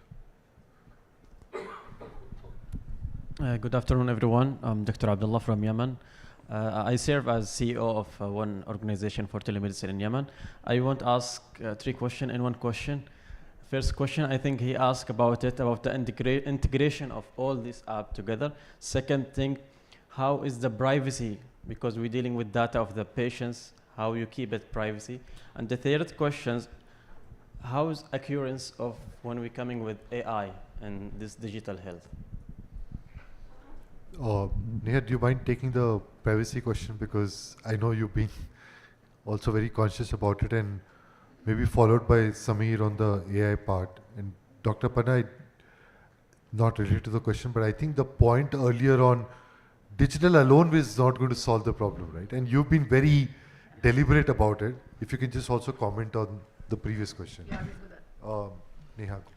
Sure. I think there's two important parts to maintaining privacy, and they both fall. One is the DPDP Act, which has obviously been passed in India, and now all platforms are in process of compliance to DPDP. And what DPDP does is really centers the ownership of data with the citizen. Who owns the data? Not the system or the app that's collecting it, but you as a citizen, you own it, you have the right to it, you have the right to say use it for this purpose, don't use it for this purpose, I don't want you to have it anymore, delete it off your system, give it back to me, give it to someone else.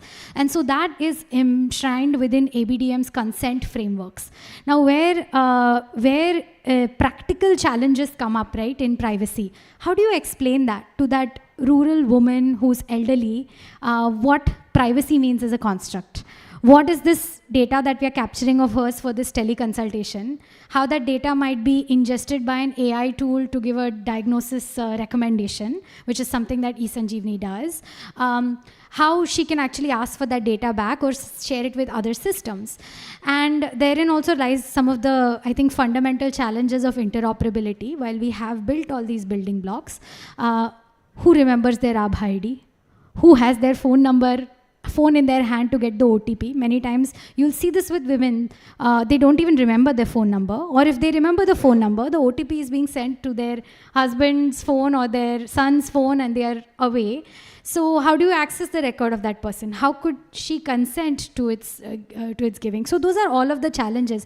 And I think I will echo, digital health is a journey where we have already gotten is already one step ahead, which is the number of Aadhaar IDs that have been created. The next phase of the journey will be does it actually be used? How can citizens actually effectively understand constructs of privacy? And that will involve dialogue. It will involve understanding what are the challenges of explaining privacy to a rural audience. So I think that and challenges of data sharing and including with AI and LLM tools, that's where we need certain and other important frameworks to allow for that. Okay, so if I have understood the question correctly, you are looking at as to how does AI fit into public health or into the system and how can we best use it, right? Is that question understanding correct? Sometimes we use intelligence in some applications for like radiological or pathological to read this result. So how like limitations of accuracy of these results coming from radiological or pathological way? So I think that will probably be dependent upon from a tool to tool and what kind of validation process, what kind of data sets which have been used for the accuracy and sensitivity and specificity of the application. But from the standpoint of public health, what I can say is that, I think application of technology has to be need-based rather than by just the technology being available and pushed into the system, and therefore a need assessment from the public health perspective, and that can change from geography to geography, region to region, right? Needs to be the first step to be able to apply technology onto it, right? I can give you a couple of analogies in terms of, let's say today, if I have a S23, tomorrow there'll be S24 in the market. Do I really need to buy it? If I am able to do whatever I have to do with my S23, I don't need to buy it, but the technology get pushed into our systems, right? And similarly, that's what exactly we are trying to do in the health sector also, whether there is a need or not. So there has to be a huge market shaping which needs to be done in terms if we are looking at technology being used in the public health, because technology gets developed in the private sector or by the innovator. The scale and application, unfortunately or fortunately, is in the public health space, and there's a huge gap between the journey which an innovator sees when he develops the application and when it gets applied at scale in public health, because public health is a different animal altogether. It's a system. And coming back to the gentleman's point, it's not, digital cannot give you impact, sorry. It can only be an enabler, right? The impact will come when the system and the ecosystem starts performing because of digital, right? So it could be a supply chain issue. I mean, if the medicines are not available, the vaccines are not available, the immunizations are not available, I mean, no digital can help you with that, right? So there are so many factors which are accounting in a part of the system, right? So that we need to look at the whole ecosystem. I'll just add one more point in terms of, when we're talking about this journey. We've all been looking at Aadhaar being made for us for 15 years, right? We really didn't know what the use for Aadhaar was. And we kept making, and we kept counting the numbers, and we didn't know why the hell the government is running after us to get an Aadhaar, because it's of no use to me. And today, just in about 3 years, everything has changed upside down, right? We can't live without it. Today, if a child is born, you don't make a passport, you first run and get the Aadhaar. Because you know that without Aadhaar, I will not be able to get a number of services. So that's exactly the inflection point where we are in health today, right? We are questioning as to why the hell am I doing it. Just wait for another year or 2 years, you will just suddenly realize that, why I was doing it, right? And I think today when we talk, I think we have almost 80 crore Aabhas. And like what Suhail rightly said, that just about 6 months back, if he would have asked the same question, we would have at least 30, 40, 50% hand up as to what the hell is Aabha. And today we had just 2 hands up in this room. So that's the kind of change which is setting in. Yeah. So at that point, right, to the previous question, I mean, we learned from the same experience, right? So our integrated high-risk pregnancy management tracking program, right? It came from this experience. We had a small program called M. Khushhali Nandurbar, and we had built this app, right? I said that we'll train the ANMs in all the things that she's supposed to do, decision support tool, videos to support her in all of that. And only when we built out the app, we realized the Government of India guidance ends with diagnosis of high-risk factor. And then it's a free-for-all, refer. And no one knows what to do, right? The ANMs don't even know how to diagnose blood pressure. They don't know what to do when they diagnose it, when to refer, what to do. Then the whole system falls flat. Then this whole program of integrated high-risk pregnancy management program came into being. I had got the notice of Government of India. We created the protocols. We're doing this entire program end-to-end, from creating the policy, the protocols at every level, the training of the health workers at every level, and then the hand-holding through LMS, learning management system, and then the tracking on top of that. And tracking also is just beyond just registering hemoglobin 777 death, right? So you could always do tracking where you're just noting the hemoglobin levels, and then you don't know where things have gone wrong. So the tracking has to be a level where you actually understand where to go and intervene. That's why a whole program came out of that. One last thing I want to say is this, right? I'm saying this as a doctor. I'm a urogynecologist in addition to being a public health person. A country where you have digital health replacing primary care will never do well. If you could use digital health or telemedicine to treat cough, cold, fever, or regular things that should be done in a village, right? I mean, a village, a woman with high-risk factors should be managed in the village properly, and there should be a proper referral chain that is in place. And nothing can replace that, because, for example, there's my own urogyne experience, right? When we were in COVID times, and I used to get these patients online. Everything was through Practo, if you look at private practice. And people want everything to be done on the phone. And it just can't be. I have to examine a patient. There are complexities involved, right? And it's so difficult to explain to people that this can't be done on the phone. So you have to come for a face-to-face examination. So if you have a state and a country where villages cannot offer that primary care in the village, we are not going to succeed. It should be an addition and complementary to proper primary care and referral system. And you can bring in higher levels of telemedicine for the specialist referral and things like that, right? If you really want to know what to do at the next level of care, but not for primary care. Yeah. I want to reflect on that for a second. So when we started out working in telemedicine, this was the common question that doctors were asking, that health workers were asking: what can you actually treat safely and effectively? What should actually a health worker treat on their own and not use telemedicine, because system overuse is a problem? What should health workers refer? Don't even bother using telemedicine. So what we did was systematically look at the 12 service packages of the Health and Wellness Center program, list 256 of the most common healthcare conditions that people come to nurses with, and then allocate them. This is what the nurse should do on her own, so mild to moderate anemia in pregnancy. This is what she should do with telemedicine, mild to moderate anemia, not responding to iron folic acid supplementation. And this is what she needs to do. Severe anemia, have to refer. Do not use telemedicine. So one thing we keep talking about on the interoperability side that we forget is clinical protocols. One aspect of ABDM is also to have a protocol repository where there are clear clinical guidelines that then applications can just call and use. I think that's a more mature part of the ecosystem. We have to go step by step. First, the citizen registry, which is the patient registry or ABHA. We also don't talk enough about the provider registries. Every time a new app is put into the system, you have to register all the health facilities, all the health workers. Then when they get transferred, you have to re-register them. They all get new logins. They have to remember 50 login IDs and passwords. And so that's the next logical step. And it's a step-by-step journey, I think, to move towards that ultimate level of interoperability where even clinical protocols are plug and play. Okay, last two questions. Okay, I see 3 hands, so 3 questions. First over there. I'll let him finish. Hello everyone, I'm Dr. Karthik. So my question is very simple. Everyone knows about it. So it's from the supply and the demand side. So are we going too fast in terms of digital health?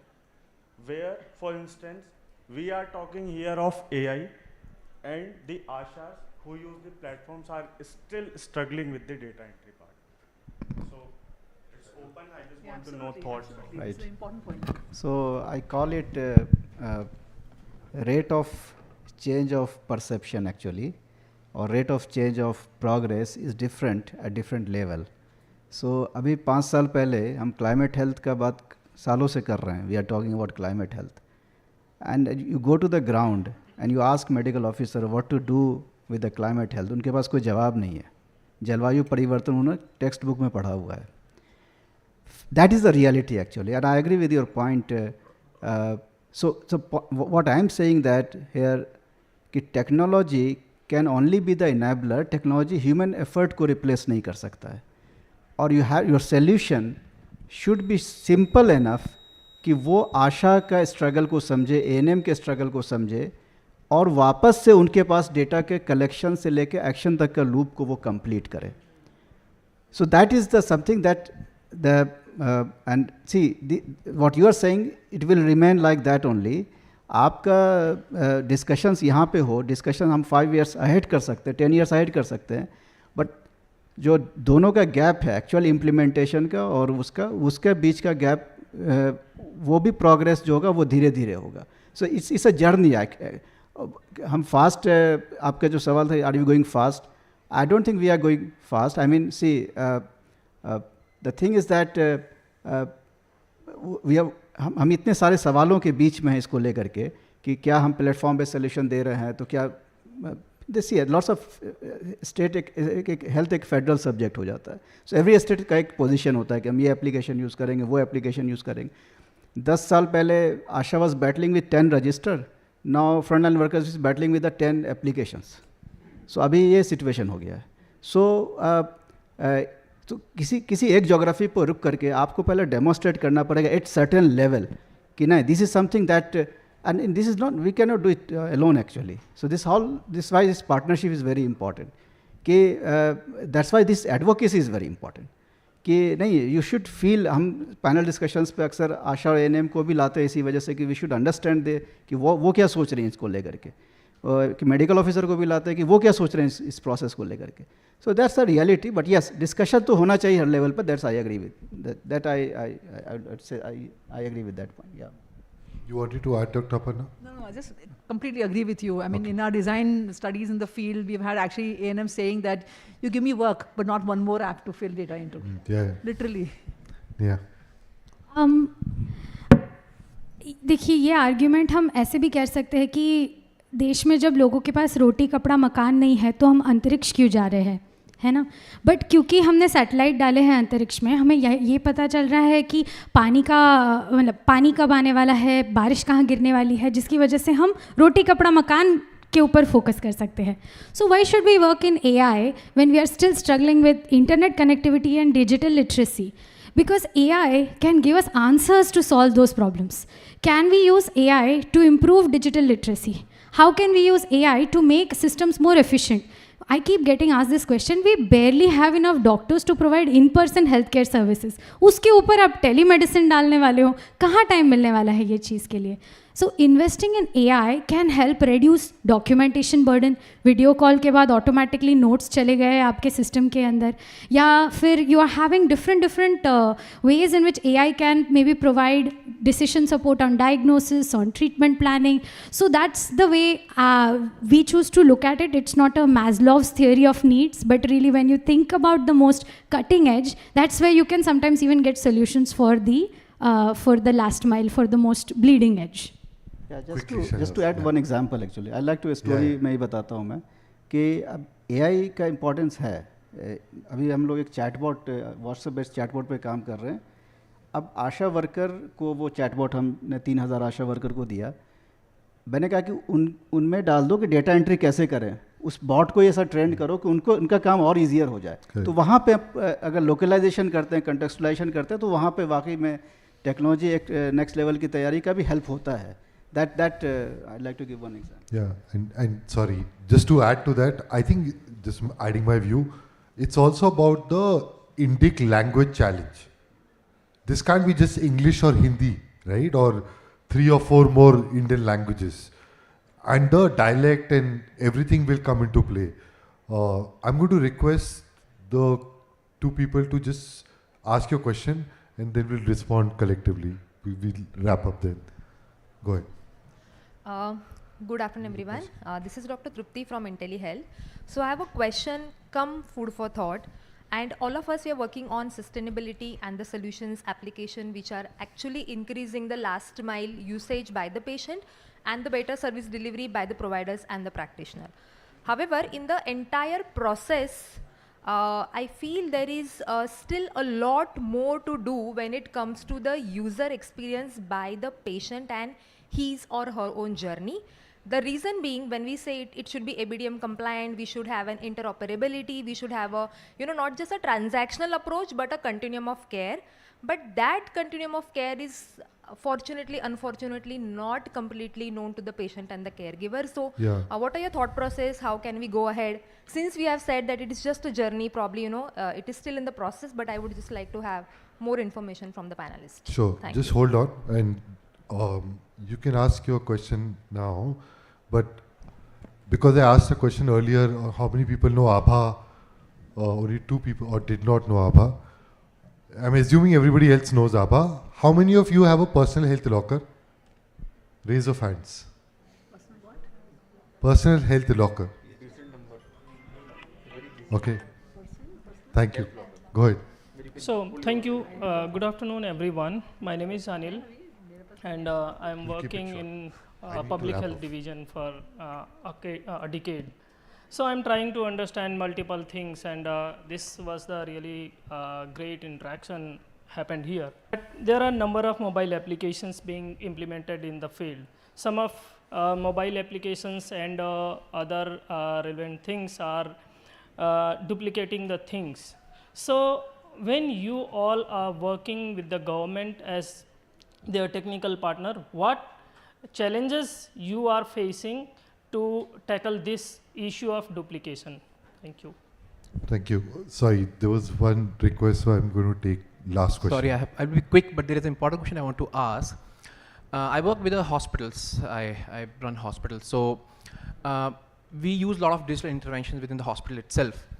My question is, one question is that my patients do not understand what kind of digital framework we are using inside. Is our patients are not aware what is happening on the digital health. Do you think that our technology, whatever we are building in public health as well as in private sector as well, is it patient-centric? Does patient understand that yes, there is an impact that is coming forward? That's my one question. Second question, as a student of health economics, I always feel there is always an opportunity cost to the money that we use in various interventions, be it digital health, be it anything else. Do we do cost-effective analysis before intervening with any digital technology into healthcare services? We talk about health equity, and technology is changing every year. I think in a few years we'll have an AGI. Do you think we have enough studies and evidence that suggest that yes, this technology will actually create an impact much better than any alternative that we have. Thank you. Clearly some common threads in the 3 questions. You don't have to answer each and every question. I'm going to request if you can do a wrap up while you're doing or providing any response to any of the questions, that'll be great. And if you can keep it to 1 minute. The reason is I want to definitely bring in one person in the audience to share his thoughts. So if you can just keep last 2 minutes for that. Go ahead, Neha. Very recently I had my father needing to go through an insurance claim process, and I was so excited that he had to give his Aadhaar ID. It was the first time he actually used his Aadhaar ID for something of value. And so you start to see those early successes, and that's when you start to see, of course, he's a more educated patient because he's a doctor himself, right? But what can we do to really bring it to the masses? How do you explain Aadhaar? So, we have some explainer videos that we have developed in local languages so that you can explain consent, you can explain Aadhaar on an app which you just show to the patient and they can access it. I would also like to say that, in this entire ecosystem of digital health, it's not necessarily about digital health, but digital in health. I actually think it's completely okay to have lots of apps. I'm also think it's completely okay to have 2 apps or 3 apps that do the same thing. That kind of competition is fantastic. It breeds the best products. I think it's great for there to be open source and proprietary solutions. At the end of the day, it's the choice. The choice to the hospital group, which app they want to use, choice to the consumer, choice to the government, and being able to have an interoperated ecosystem so that you could use GPay or you could use PhonePe or you could use Bheem, but they all talk with one another. And that's where really I feel like, you could be creating an app right now. Please create. There's lots more room for innovation in the digital in health. So long as you remember it's digital in health and not, digital for the sake of digital. I think you answered one of the questions which was asked here in terms of design, right? So there is something known as human-centered design. You keep the person who's going to use the application in the center and then design. I think that's the huge challenge which we've had, at least in the public health sector, right? So applications or systems have been designed purely from the aspect of capturing data. And therefore, the person who's capturing data is actually not being enabled to use that data, and probably we think they are incapable of being able to use that data, unfortunately. So till the time, we change the theory around, that ASHA is not going to be able to use that data, my experience has been totally different. ASHAs and Anganwadis are the best enablers for your data systems, and they are the best users of the data which they capture. They feel extremely enabled when you give them a smartphone in their hand to be able to capture that data, which they can use, right? So you need to have that user-centered design. You have to have a job aid in their hand which can be used, and not a monitoring tool for which they are collecting data and being monitored at a higher level. So I think that's the design change which needs to set in into the sector to be able to really use the power of the digital. And I fully agree what she's saying in terms of it is digital in health and digital for health, and it is not digital health. So I agree with the previous 2 panelists, and one thing I want to talk about is partnerships here to prevent duplication, right? So for example, Khushi Baby and Arman are going to work together in Nandurbar, right? So they bring in their skill sets, we bring in our program skill sets to kind of work in maternal child health, and we hope to have impact in the next 2 years, right? So that's one important way that we can actually prevent duplication, to answer the question that he spoke about. And user-centered design is extremely important, right? Because the user experience, actually, frankly, I completely agree. Our patients don't really see what is happening in the back end. And it happens even with middle-class patients that I work with, and forget what happens in, rural India. And I also agree with Sir that our ASHAs and ANMs, really want to use the data to be able to do their work better, that we see in our own work, in the high-risk pregnancy management program that we are doing. We also have an LLM-based chatbot that we have for nurses, ANMs, auxiliary nurse midwives, and in the worst districts of Uttar Pradesh, you have so many questions coming from the ANMs on high-risk pregnancy management, and they go beyond the curriculum to ask other questions, and they interact with you in a manner that really helps them in their work if we give them the chance to do that. So data-driven action is extremely important. Analyze the data, send it back to them for them to use that data, to improve their work. Yeah, thank you.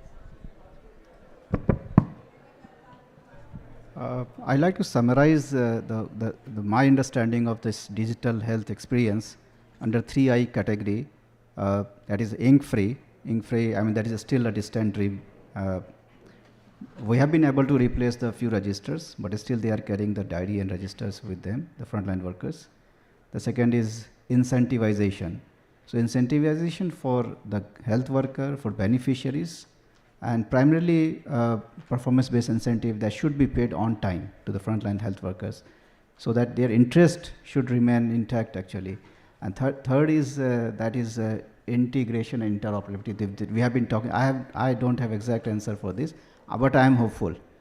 And बहुत कुछ देखा किया है, लेकिन बहुत कुछ करना बाकी है. Thank you all.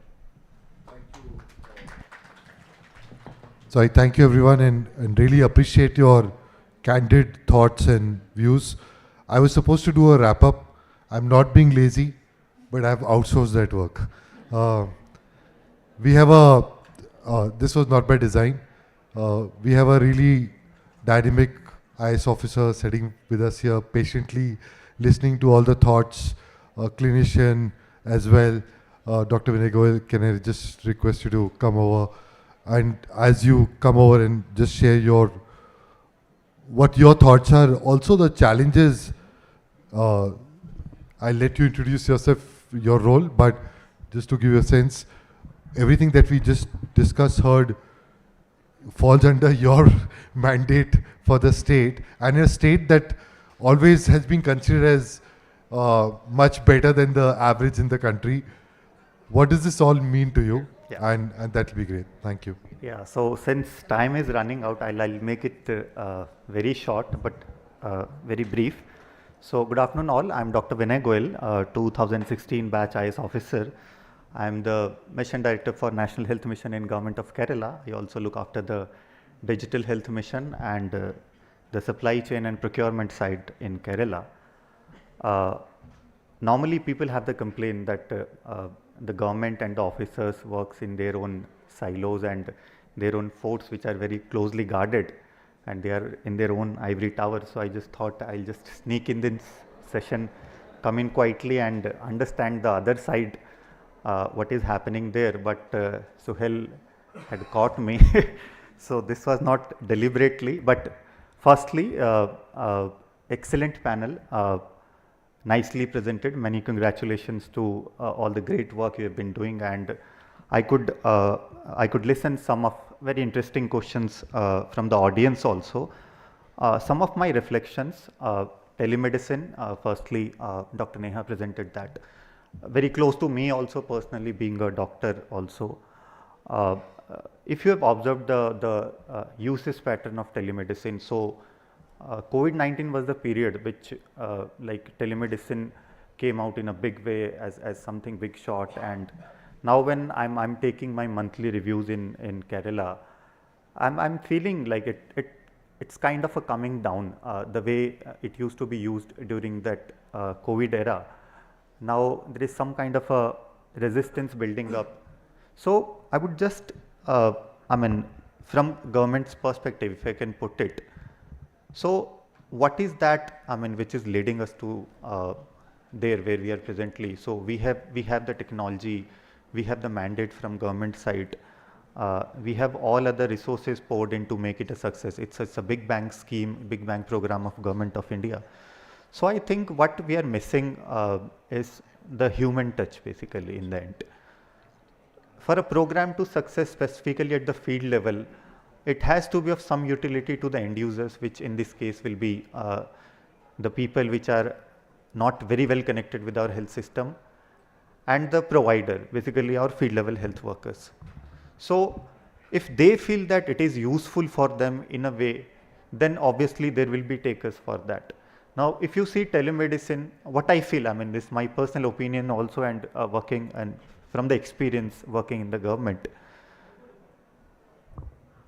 as state government, like we focus more on whether the call which has been done to the, so we monitor the call. I should say, rather than monitoring the call, we should monitor the outcome. Ultimate outcome is whether the patient is getting cured or not. So call is only one part of your treatment. For making this treatment journey complete, I need to have my diagnostics, I need to have whether drugs are available very near to me. So for a call, if call is available to me next door, but for the same set of drugs which are prescribed after the call, I have to go 10-20 kilometers, that makes no sense. So whether I'm giving a complete package through telemedicine, so that is more important. And mind it, at the end, who are the providers in case of telemedicine? It is the same set of workers, ASHA workers, ANMs, my workers working in the health centers.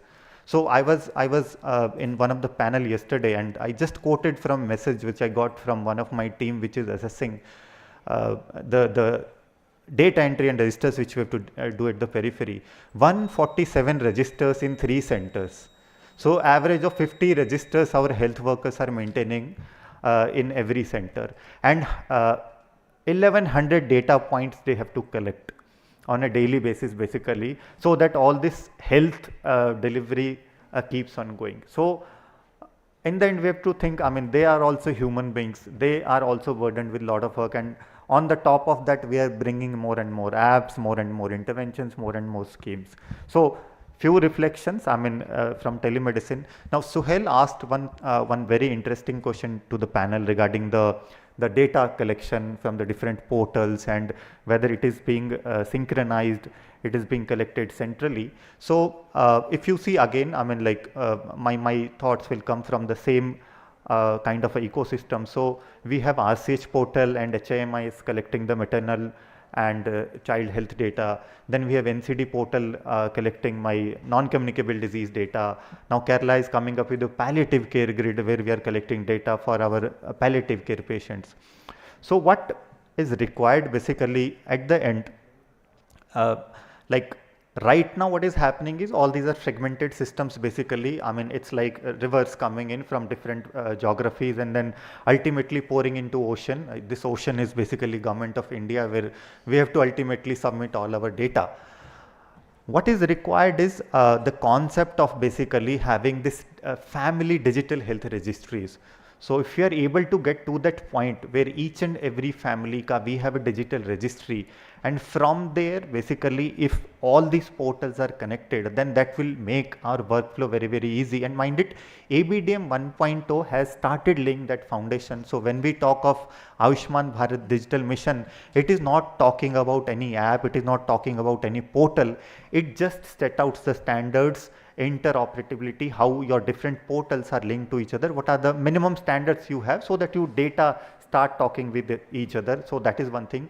So there was one question from the end, I think you asked a very interesting question regarding I think the cost effective analysis of all these interventions. And I mean, is there a thought process, is there a deliberation which government does before introducing anything? So mind it, for any digital intervention, why we bring a digital intervention, like there are, I mean, if I can dissect it broadly, there are two parts. One, it helps in my process simplification. So I have to collect a lot of data now manually, starting from my field level. If I take to the central government, there are at least 10 levels through which data gets scanned, data gets collected, data gets collated, and then it reaches central government. So that is one simplification of my process. And the second output is whether I'm getting anything out of it, whether at the end I'm able to devise an intervention because of the data which I'm collected and analyzed. So if you see most of our digital interventions, partly they do the first part, basically simplifying my data collection process.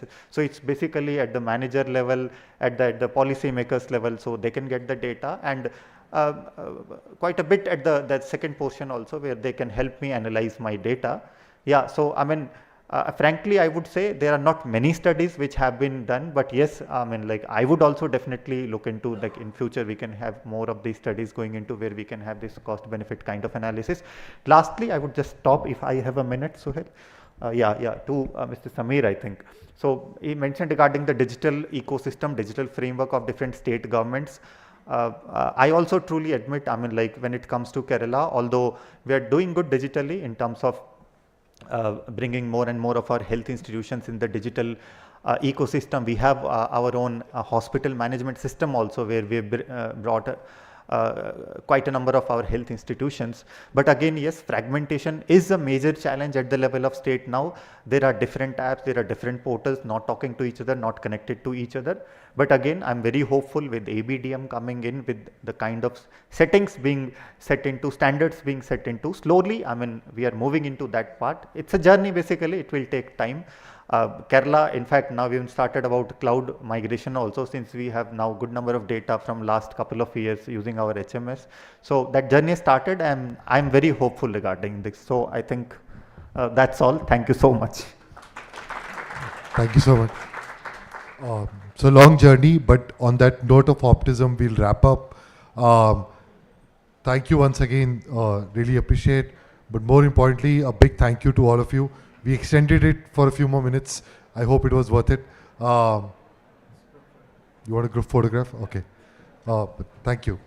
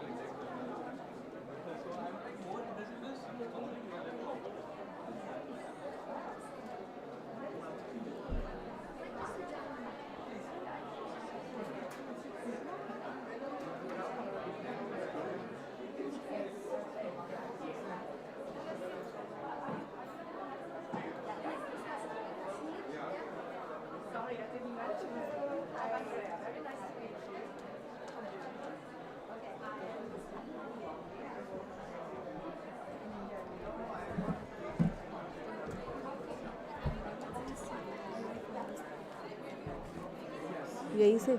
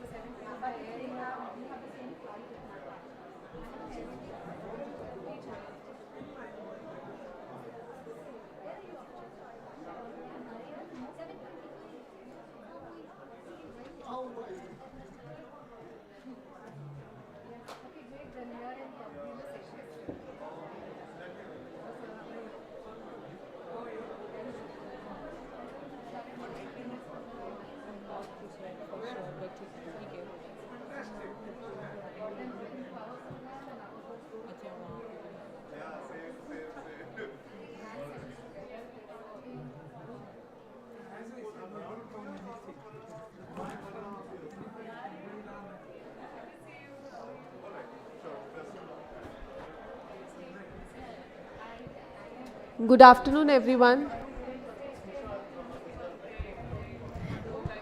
We will actually start in like 2 minutes. There was a layover from the previous session, so yeah, give us 2 minutes to start. Thank you.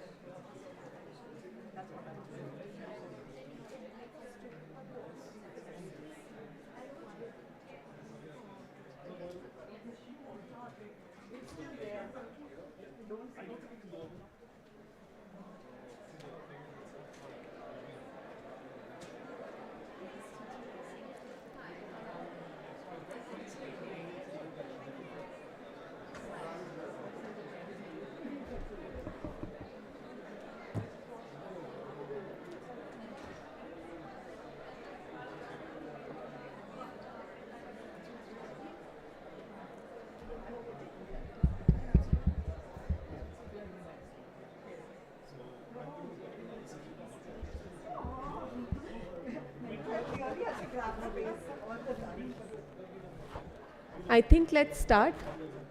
Yeah, because we won't have time later.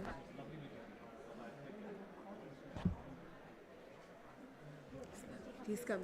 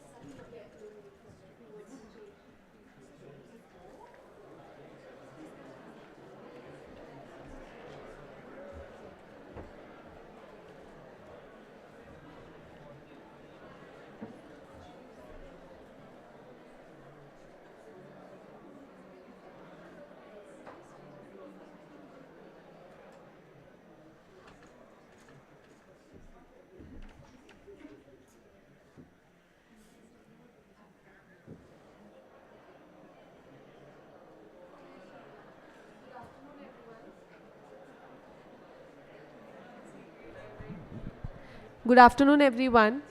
Esteemed colleagues, friends, and collaborators. It's an honor to be here with all of you.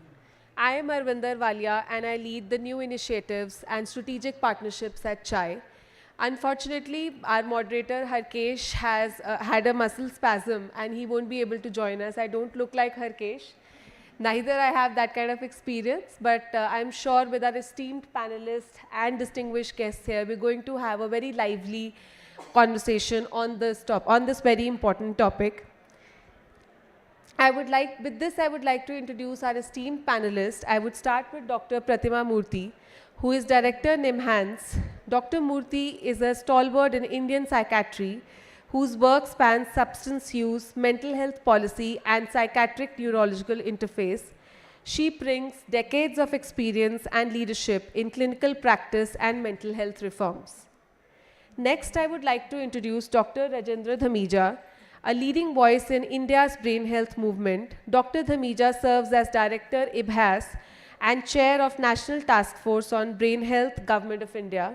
He brings deep expertise on neurological disorders and a vision for integrated neuropsychiatric care. Dr. Tasneem Raja, as Head of Mental Health Initiatives at Indira Foundation, Dr. Tasneem offers a philanthropy-driven lens on driving sustainable mental health systems. She champions equity, access, and community-powered innovation across geographies. Professor Abhijit Nadkarni, a global expert bringing academia and grassroots work, Professor Nadkarni leads mental health research at London School of Hygiene and Tropical Medicine and also at Sangat. His pioneering work on community-based models is reshaping how we think about scalable, inclusive mental health care. And lastly, Professor Andrea Winkler, who is co-director of Center for Global Health at Technical University Munich. Professor Winkler is a leading advocate for intersectional approaches to neurological conditions. Her work on IGAP illuminates global pathways for equity in brain health action and policy. As we gather today, we must recognize the significant policy strides India has made in the recent years. Government of India has established a progressive framework for mental health, emphasizing rights-based, community-oriented care in the form of National Mental Health Policy 2014 through its dedicated National Health Program under the National Health Mission. The Mental Health Care Act of 2017 has further strengthened this framework by providing the right to mental health care, decriminalizing suicides, and mandating access to affordable and quality services.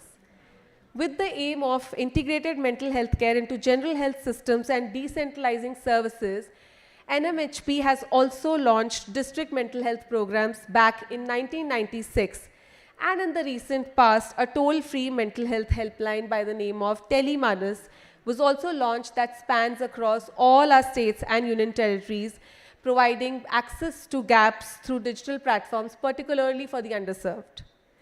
I would also like to take a minute to give few statistics on implementation. 1 in 7 people in India are at the risk of mental illnesses, and a staggering 70 to 92% of cases go untreated. Neurological disorders affect 1 in 3 people globally: stroke, dementia, epilepsy, migraine. These conditions impact not only individuals but also families and economies, which translates to immense loss potential and a huge economic burden, estimated at $1 trillion USDs. So as we begin the session, and before I give the stage to our esteemed panelists, I wanted to do a quick icebreaker here and ask the audience, and I would expect hearty participation, in terms of what's that one word that comes to your mind when you think about mental health. So I would expect a show of hands, and our colleagues will hand over the mic to you. Whatever is your basic understanding of what mental health means to you.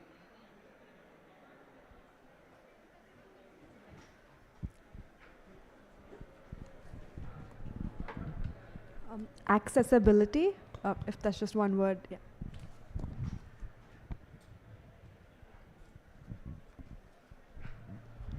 Sorry, it's 3 words. The poor patient of medicine.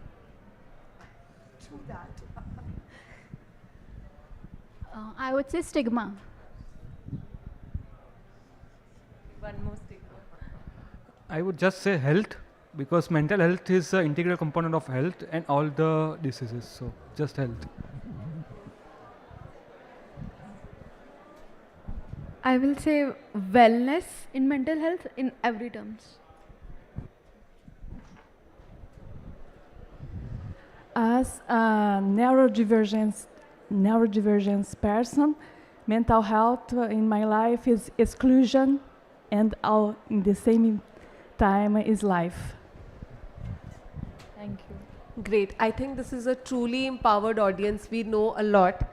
And now I want a quick show of hands in terms of how many of you have hesitated to seek care in mental health. Wow, that's a huge number. Thanks, Shruti.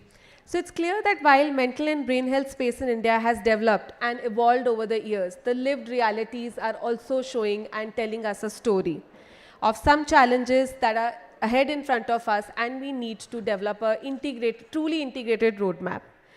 We would see how today's panel helps us unravel what is the shared definition of mental and brain health as they take cues from some of the suggestions that have come up from the audience. Both mental and brain health are interconnected facets of our overall well-being, and when we prioritize brain health, we create a foundation for mental health well-being.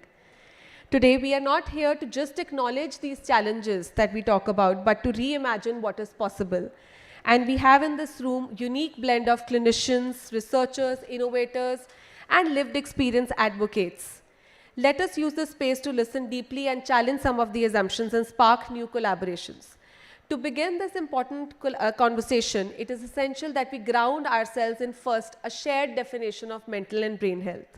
I'd first like to invite Dr. Pratima Murthy, who is also the co-chair of this session, to share her perspective on how we define mental health today, not just in clinical terms, but in a way that resonates with lived experience and evolving societal needs. Dr. Murthy.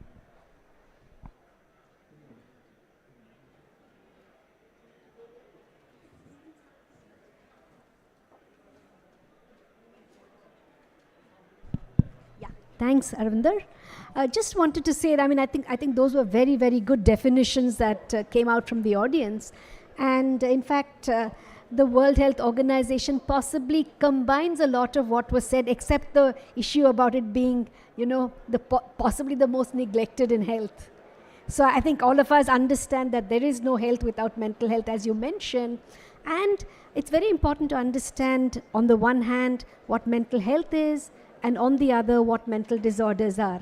So mental health possibly is defined as a state of wellness, where a person actually manages to achieve their true potentials, they're able to cope with the day-to-day difficulties, and of course be an asset to society. And that's really the comprehensive definition of the World Health Organization. And obviously, when we look at this whole space, we're looking to see, just as we deem a person to be physically healthy, we believe that holistic health means not just physical well-being, but mental well-being, social well-being, and some would even include a spiritual well-being to that component. And, we all know, of course, so while you talk about mental health, it's just like physical health. Being physically healthy, what can you do to mental health? Which includes thinking, feeling, and behaving in a way that is conducive to well-being, right? So that's on the one hand. So just like we talk about physical health, there is mental health. But there is also the issue of mental disorder. And, Arvinder mentioned that 1 in 7 persons is likely to have a diagnosable mental health disorder. And mental health disorder means a cluster of various kinds of symptoms which go together. And as we understand it, when they are present together for a certain period of time, you would classify it as a mental health disorder. Now, mental health is important to everybody, including people who don't have a mental health disorder, as well as for people who have a mental health disorder. And that's very important to understand, because it can determine how we even emerge out of mental disorders. It's important for everybody. But on the other hand, we know that mental disorders are the expression of a variety of various kinds of risks. So some people, for example, might be at a biological risk to mental disorders, We know several mental disorders and indeed neurological disorders tend to run in families. So there is a risk from the biological point of view where there might be a family history. The second thing is that for mental health, some of us may be born with certain temperaments which are inherited temperaments. And that therefore makes us more sensitive in the way we think, in the way we feel, and in the way we react to our environments. And then we also know that the soil in which all of these occur, poverty, lack of education, lack of support, lack of opportunity. We now know trauma at birth, which can cause neurological deficits, childhood adverse experiences, which can affect us all as adults, can prime us to develop mental disorders or mental distress.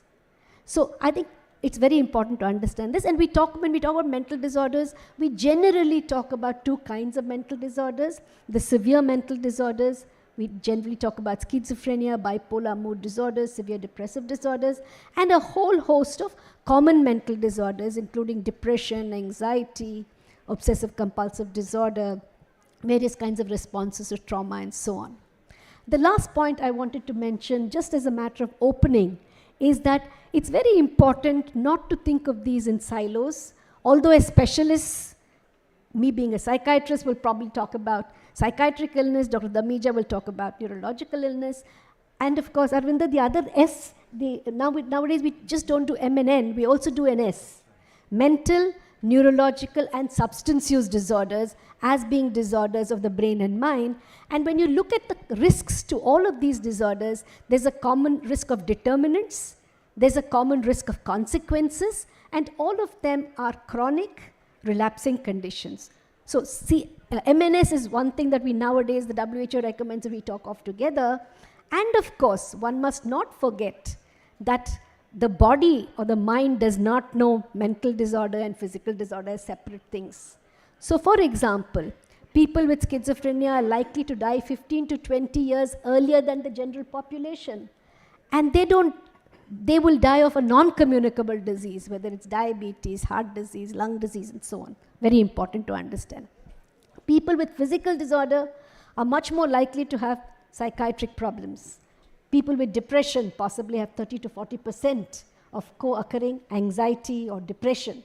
And similarly, people with cancer, people with lung diseases, and that can influence their outcomes.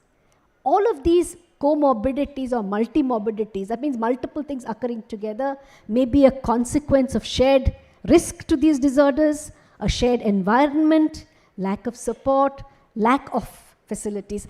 Some of you mentioned stigma as a very important point, which inhibits people from getting treatment. And so many of us raised our hands. And I think stigma doesn't just go away with education alone.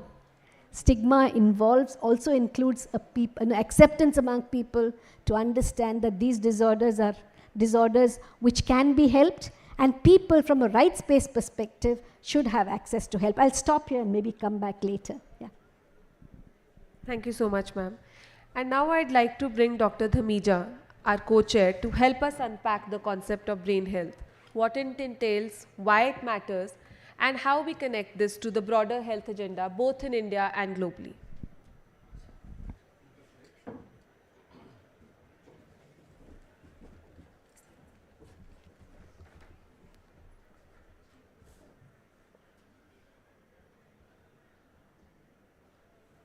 Still not there. Remote.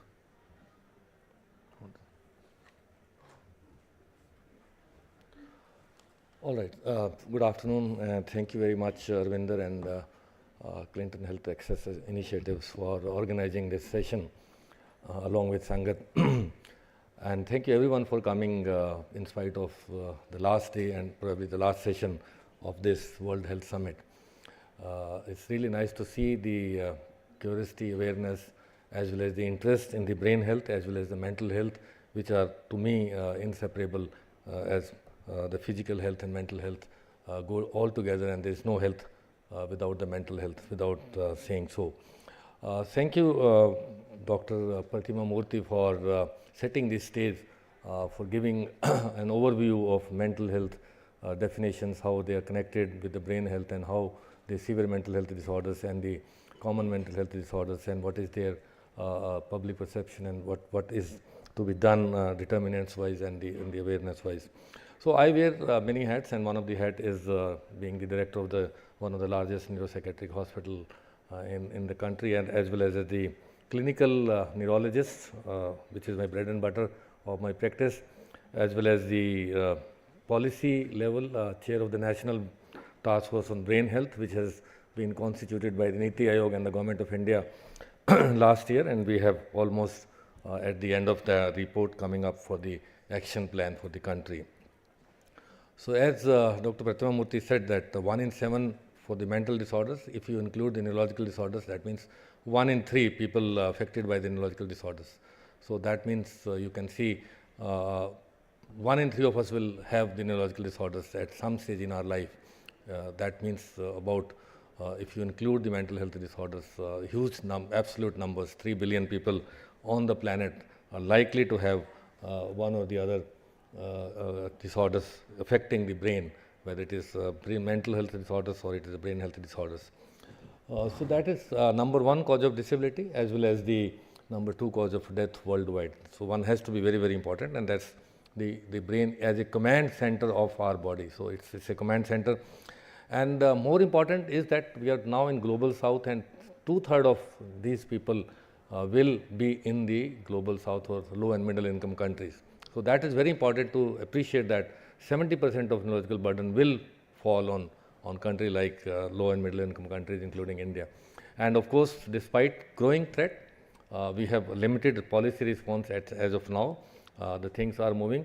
So I will be focusing mainly on the neurological disorders. Of course, the mental health disorder is the main component of today's session. But if you see what are the neurological disorders, so what are the conditions which are most important globally or in India. So there is a little bit difference at the global level and at the national level. Of course, this is WHO numbers.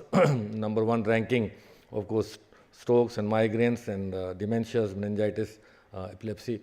But in India, the infections, of course, now becoming less. Of course, this is data from 2021, I think. There is another Lancet GBD study, which I'll show you, which shows that there is a different trend nationally at the state level, and what are the other diseases which are coming up. So in India, we have around 57 million, that means 57 crores, 570 million people with neurological disorder, which is about 44% of the Indian population having some or the other neurological disorders. And these are top 10 conditions in the countries, lower and middle income countries, including the India. So stroke still ranks number 1. Of course, stroke also has so many consequences, including depression, including other memory problems and long-term consequences, the mental health problems also. But you can see neonatal encephalopathy still ranks number 2 in our in some of the countries with lower and middle countries. Of course, the migraine, 1 in 6 individuals on the globe have the migraine, and that is underdiagnosed and under reported. So these are the largest contributors: stroke, headache disorders, epilepsy, cerebral palsy. This is our own study, which we have shown that these are the numbers, which is around 2,400 per lakh population of India. And of course, the disability adjusted life years is the main now marker of the disease burden in the country globally. And of course, huge number of deaths, and some of them are reported, some of them are not reported.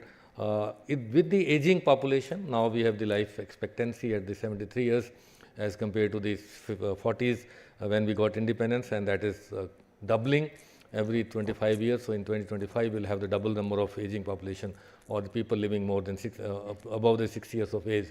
Around 30 crore people will be there. So we have a double whammy: young people, young population as of now, as well as growing population, aging population with the changing in demographics. And these people will not only require the medical system, but also social benefits and social requirement, whether it is financing, housing, and other things.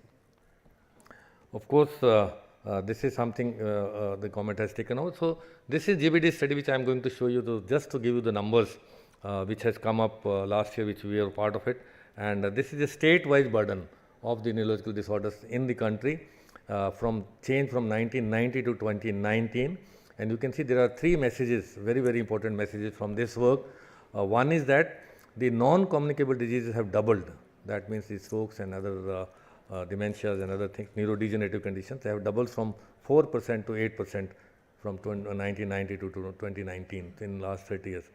On the other hand, the contribution of communicable neurological disorders have decreased. So the better public health measures have led to the better the reporting and the better outcome, and the infection-related neurological disorders have come down actually from 4% to 1.1%, and trauma-related neurological disorders, which includes head injuries, young people with motorbikes, and spinal cord injuries, they have also increased from 0.2% to 0.6%, a threefold rise, and that is very, very important because we have a young population also. And of course, stroke, headache disorders as the largest disability adjusted life years. So those of you who are not aware of what is DALYs, what is disability adjusted life years, this is a marker of the burden of disease. So this includes the years of life lost because of the premature mortality, that means early death, and plus the years lived with the disability. So that is the burden which is measurable and measured and uniform across the world, and we measure this kind of thing. Coming to our own country, the national level, you can see the various heterogeneity between these states. So some of the states have higher incidence and prevalence, some of the states have lower, and this is also related to the socio-demographic index or the income levels and the development of the state. Some of the states which are highly developed have a higher incidence of neurodegenerative disorders and the vascular problems, and some of them which are less developed have less these things. One of the main reasons why we are talking about this is our lack of manpower. So Dr. Pratima would elaborate on the numbers on the mental health professionals, which are again very dismal as compared to the Western countries and as compared to the WHO recommendations. You can see the India is less than 1 per million, the neurologists, and more so because they are also concentrated, 90% of them concentrated are the urban metros areas, urban areas. So there is uneven distribution, unequitable resources, and of course the numbers, as you can see from Japan, 67 to less than 1 in India. So that is where, and we have been advocating this for a long time now, that we are grappling with the neurological disease burden. We have to do something. The government has to do something. Non-governmental organization has to do something. And creating this kind of awareness is very, very important. And this is the time to act, that we have to mind our brain. This is the high time. And fortunately, the voices have been heard at the highest level, and we have now the National Task Force on Brain Health. And this is just showing that after COVID, how much mental health problems have been come into the picture, and people have become aware. And of course, we were talking about the definitions of brain health. There are many, many definitions of brain health, right from WHO to US to the many stakeholders, many scholars internationally have come up with their definitions of brain health, which is quite different from one from another. But I will just give you this definition from the WHO, which is the state of the brain functioning across the multiple domains. We will discuss that. Allowing a person to realize their full potential over life course. The life course word is again important, from early years of life, fetal life, to the end of the life, irrespective of presence or absence of disorder. So it's not only the absence of presence, it's also a wellness concept. It's also the potential to realize full potential. So that is very, very important, and it's a continuum from well-being to disorders to disabilities. So all the three components will come up, and that is, and the other thing is optimization of brain health. The WHO has come up with the position paper last year, which has in detail about how to optimize the brain health, and that is how we can work together to do this. So that is exactly, and how the brain health and the mental health are connected. The brain health is a state of brain functioning, as I told you, and this is one determinant of the mental health. So the brain health is as a determinant, important determinant of the mental health, which is state of mental well-being, which Dr. Pratima has already told us.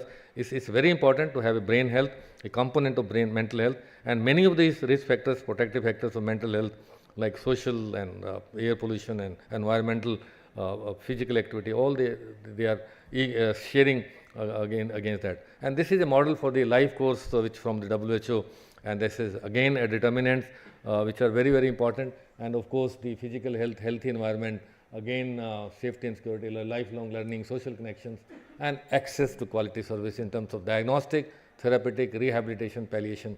All of this has to be, they are very, very important, these 5 determinants from the WHO, and these are something which we have to consider, and that again a life course, an integrated approach to the neurological disorders because they all look alike, and there is a promotion, prevention, diagnostic, treatment, rehabilitation, palliation, and lifelong life course approach, which is again a thing like together we have to consider and together we have to take in account of the mental health issues as well as the brain health problems, not in silos, but we have to work together, and that is why we say it is important, because it's not only the wellness concept, or it's not only the absence of disease or the presence of disease, it is go beyond the disease or treatment. It is actually linked through the brain economy or brain capital, human capital. The 40 years ago, all these big corporates used to have the physical assets in terms of their properties, in terms of their money, but now we are talking about the human capital, the brain capital, which is brain skill, brain economy, and healthy brains, and healthy mental well-being, a wellness concept. And that is globally, it is coming up. I'll show you a lot of things are happening, and these are the life 10s for the brain health, which is again a prevention paradox. You know, we have a larger population, 1.5 billion people.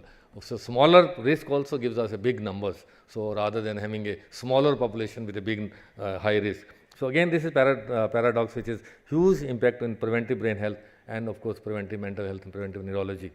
So Arvinder mentioned about the economic impact, and you can see the numbers here, the estimate of economic impact of brain disorders at a societal level, and national level. So Indian economy, you can see this brain health loss is equal to 2/3 of GNP of India, which is a country with 1/6 of world's population. So we are now world's 5th largest economy, aspiring to be 3rd largest economy in the Viksit Bharat campaign from the Honorable Prime Minister till 2047. You can see how much brain health costs if you have to have it, and that is something which is very, very important for smooth economic transition towards the socio-economic sustainability, productivity, well-being at a country level. It's very, very vital. And of course, I talked about brain capital and brain economy transition from brain negative economy to the brain positive economy. That is one of our mandate in the National Task Force, that we have to bring our country from brain negative economy to the brain positive economy, giving emphasis on mental health and brain health, of course, upskilling, reskilling. A lot of global level, at the global level, it's very important to note that everybody is talking about the brain health at all levels, including the World Economic Forum, including the WHO, the G20, G7. Everywhere we are talking about brain health, and we have been part of many of these campaigns. Professor Andrea Winker is here. She has been also part of many, many global brain health initiatives. We have the Global Brain Health Partnership now. Both of us are part of that. And in January only, I was there at World Economic Forum, as the Forbes magazine mentioned about this on a cover, that brain health emerges as a top priority at the World Economic Forum. So you can imagine the people are taking this as an economic level, at a level which is very important for our GDP. And we always tell that $1 invested in brain health or mental health gives a return of $11 in the GDP activity. I'll just briefly end up by talking about WHO IGAP, which is the Intersectoral Global Action Plan, which was passed by the resolution was passed by the WHO General Assembly in 2022.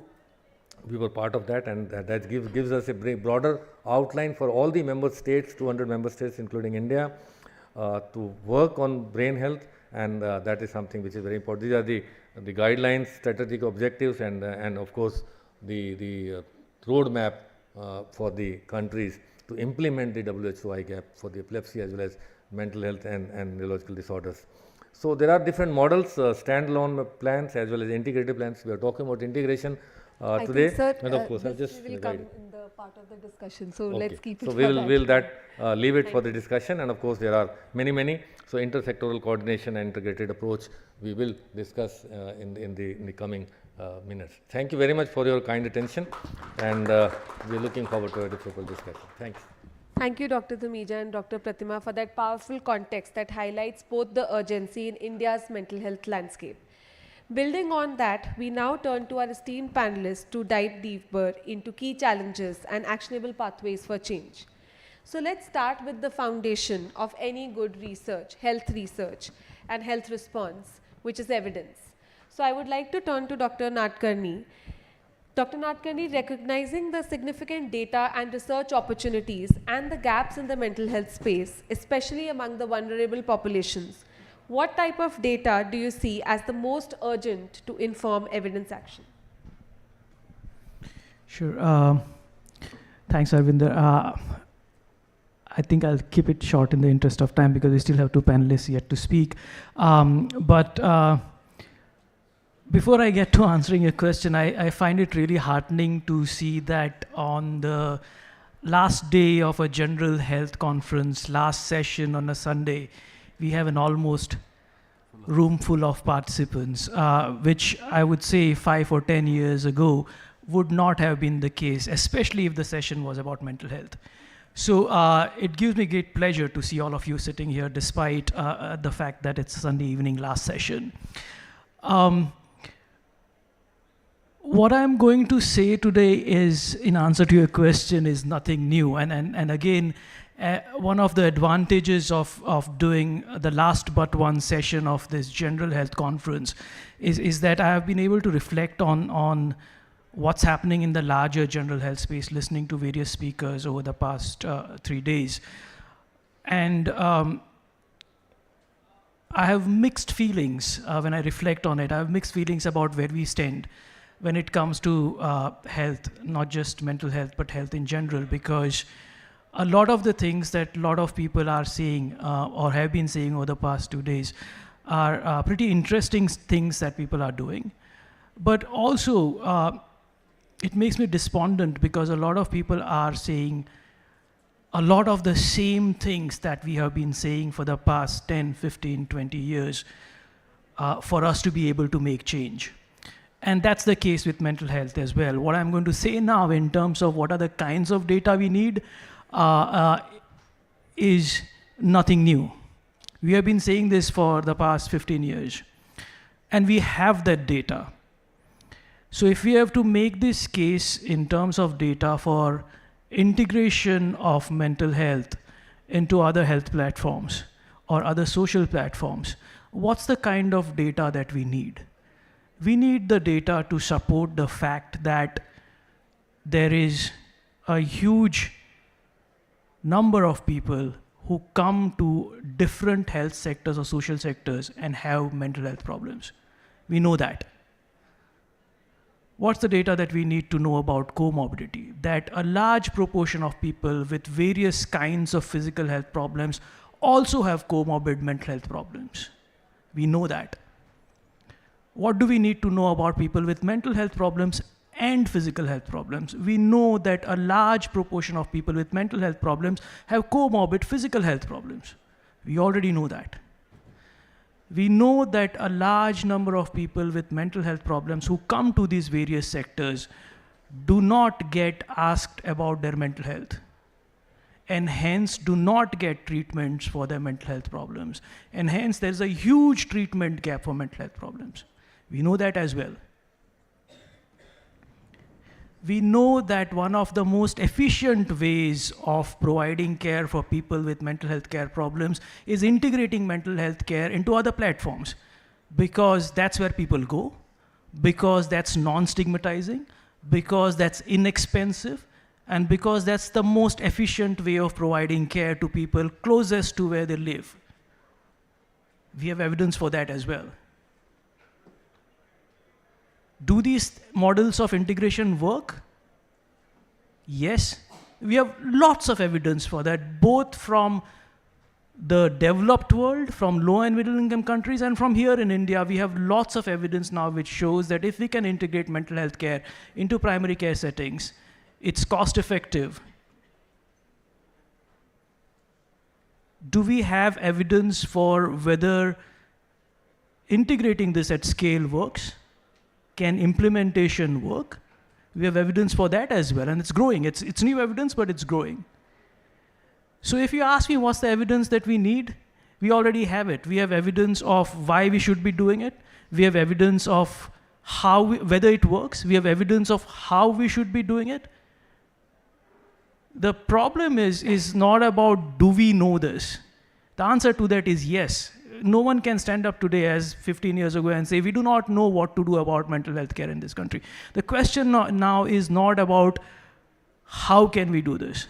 The question now is, are we willing to do this at scale in a sustainable and equitable manner? That's the big question. And I don't think we need data for that. We have enough data to support this. It's not a question of getting more data to see how we can do it. It's a question now of doing it and making that change. I'll stop there and kind of give it back to you, Arvinder.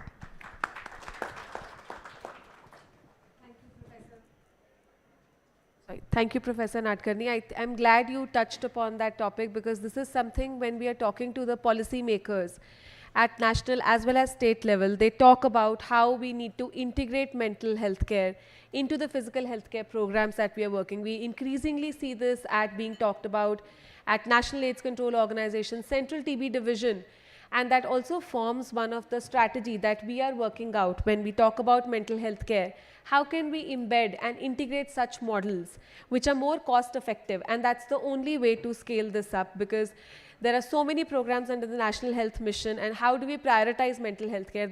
I think the best way forward is how do we integrate this with the other physical health programs, and we initiate the dialogue with the same patients in terms of the integrated care. Now, as we talk about scalability, I would like to turn to Dr. Tasneem in terms of what are the most promising community-based and digital interventions that can extend the reach of care, particularly in the underserved areas. Thanks. And taking the conversation forward from what Abhijit was talking about, even if we did 10% of what we already know, we would make substantial progress in terms of integrated mental health care. A lot of these innovations have come from civil society work on the last mile, and there are several examples of innovative work that can actually build easily into systems, where what Amrinder was talking about. We know that people with TB, which is like the single largest patient group in the country, we know that 30 to 40% people actually have comorbid mental health issues. And if you extend this continuum into distress, you know, the prodrome and the distress continuum, and not really all diagnosable illness, the pool is much larger, and understandably so. There is very good work around how this integration is possible. How do we work with populations that have very little interface with the healthcare system? And one of the biggest groups we have to address at some point is our young people. Everyone sitting in this room who's working with young people, and I heard these conversations outside as well, that it is so challenging to, you know, just from a workforce perspective, work with youngsters as workforce, because they are bringing in wellness issues, and someone in the audience used the word wellness, you know. So that aspect of the continuum, and honestly, we do have information on that. How does that go? What does the blueprint of that look like on the ground? What is the preventive promotive segment, and how will that kind of tie up? Those answers are coming from civil society. Civil society work across the country is showing us ways in doing this. And I would say that a room full of health personnel, we need to think beyond healthcare. This integration is not possible just with health. For example, organizations that work with NEET youth, you know, not in education, employment, not training, are struggling with retention. There is just so much attrition that you can take the horse to the water, but you can't force it to drink. So, well, please bring us mental health professionals on board, because there are some answers here that integration will help address. So there are several such points, and there are several such models in the country, not just here, but across the world, you know. I mean, we know that collaborative care and balanced care models have worked elsewhere. We are doing it to some extent. I think the first words are out. We have a law that says certain things, however utopian it might sound. It's the first point. We needed to write it down somewhere and say that yes, we're committing to this. We have called out mental health as one of the segments of the 12 components of ARM. So we are talking integration, but we really need collaborative work with civil society and with other players that are non-health to bring in this integration and to talk at scale. Thank you so much. I'm glad you touched upon, and that was actually it's actually a segue to the next section that I wanted to touch upon, which is how do we look at social and environmental factors like poverty, housing, and air pollution, and climate for that matter, which have profound impacts on mental well-being. So I would now like to turn to Professor Winkler. What innovative strategies can be used to foster collaboration between health and non-health sectors so that we can tackle these root causes of distress that Dr. Tasneem was talking about much more meaningfully? So anything that you can share from your own experience. Thanks. Yeah, thank you very much for having me on this very important panel that I think one of our major aim here really is to show integration. I hope we will succeed. I don't want to get hooked up on definitions. Brain health for me is something slightly different from what the WHO definition is. Brain health is actually more inclusive of psychiatric and neurological and neurodevelopmental and neurosurgical disorders in a way that there is no discipline leading. So it's truly interdisciplinary, and I don't think we are there yet, to be honest.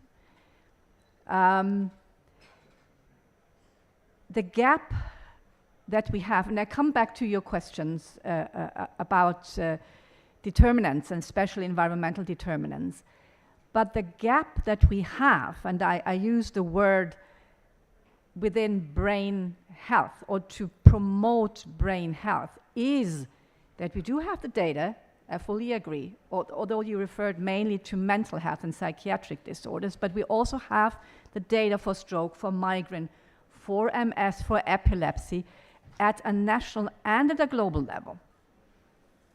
The burden is huge. We also have data on integration, I agree, more so with mental health, not really a lot with neurological disorders, integration at the primary healthcare level. So I think there's still work to be done.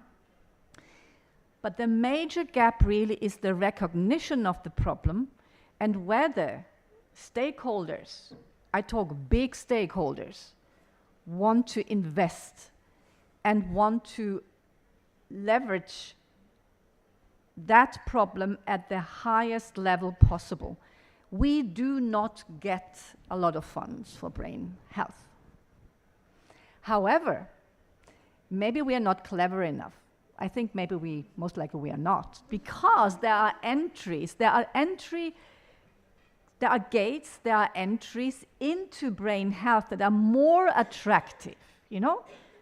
Brain health disorders. And for me, this is again, it is psychiatric and neurological and other disorders of the brain combined. They are simply not attractive.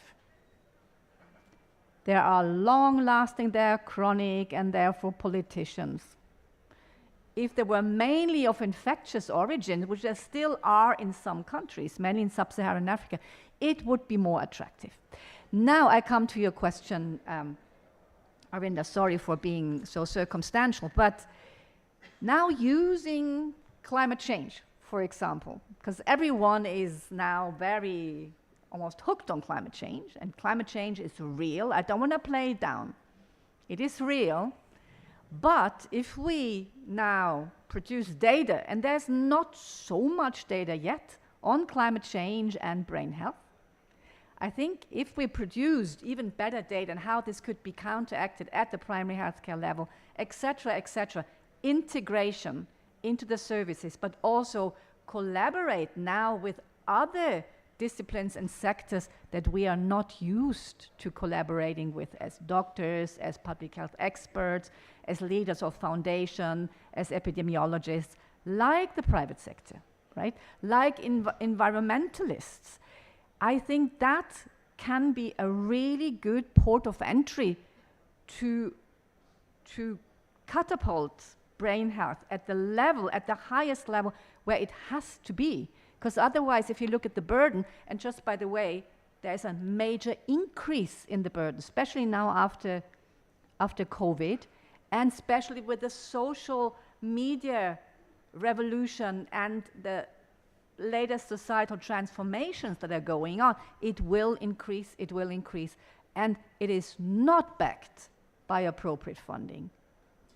So this is my short infusion here. Arvinder, thank you very much.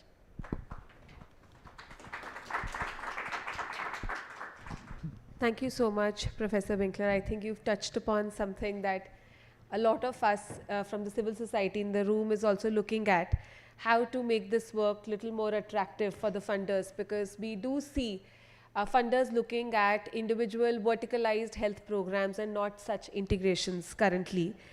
And maybe Dr. Tasneem, I would like you to add a little bit about, how do you look at financing and innovation perspective, and how are actually philanthropies and investors viewing this space, and what kind of partnerships, in your opinion, are required? So actually, I'm going to have a very different rhetoric over here, So the 1 in 7 that we are talking about actually works in the favor of investment in mental health, because a lot of private philanthropy money that is sitting out there is sitting with people who have, in one way, form, shape, or the other, have experienced or come across lack of wellness or mental ill health in their families. And a significant part of my career has been spent on the other side of the table, and I really don't like this identity of being a funding organization representative. I'm a health professional at the core of it, but what I know is that actually it's not at that massive scale, but leverage money is available. And there are not enough takers. And I say this as a constant struggle. And the reason, there are a few clear reasons. Of course, the system money is tied up in places where it may no longer be needed. And I think Pratima knows this far better than I do. And this has been a long-standing battle of the mental health sector in shifting resources to places where we need it more. For example, moving money away from mental hospitals into community programs or into the district mental health program, and resourcing it to reach the last mile. Mental health resources don't need to be specific resources. If you think mental health, people working on general health can actually find spaces to build work on addressing wellness and mental health. Of course, there are resource gaps in terms of the number of people available as specialists, etc. But then there are certain other levers that are available in terms of telemanas and using technology to reach specialists and reaching care. So while there is a resource crunch generally, and while the kitty is always going to be shorter than the need, I really think there is a need for pull of money. There are people interested. Donors are saying that we don't know what to do. This is a constant thing that I hear in my board meeting, that you guys are not spending, and yet scaled programs can only come from small innovation. So the money for small innovation is shrinking, and unless people are going to stand up and grab it, that space is going to go away. We are also in a different time. We are working in difficult times. We all know that. So given the global context, given how work is shaping up, and the kind of resources that are available globally, I think civil society and systems will need to come together to pull the money. In fact, just a couple of years ago, we used to say that mental health is a new HIV. Everyone wants to fund mental health. So why are we having this question? So I think it needs collaboration. It needs some amount of thinking together. But I think there are resources available. We still haven't hit a resource wall. We are still not saying that monies are not available. Monies are available. Takers, we don't have as many takers. So I said I'm going to say something which is very different, actually. Thank you so much for that perspective. I'm sure a lot of us are here to learn in terms of how we can leverage and how can we actually look at innovative financing there. Dr. Pratima, I would now like to turn to you in terms of how can we design integrated care models that can address both the clinical and social dimensions of mental health, and how can we ensure these models are accessible not just in hospitals but in communities where people live and work. Okay. So I think it was you who mentioned that we tend to get vertical in the way we look at things. That's true of government. This morning I was talking to colleagues from the UNICEF, and even within international organization, there is a tendency to verticalization. One of the problems, and I think all the panelists have alluded to, is that there is a lot of intersectorality involved. We know that health itself, it's true of health, it's also true of mental health, considering that the soil for it is education, empowerment, rights, all of it. You also have to look beyond just the treatment and care to a whole lot of other employment, finances, etc. And therein lies the problem as to who owns it. And I think Andrea brought that up. Therefore, you need to have, while it is intersectoral, you need to have somebody taking the responsibility for it. And therefore, I'll give you an example we had of a task force for autism, for the management of identification and management of autism. Now, there are 3 different sectors which are involved in it. You might say that because it's a neurological, neuropsychiatric, developmental condition, it ought to be health.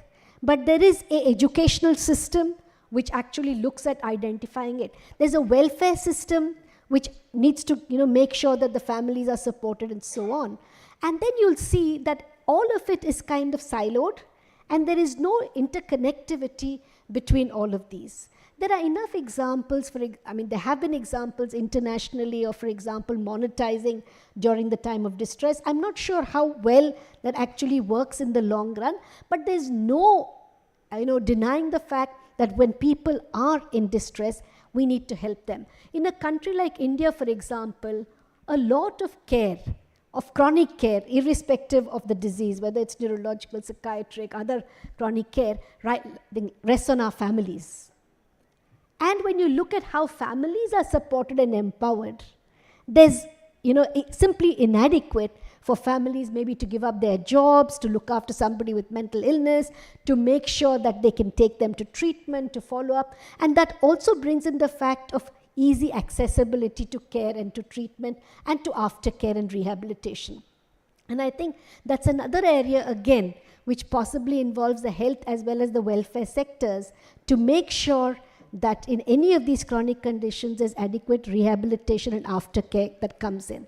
And that's where, again, perhaps we need to leverage technology to be able to, reach some of these things. So, for example, especially for follow-up and aftercare. And we learned this, I think, very well during COVID, where we did not have an option. We did 2 very important, things in COVID, and I'll give you an example of that. One is that a lot of patients, and sadly so, come to tertiary care institutions like ours because they get free medication.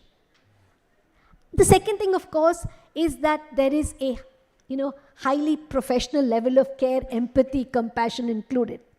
So what happened during COVID? We had to decentralize the availability of medication. So it meant that a lot of people could go to their local corporation setup, get their medication, and only come at a much less frequent interval to come and seek a consultation. So that can be a very, very important area. The second thing, of course, is using telemedicine, telemental health services. And I think it was during the COVID that we developed what is called psychosocial assistance, a helpline to help people.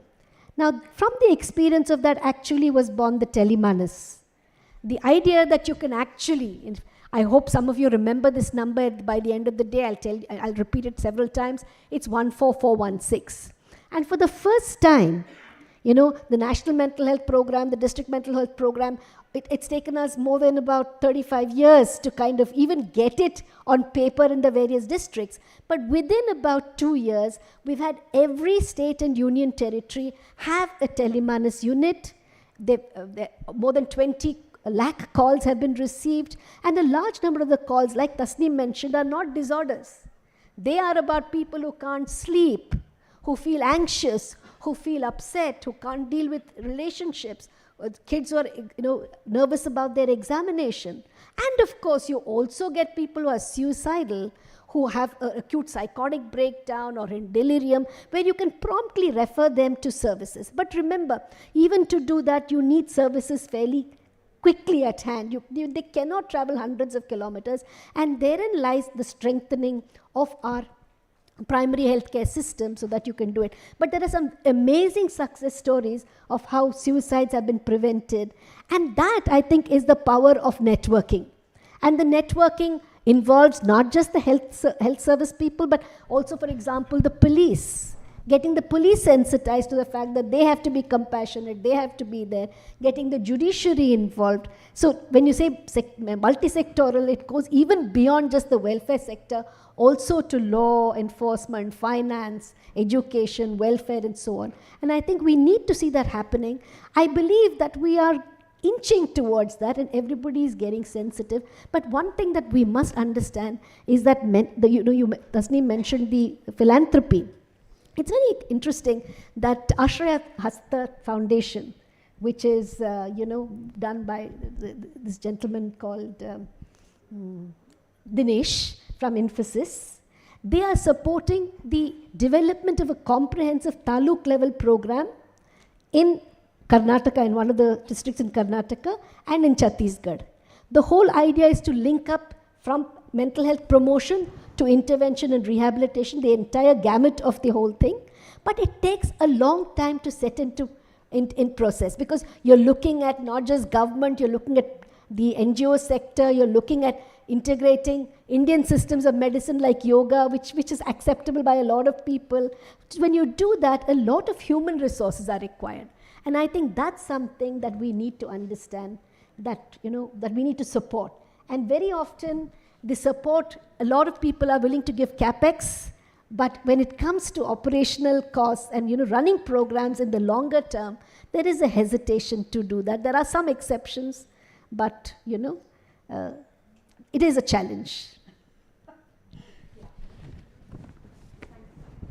But I wonder how many people in the room know of the foundation Dr. Murthy is talking about, So these are hidden in places. And I'll tell you something, and I'll give you an example of both the challenge and the opportunity.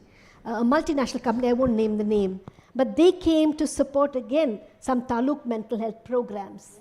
They did that for a few years. But then there are two things that happen. The challenge is that sometimes the entity itself wants to get engaged. And that, is another layer of complexity that comes in. So I just want to give you one more example in how we can draw this money. And I don't know if Dr. Murthy remember this, but this is industry. Industry, again, I'm not going to name the company, with a mandate for a very, very large young shop floor. And when they recruited their first batch, they ran into trouble immediately, almost, and they had the first suicide happening on campus. This was a residential shop floor unit.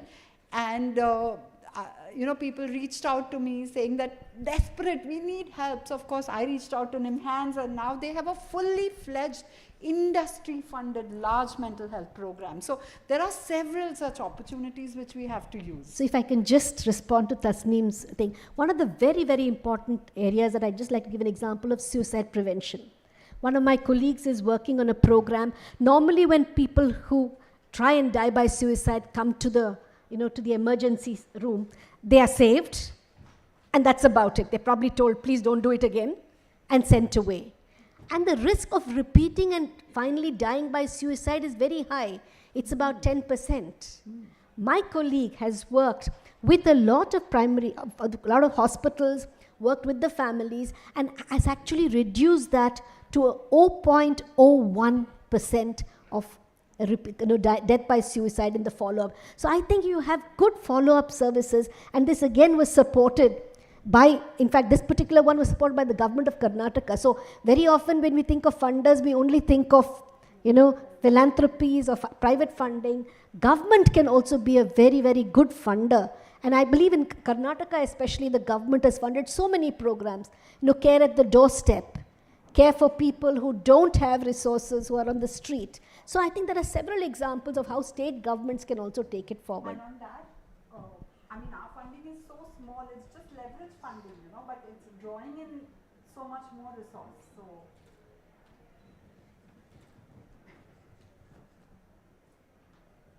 No, absolutely. I think that's a very important topic that we have touched upon. I would now like to turn to Dr. Dhamija. So how in your experience you think financing and human resources, how we can be better aligned to support some of the reforms effectively, and how the programs on the government sector can be better and efficiently run? Thank you. I'll just take it from where Dr. Murthy left about the, and the Dr. Smeen, about the government role. It's just not the CSR or philanthropy, but also government can fund and has been funding. And how we can integrate with the government's efforts into the mental health and brain health, into the primary health care. And there are many, many examples, many from Karnataka as well as from other states also. So there are 170,000 Ayushman Arogya Mandirs in the country, 170,000. And each of these Ayushman Arogya Mandirs have a MNS package, which is mental, neurological and substance use pattern package. And at the primary level, the doctors have been trained or being trained to identify the red flags and to treat the minor things at the level of Ayushman Arogya Mandirs, and then pick up the red flags and identify that these patients are to be referred to the higher centers, whether at the district level or at the tertiary care levels like NIMHANS and IBAS. So there is a big push at the primary care level, and to integrate the services at the primary care level as well as at the district level. I am a very big proponent of improving the district health system. The district hospitals in 90s were very, very good. Early 90s or late 80s, they were doing all kind of surgeries. Now they have not been able to keep up with the advances, and with the corporate hospitals coming up in the country, the focus is shifted from the government-run district hospitals, which can be very well strengthened now, and they are being strengthened, and there is a lot of money going into that district hospital programs, whether it is district mental health program or it is district brain health clinics in Karnataka, Kabi, and coming up now at the national level also, that the integration of the services at the district level or the Department of Medicine and Department of the district brain health clinics, they can come together and have a brain health program running at the district level by the physicians and as well as the neurologists if available. So there is a integration going on at different levels, primary and secondary level, and of course that is in addition to what the CSR and what the philanthropists are doing it. Coming to the manpower resources, you said how they can be better trained and how we can integrate the services at the primary level by strengthening the manpower human resources. Again, the institutions like NIMHANS, like IBAS, like CIP Ranchi, they run a lot of courses for the primary doctors from the Digital Academy, and I was seeing that they have ECO representatives are also there. Mr. Bhalla was there some time ago. So these digital academies are providing training to the doctors who are working at the taluk level or at the village level and at the PSCs, primary health care centers, and the Ayushman Arogya Mandirs as well. So that integration is possible, and it's being done by institutions through the ongoing training programs, whether short-term training programs or mid-level training programs. So that's again something which is being done. And that again is an example of integrating the services at the primary, secondary and tertiary levels. So that is something very, very important, and government is doing. The problem is, again I am coming back to the determinants of the brain health, and we touched upon the social and environmental. This is not just one silo. So it has to be integrated. 99% of the world's population is exposed to the air pollution. It's not only Delhi is the most polluted country. 99% of, I'm not saying from my own data, it's a WHO data, a very authentic data. And these environmental factors, whether it is poverty, education, leave apart that. So there are 200 chemicals which are neurotoxic, again toxic to the brain and mental health manifestations. So how do we have these into account, into our fold? the public awareness is very, very important. Unless we increase the public awareness, recently the Government of India has started an institute, National Mental Health Rehabilitation Institute, which is in Madhya Pradesh, Bhopal. Now, there's a beautiful campus, there's a huge campus, but there are no patients. Now, the problem is, how do we bring the patients to the hospital or to the institute? So, we have been, Nimhans and Nivas has been trying to help them to create awareness and to create that ecosystem that patients are being referred from Bhopal to the NIMHR, which is National Institute of Mental Health Rehabilitation. So, public engagement is also important. Community engagement is also important. Unless it's a partnership between public, private, government, and all the stakeholders working in this field, the integration will be difficult. But it is happening. Although we are inching towards, I'm sure that by the collective efforts, cumulative efforts, it is going to happen. Thank you. Thank you so much. I think you touched upon a very important topic, which is on community engagement and ecosystem building. Jan Bhagidari. Jan Bhagidari. So I would now like to turn to Dr. Nadkarni, who, we've seen so much inspiring work that Sangat is doing in terms of building the ecosystem, task shifting, as well as, so what role do you think, and what are some of the successful models for such task shifting and digital platforms that can be scaled? If we talk about scaling, what really matters and what really works. So what are some of the best use cases that you can give us to the audience? Again, this harks back to my earlier point about there being enough and more evidence now on some of these models, both in terms of randomized control trials as well as implementation models. So one of them being, let's just kind of speak about in some sense, two of the big buckets, if you would call them that, of innovations to increase access to mental health care. So one is task sharing, which is, again, for those who might not know, is the rational redistribution of frontline healthcare tasks to non-specialists.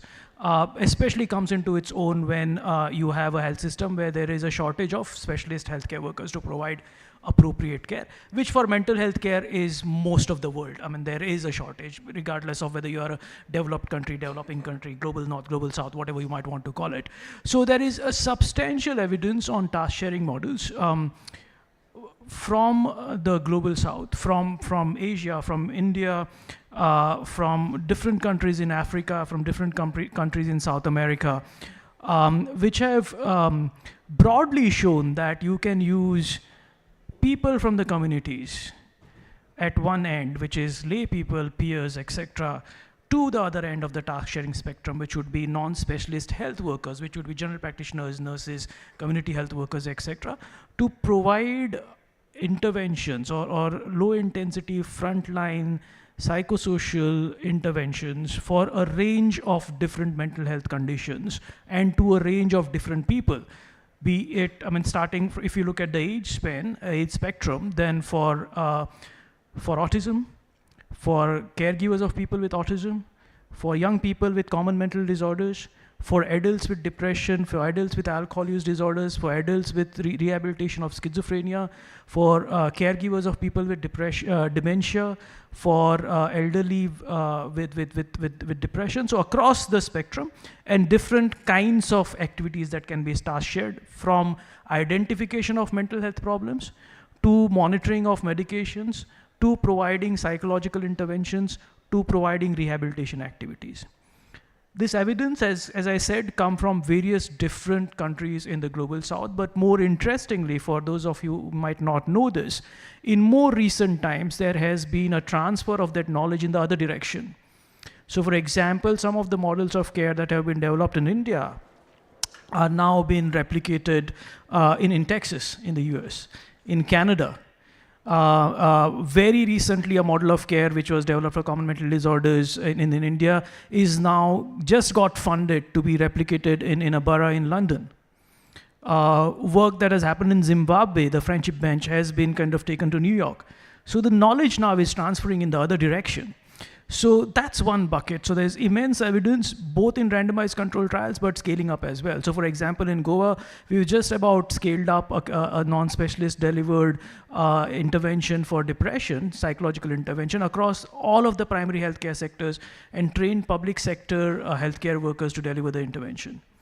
There is work that's happening in Madhya Pradesh, where ASHA workers at scale have been trained to deliver a psychological intervention for depression. So there's not just randomized control trials, but now things happening at scale through implementation models in task sharing. And then the other big bucket of digital interventions. Again, there is lots and growing evidence on various kinds of different digital models, whether it's telemedicine, whether it's apps, whether it's simple technological innovations like text messaging, reminders to attend appointments. So whole host of things in terms of innovations within the tech and digital space. For a whole host of different conditions, depression, schizophrenia, alcohol use disorders, various different conditions, and various different activities, both in terms of identification, self-care, reminders to attend sessions, homework that has to be done between sessions for people who are undergoing psychological interventions like cognitive behavior therapy. So a whole host of things that can be done with digital technology.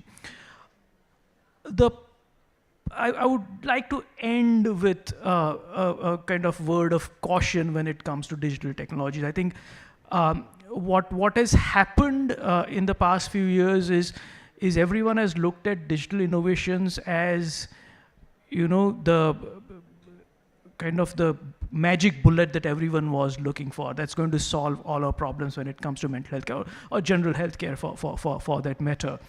And I think that's where it has failed. A large number of apps that you will be able to find on your Play Store today have not been tested using rigorous models. So we don't really know whether they work. There are issues around equitable access. Like we talk about, like large proportion of people in India will have a smartphone. But the question is, do they know to use all the functionalities of a smartphone? If you put an app there, can they access it? Who owns the phone in the household? Usually the head of the household, which is usually a man, which means there's inequitable access to women in the families. So there are concerns about privacy, confidentiality. If you are looking at more sensitive conditions like intimate partner violence, how does this then, the lack of privacy and confidentiality play out there, because it might increase the risk of violence. So there are issues around that as well.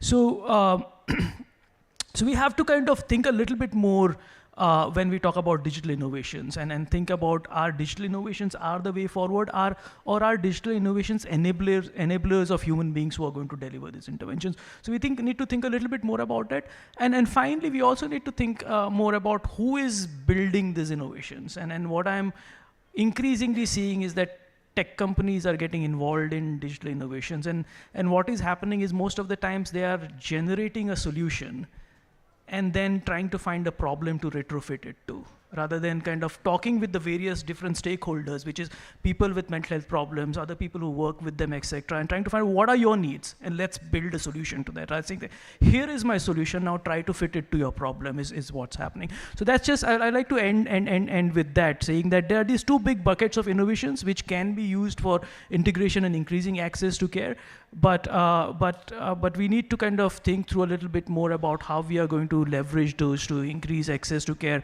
in a more sustainable and equitable manner. Can I just add a minute to what Abhi was saying? You were mentioning that the flow is now in the reverse direction. We were talking about funding. Earlier, for example, for training and research, money always used to come from overseas, from international organizations into India. But I can tell you an example of that reversal. We have a dual PhD program with the University of Liverpool, and the money is not coming from Liverpool, it's coming from philanthropy in India, paid to an Indian organization to also support people from Liverpool, doing their PhD. So I think we're looking at reversal of these trends, which is fantastic. The other thing, of course, is that, innovations that the government has done, like the Telemanus, invited attention of the Surgeon General of the United States. They're looking at cost-effective solutions. The director of the WHO, to try and use in other countries. So I think it's really great to see that transition happening actually. Just wanted to add that. Great, thank you so much. Now I would like to leave the floor open for questions to our esteemed panelists.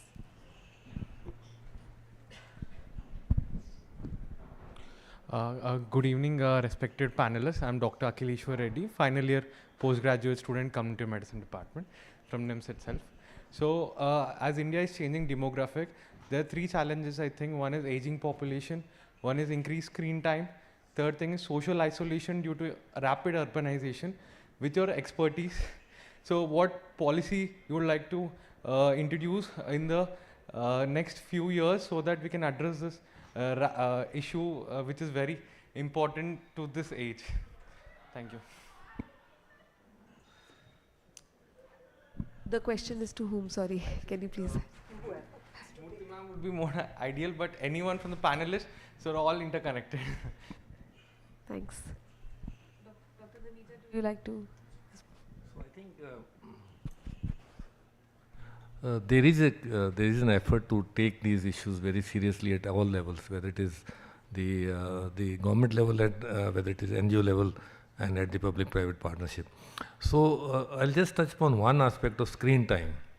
So this screen time is now a big issue, and governments across the globe, they are taking it very seriously, and many of the governments, for example, I'm giving you an example of Australia and the government in the US, in the New York state, they have now limited the screen time for a particular age group, that this age group needs to be having this.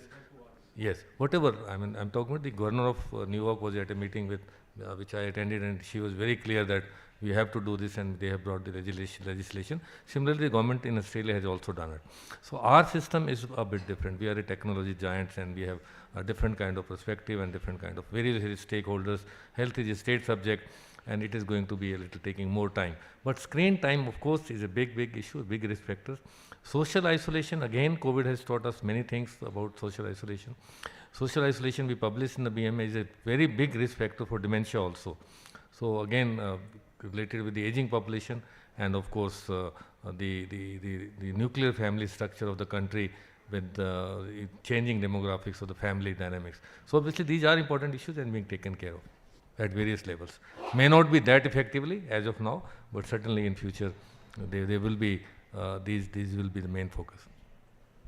I think if I may quickly address your question, I don't really have an answer in terms of what are the kinds of policies that are required to deal with this very important points that you make, which is kind of at the two ends of the life spectrum. But I think the question that you ask underscores the very important point that many of us today have been trying to kind of highlight, is the fact that issues related to mental health and mental health care should not be left in the hands of health policy and healthcare workers. All of these three things that you mentioned have a solution and answer outside of the health sector and within the social education sector. And I think the faster we realize this and the faster we start finding the solutions within these sectors, the more able are we going to respond to these big issues.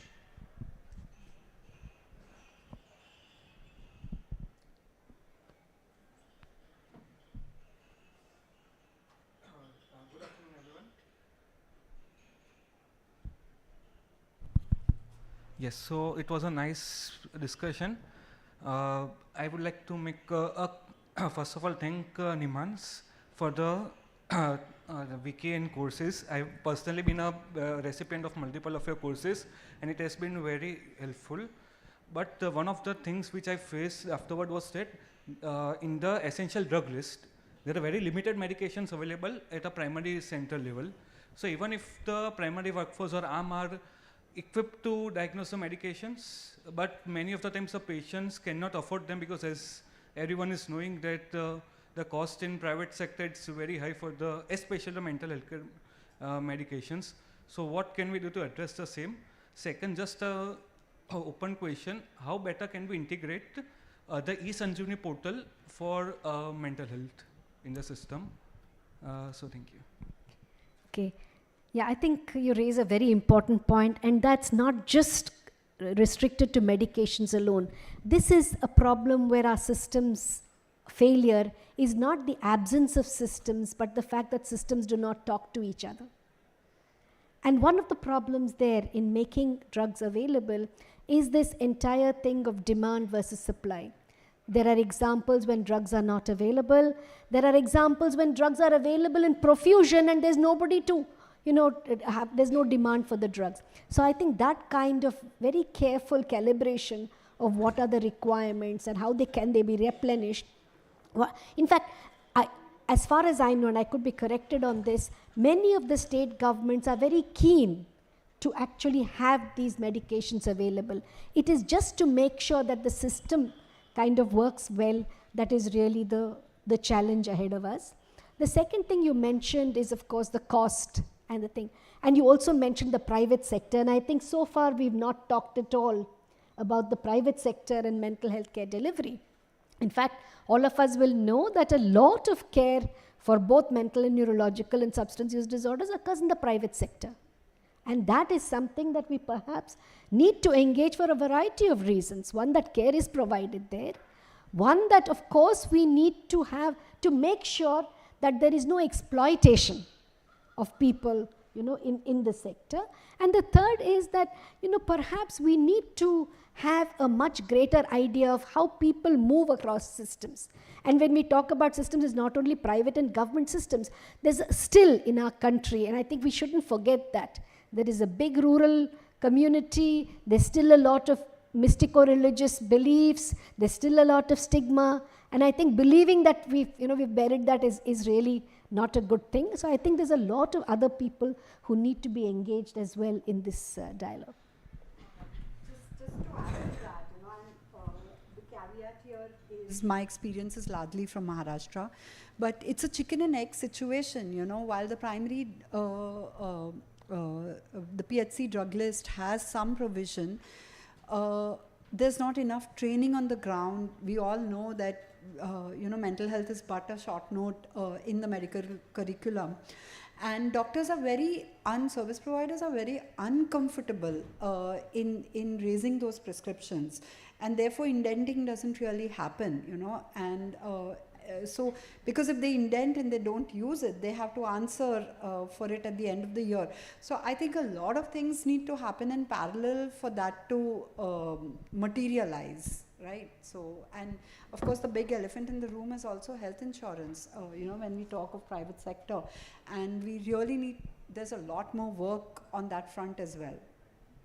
I think there's some move coming up for the mental health to be included in the insurance, and there's a group now, it has become. It has, but it's only restricted to inpatient care, yes. and very minimally. Yeah. So there have been recommendations to the IRDAI to make sure that outpatient services, beyond just medication, other forms of intervention are also included. But again, one has to persist at it to make that change. So, because this is the World Health Summit and we have focused mainly in our national perspectives, can we have international perspective on integration of mental health, brain health into primary and secondary and tertiary in terms of experience from the other parts of the world from your side?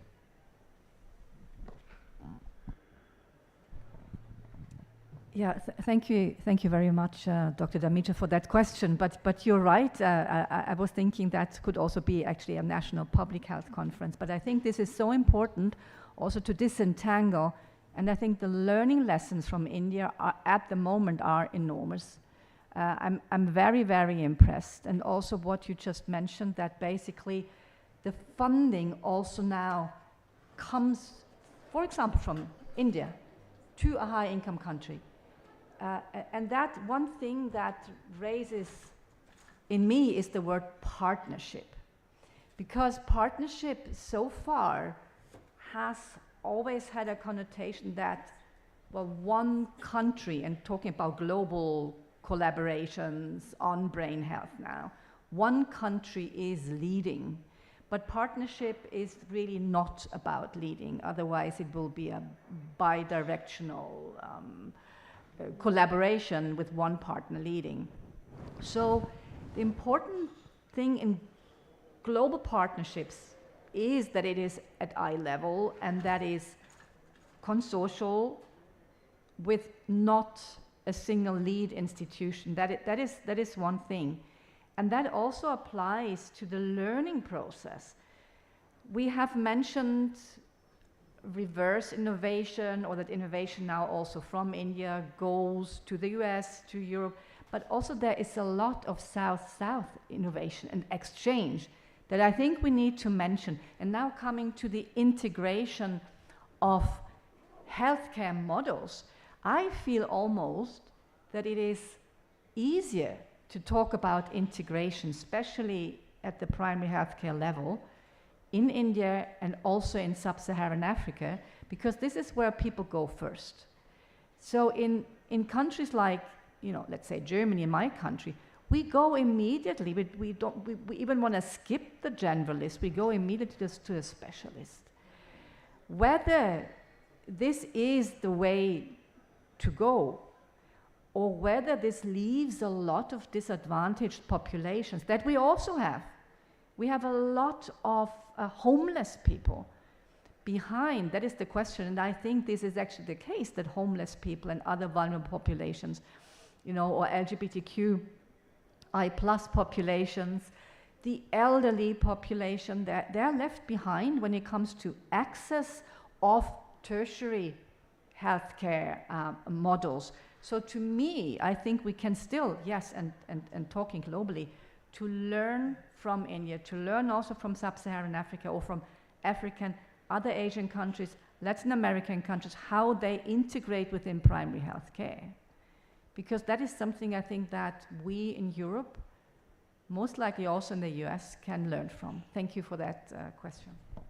Thank you so much. In the interest of time, I would like to thank all of you, the very esteemed audience, and for the deeply engaging and thought-provoking conversations today, and to our panelists. It has been a true privilege to share this space with all of you, with this inspiring group of experts. Each one of you have brought such great insights. Together, we've explored what it means to build integrated care models, how task sharing, digital innovation, awareness, and community-based approaches are not only able to expand access, but also restore agency with dignity. Perhaps most powerfully, we are reminded that mental and brain health both evolve across the life course, and that early empathetic intervention can shape a future rooted in dignity, productivity, and joy. Thank you so much for this energy and the hope that we bring to this work. Thank you so much.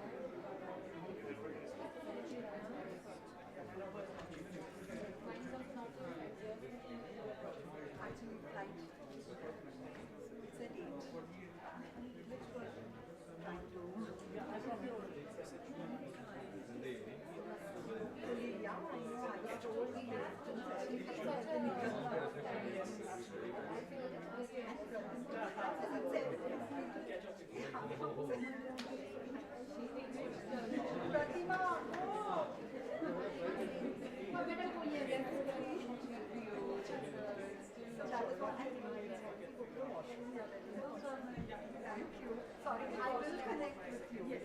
I'm easily accessible. Yes. Even Google is my life.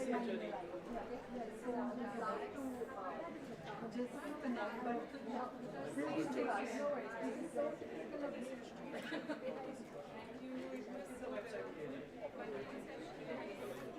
Yes, sir.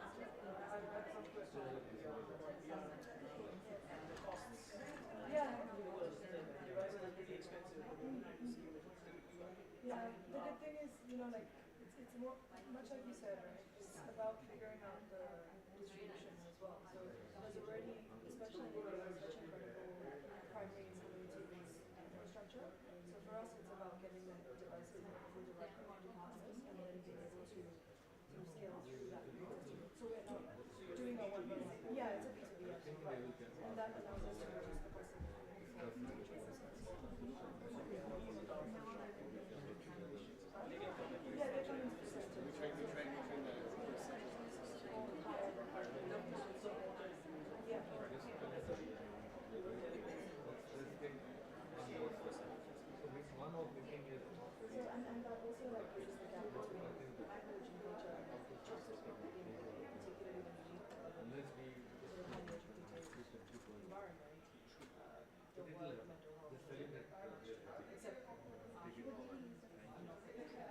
So you have to really build that trust with that needs to be done. Cannot be an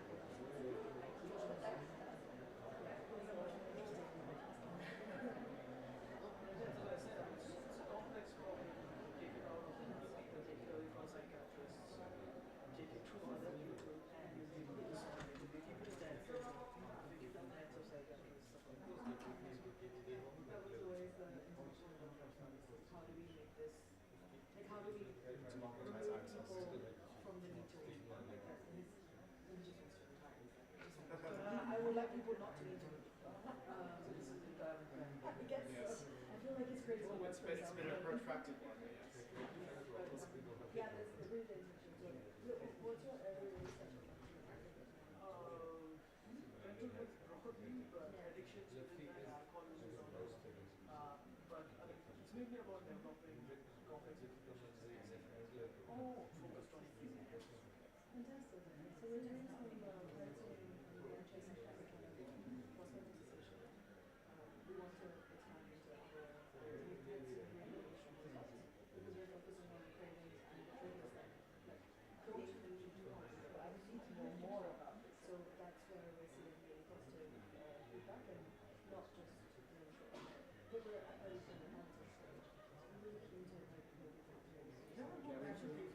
also put together a consortia that we applied for the most recent 12 million trust funding. November, we didn't get it, but there's a new one.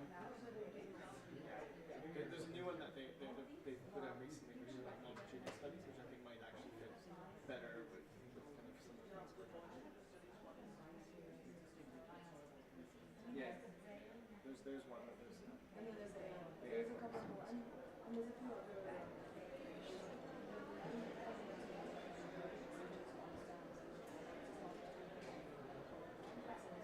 As you said, it's quite complex. It's very unique.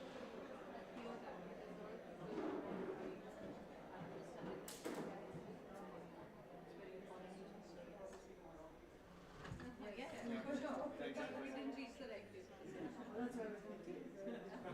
No, happy to help. Also make this full-time step in responsibility. I'm happy to, if you are interested in exiting our that's why we want to take it straight to market. No, we want to test it to make sure it's as clinically validated as possible. As tested as because that's what we're doing. I'm using other than this. Yeah. But so, like, trust is what's anything. Yeah. Wait, no.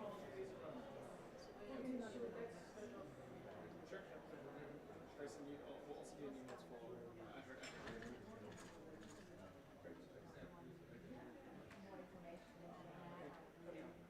And you're in A, yeah. And also, okay, great. Okay, so same place.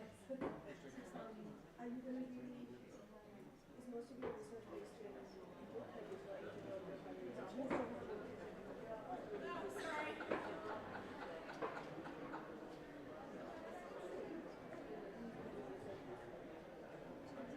I mean, ideally we're going to do like in both. Awesome.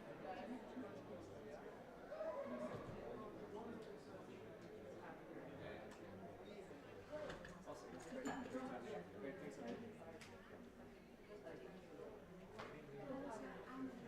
Yes, hi, how are you? I'm good, so happy to. Do you ever know from work? Okay, next door. Yes, neighbors. So I just completed my PhD for the first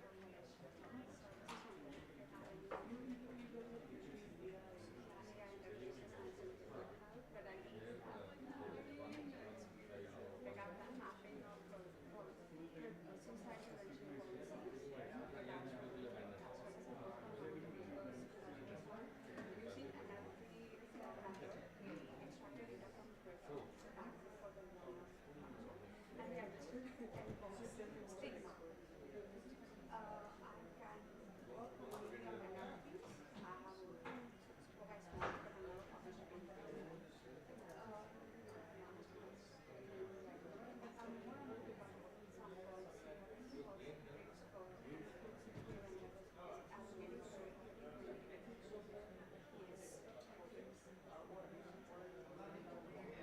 No, I'm freelancing. Yes, I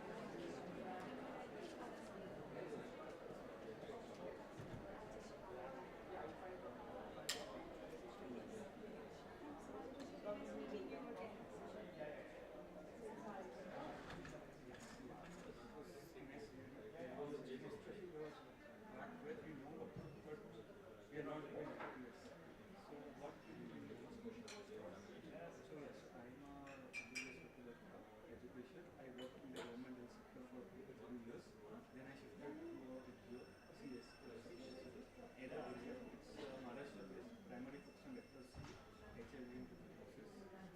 My personal interest in mental health and exchanges. I just shifted. So I just wanted to know what can be done.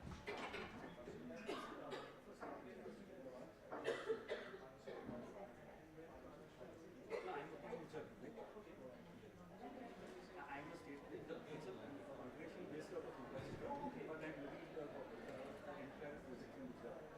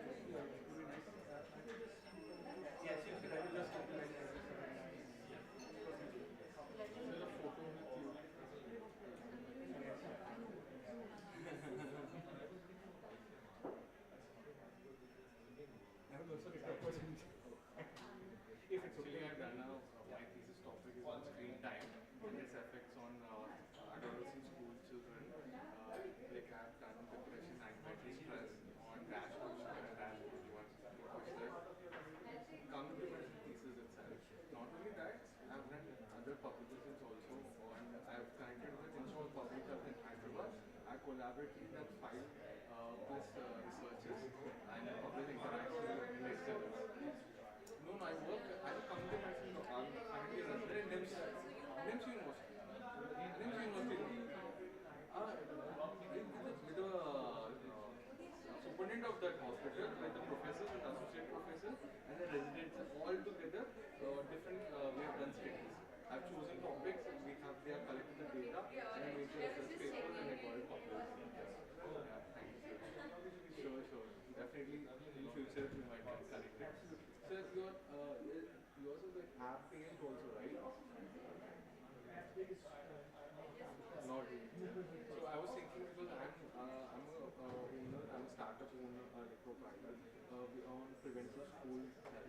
So we are piloted on 2,000 children in Hyderabad itself. So we are taking physical and mental aspects both in consideration.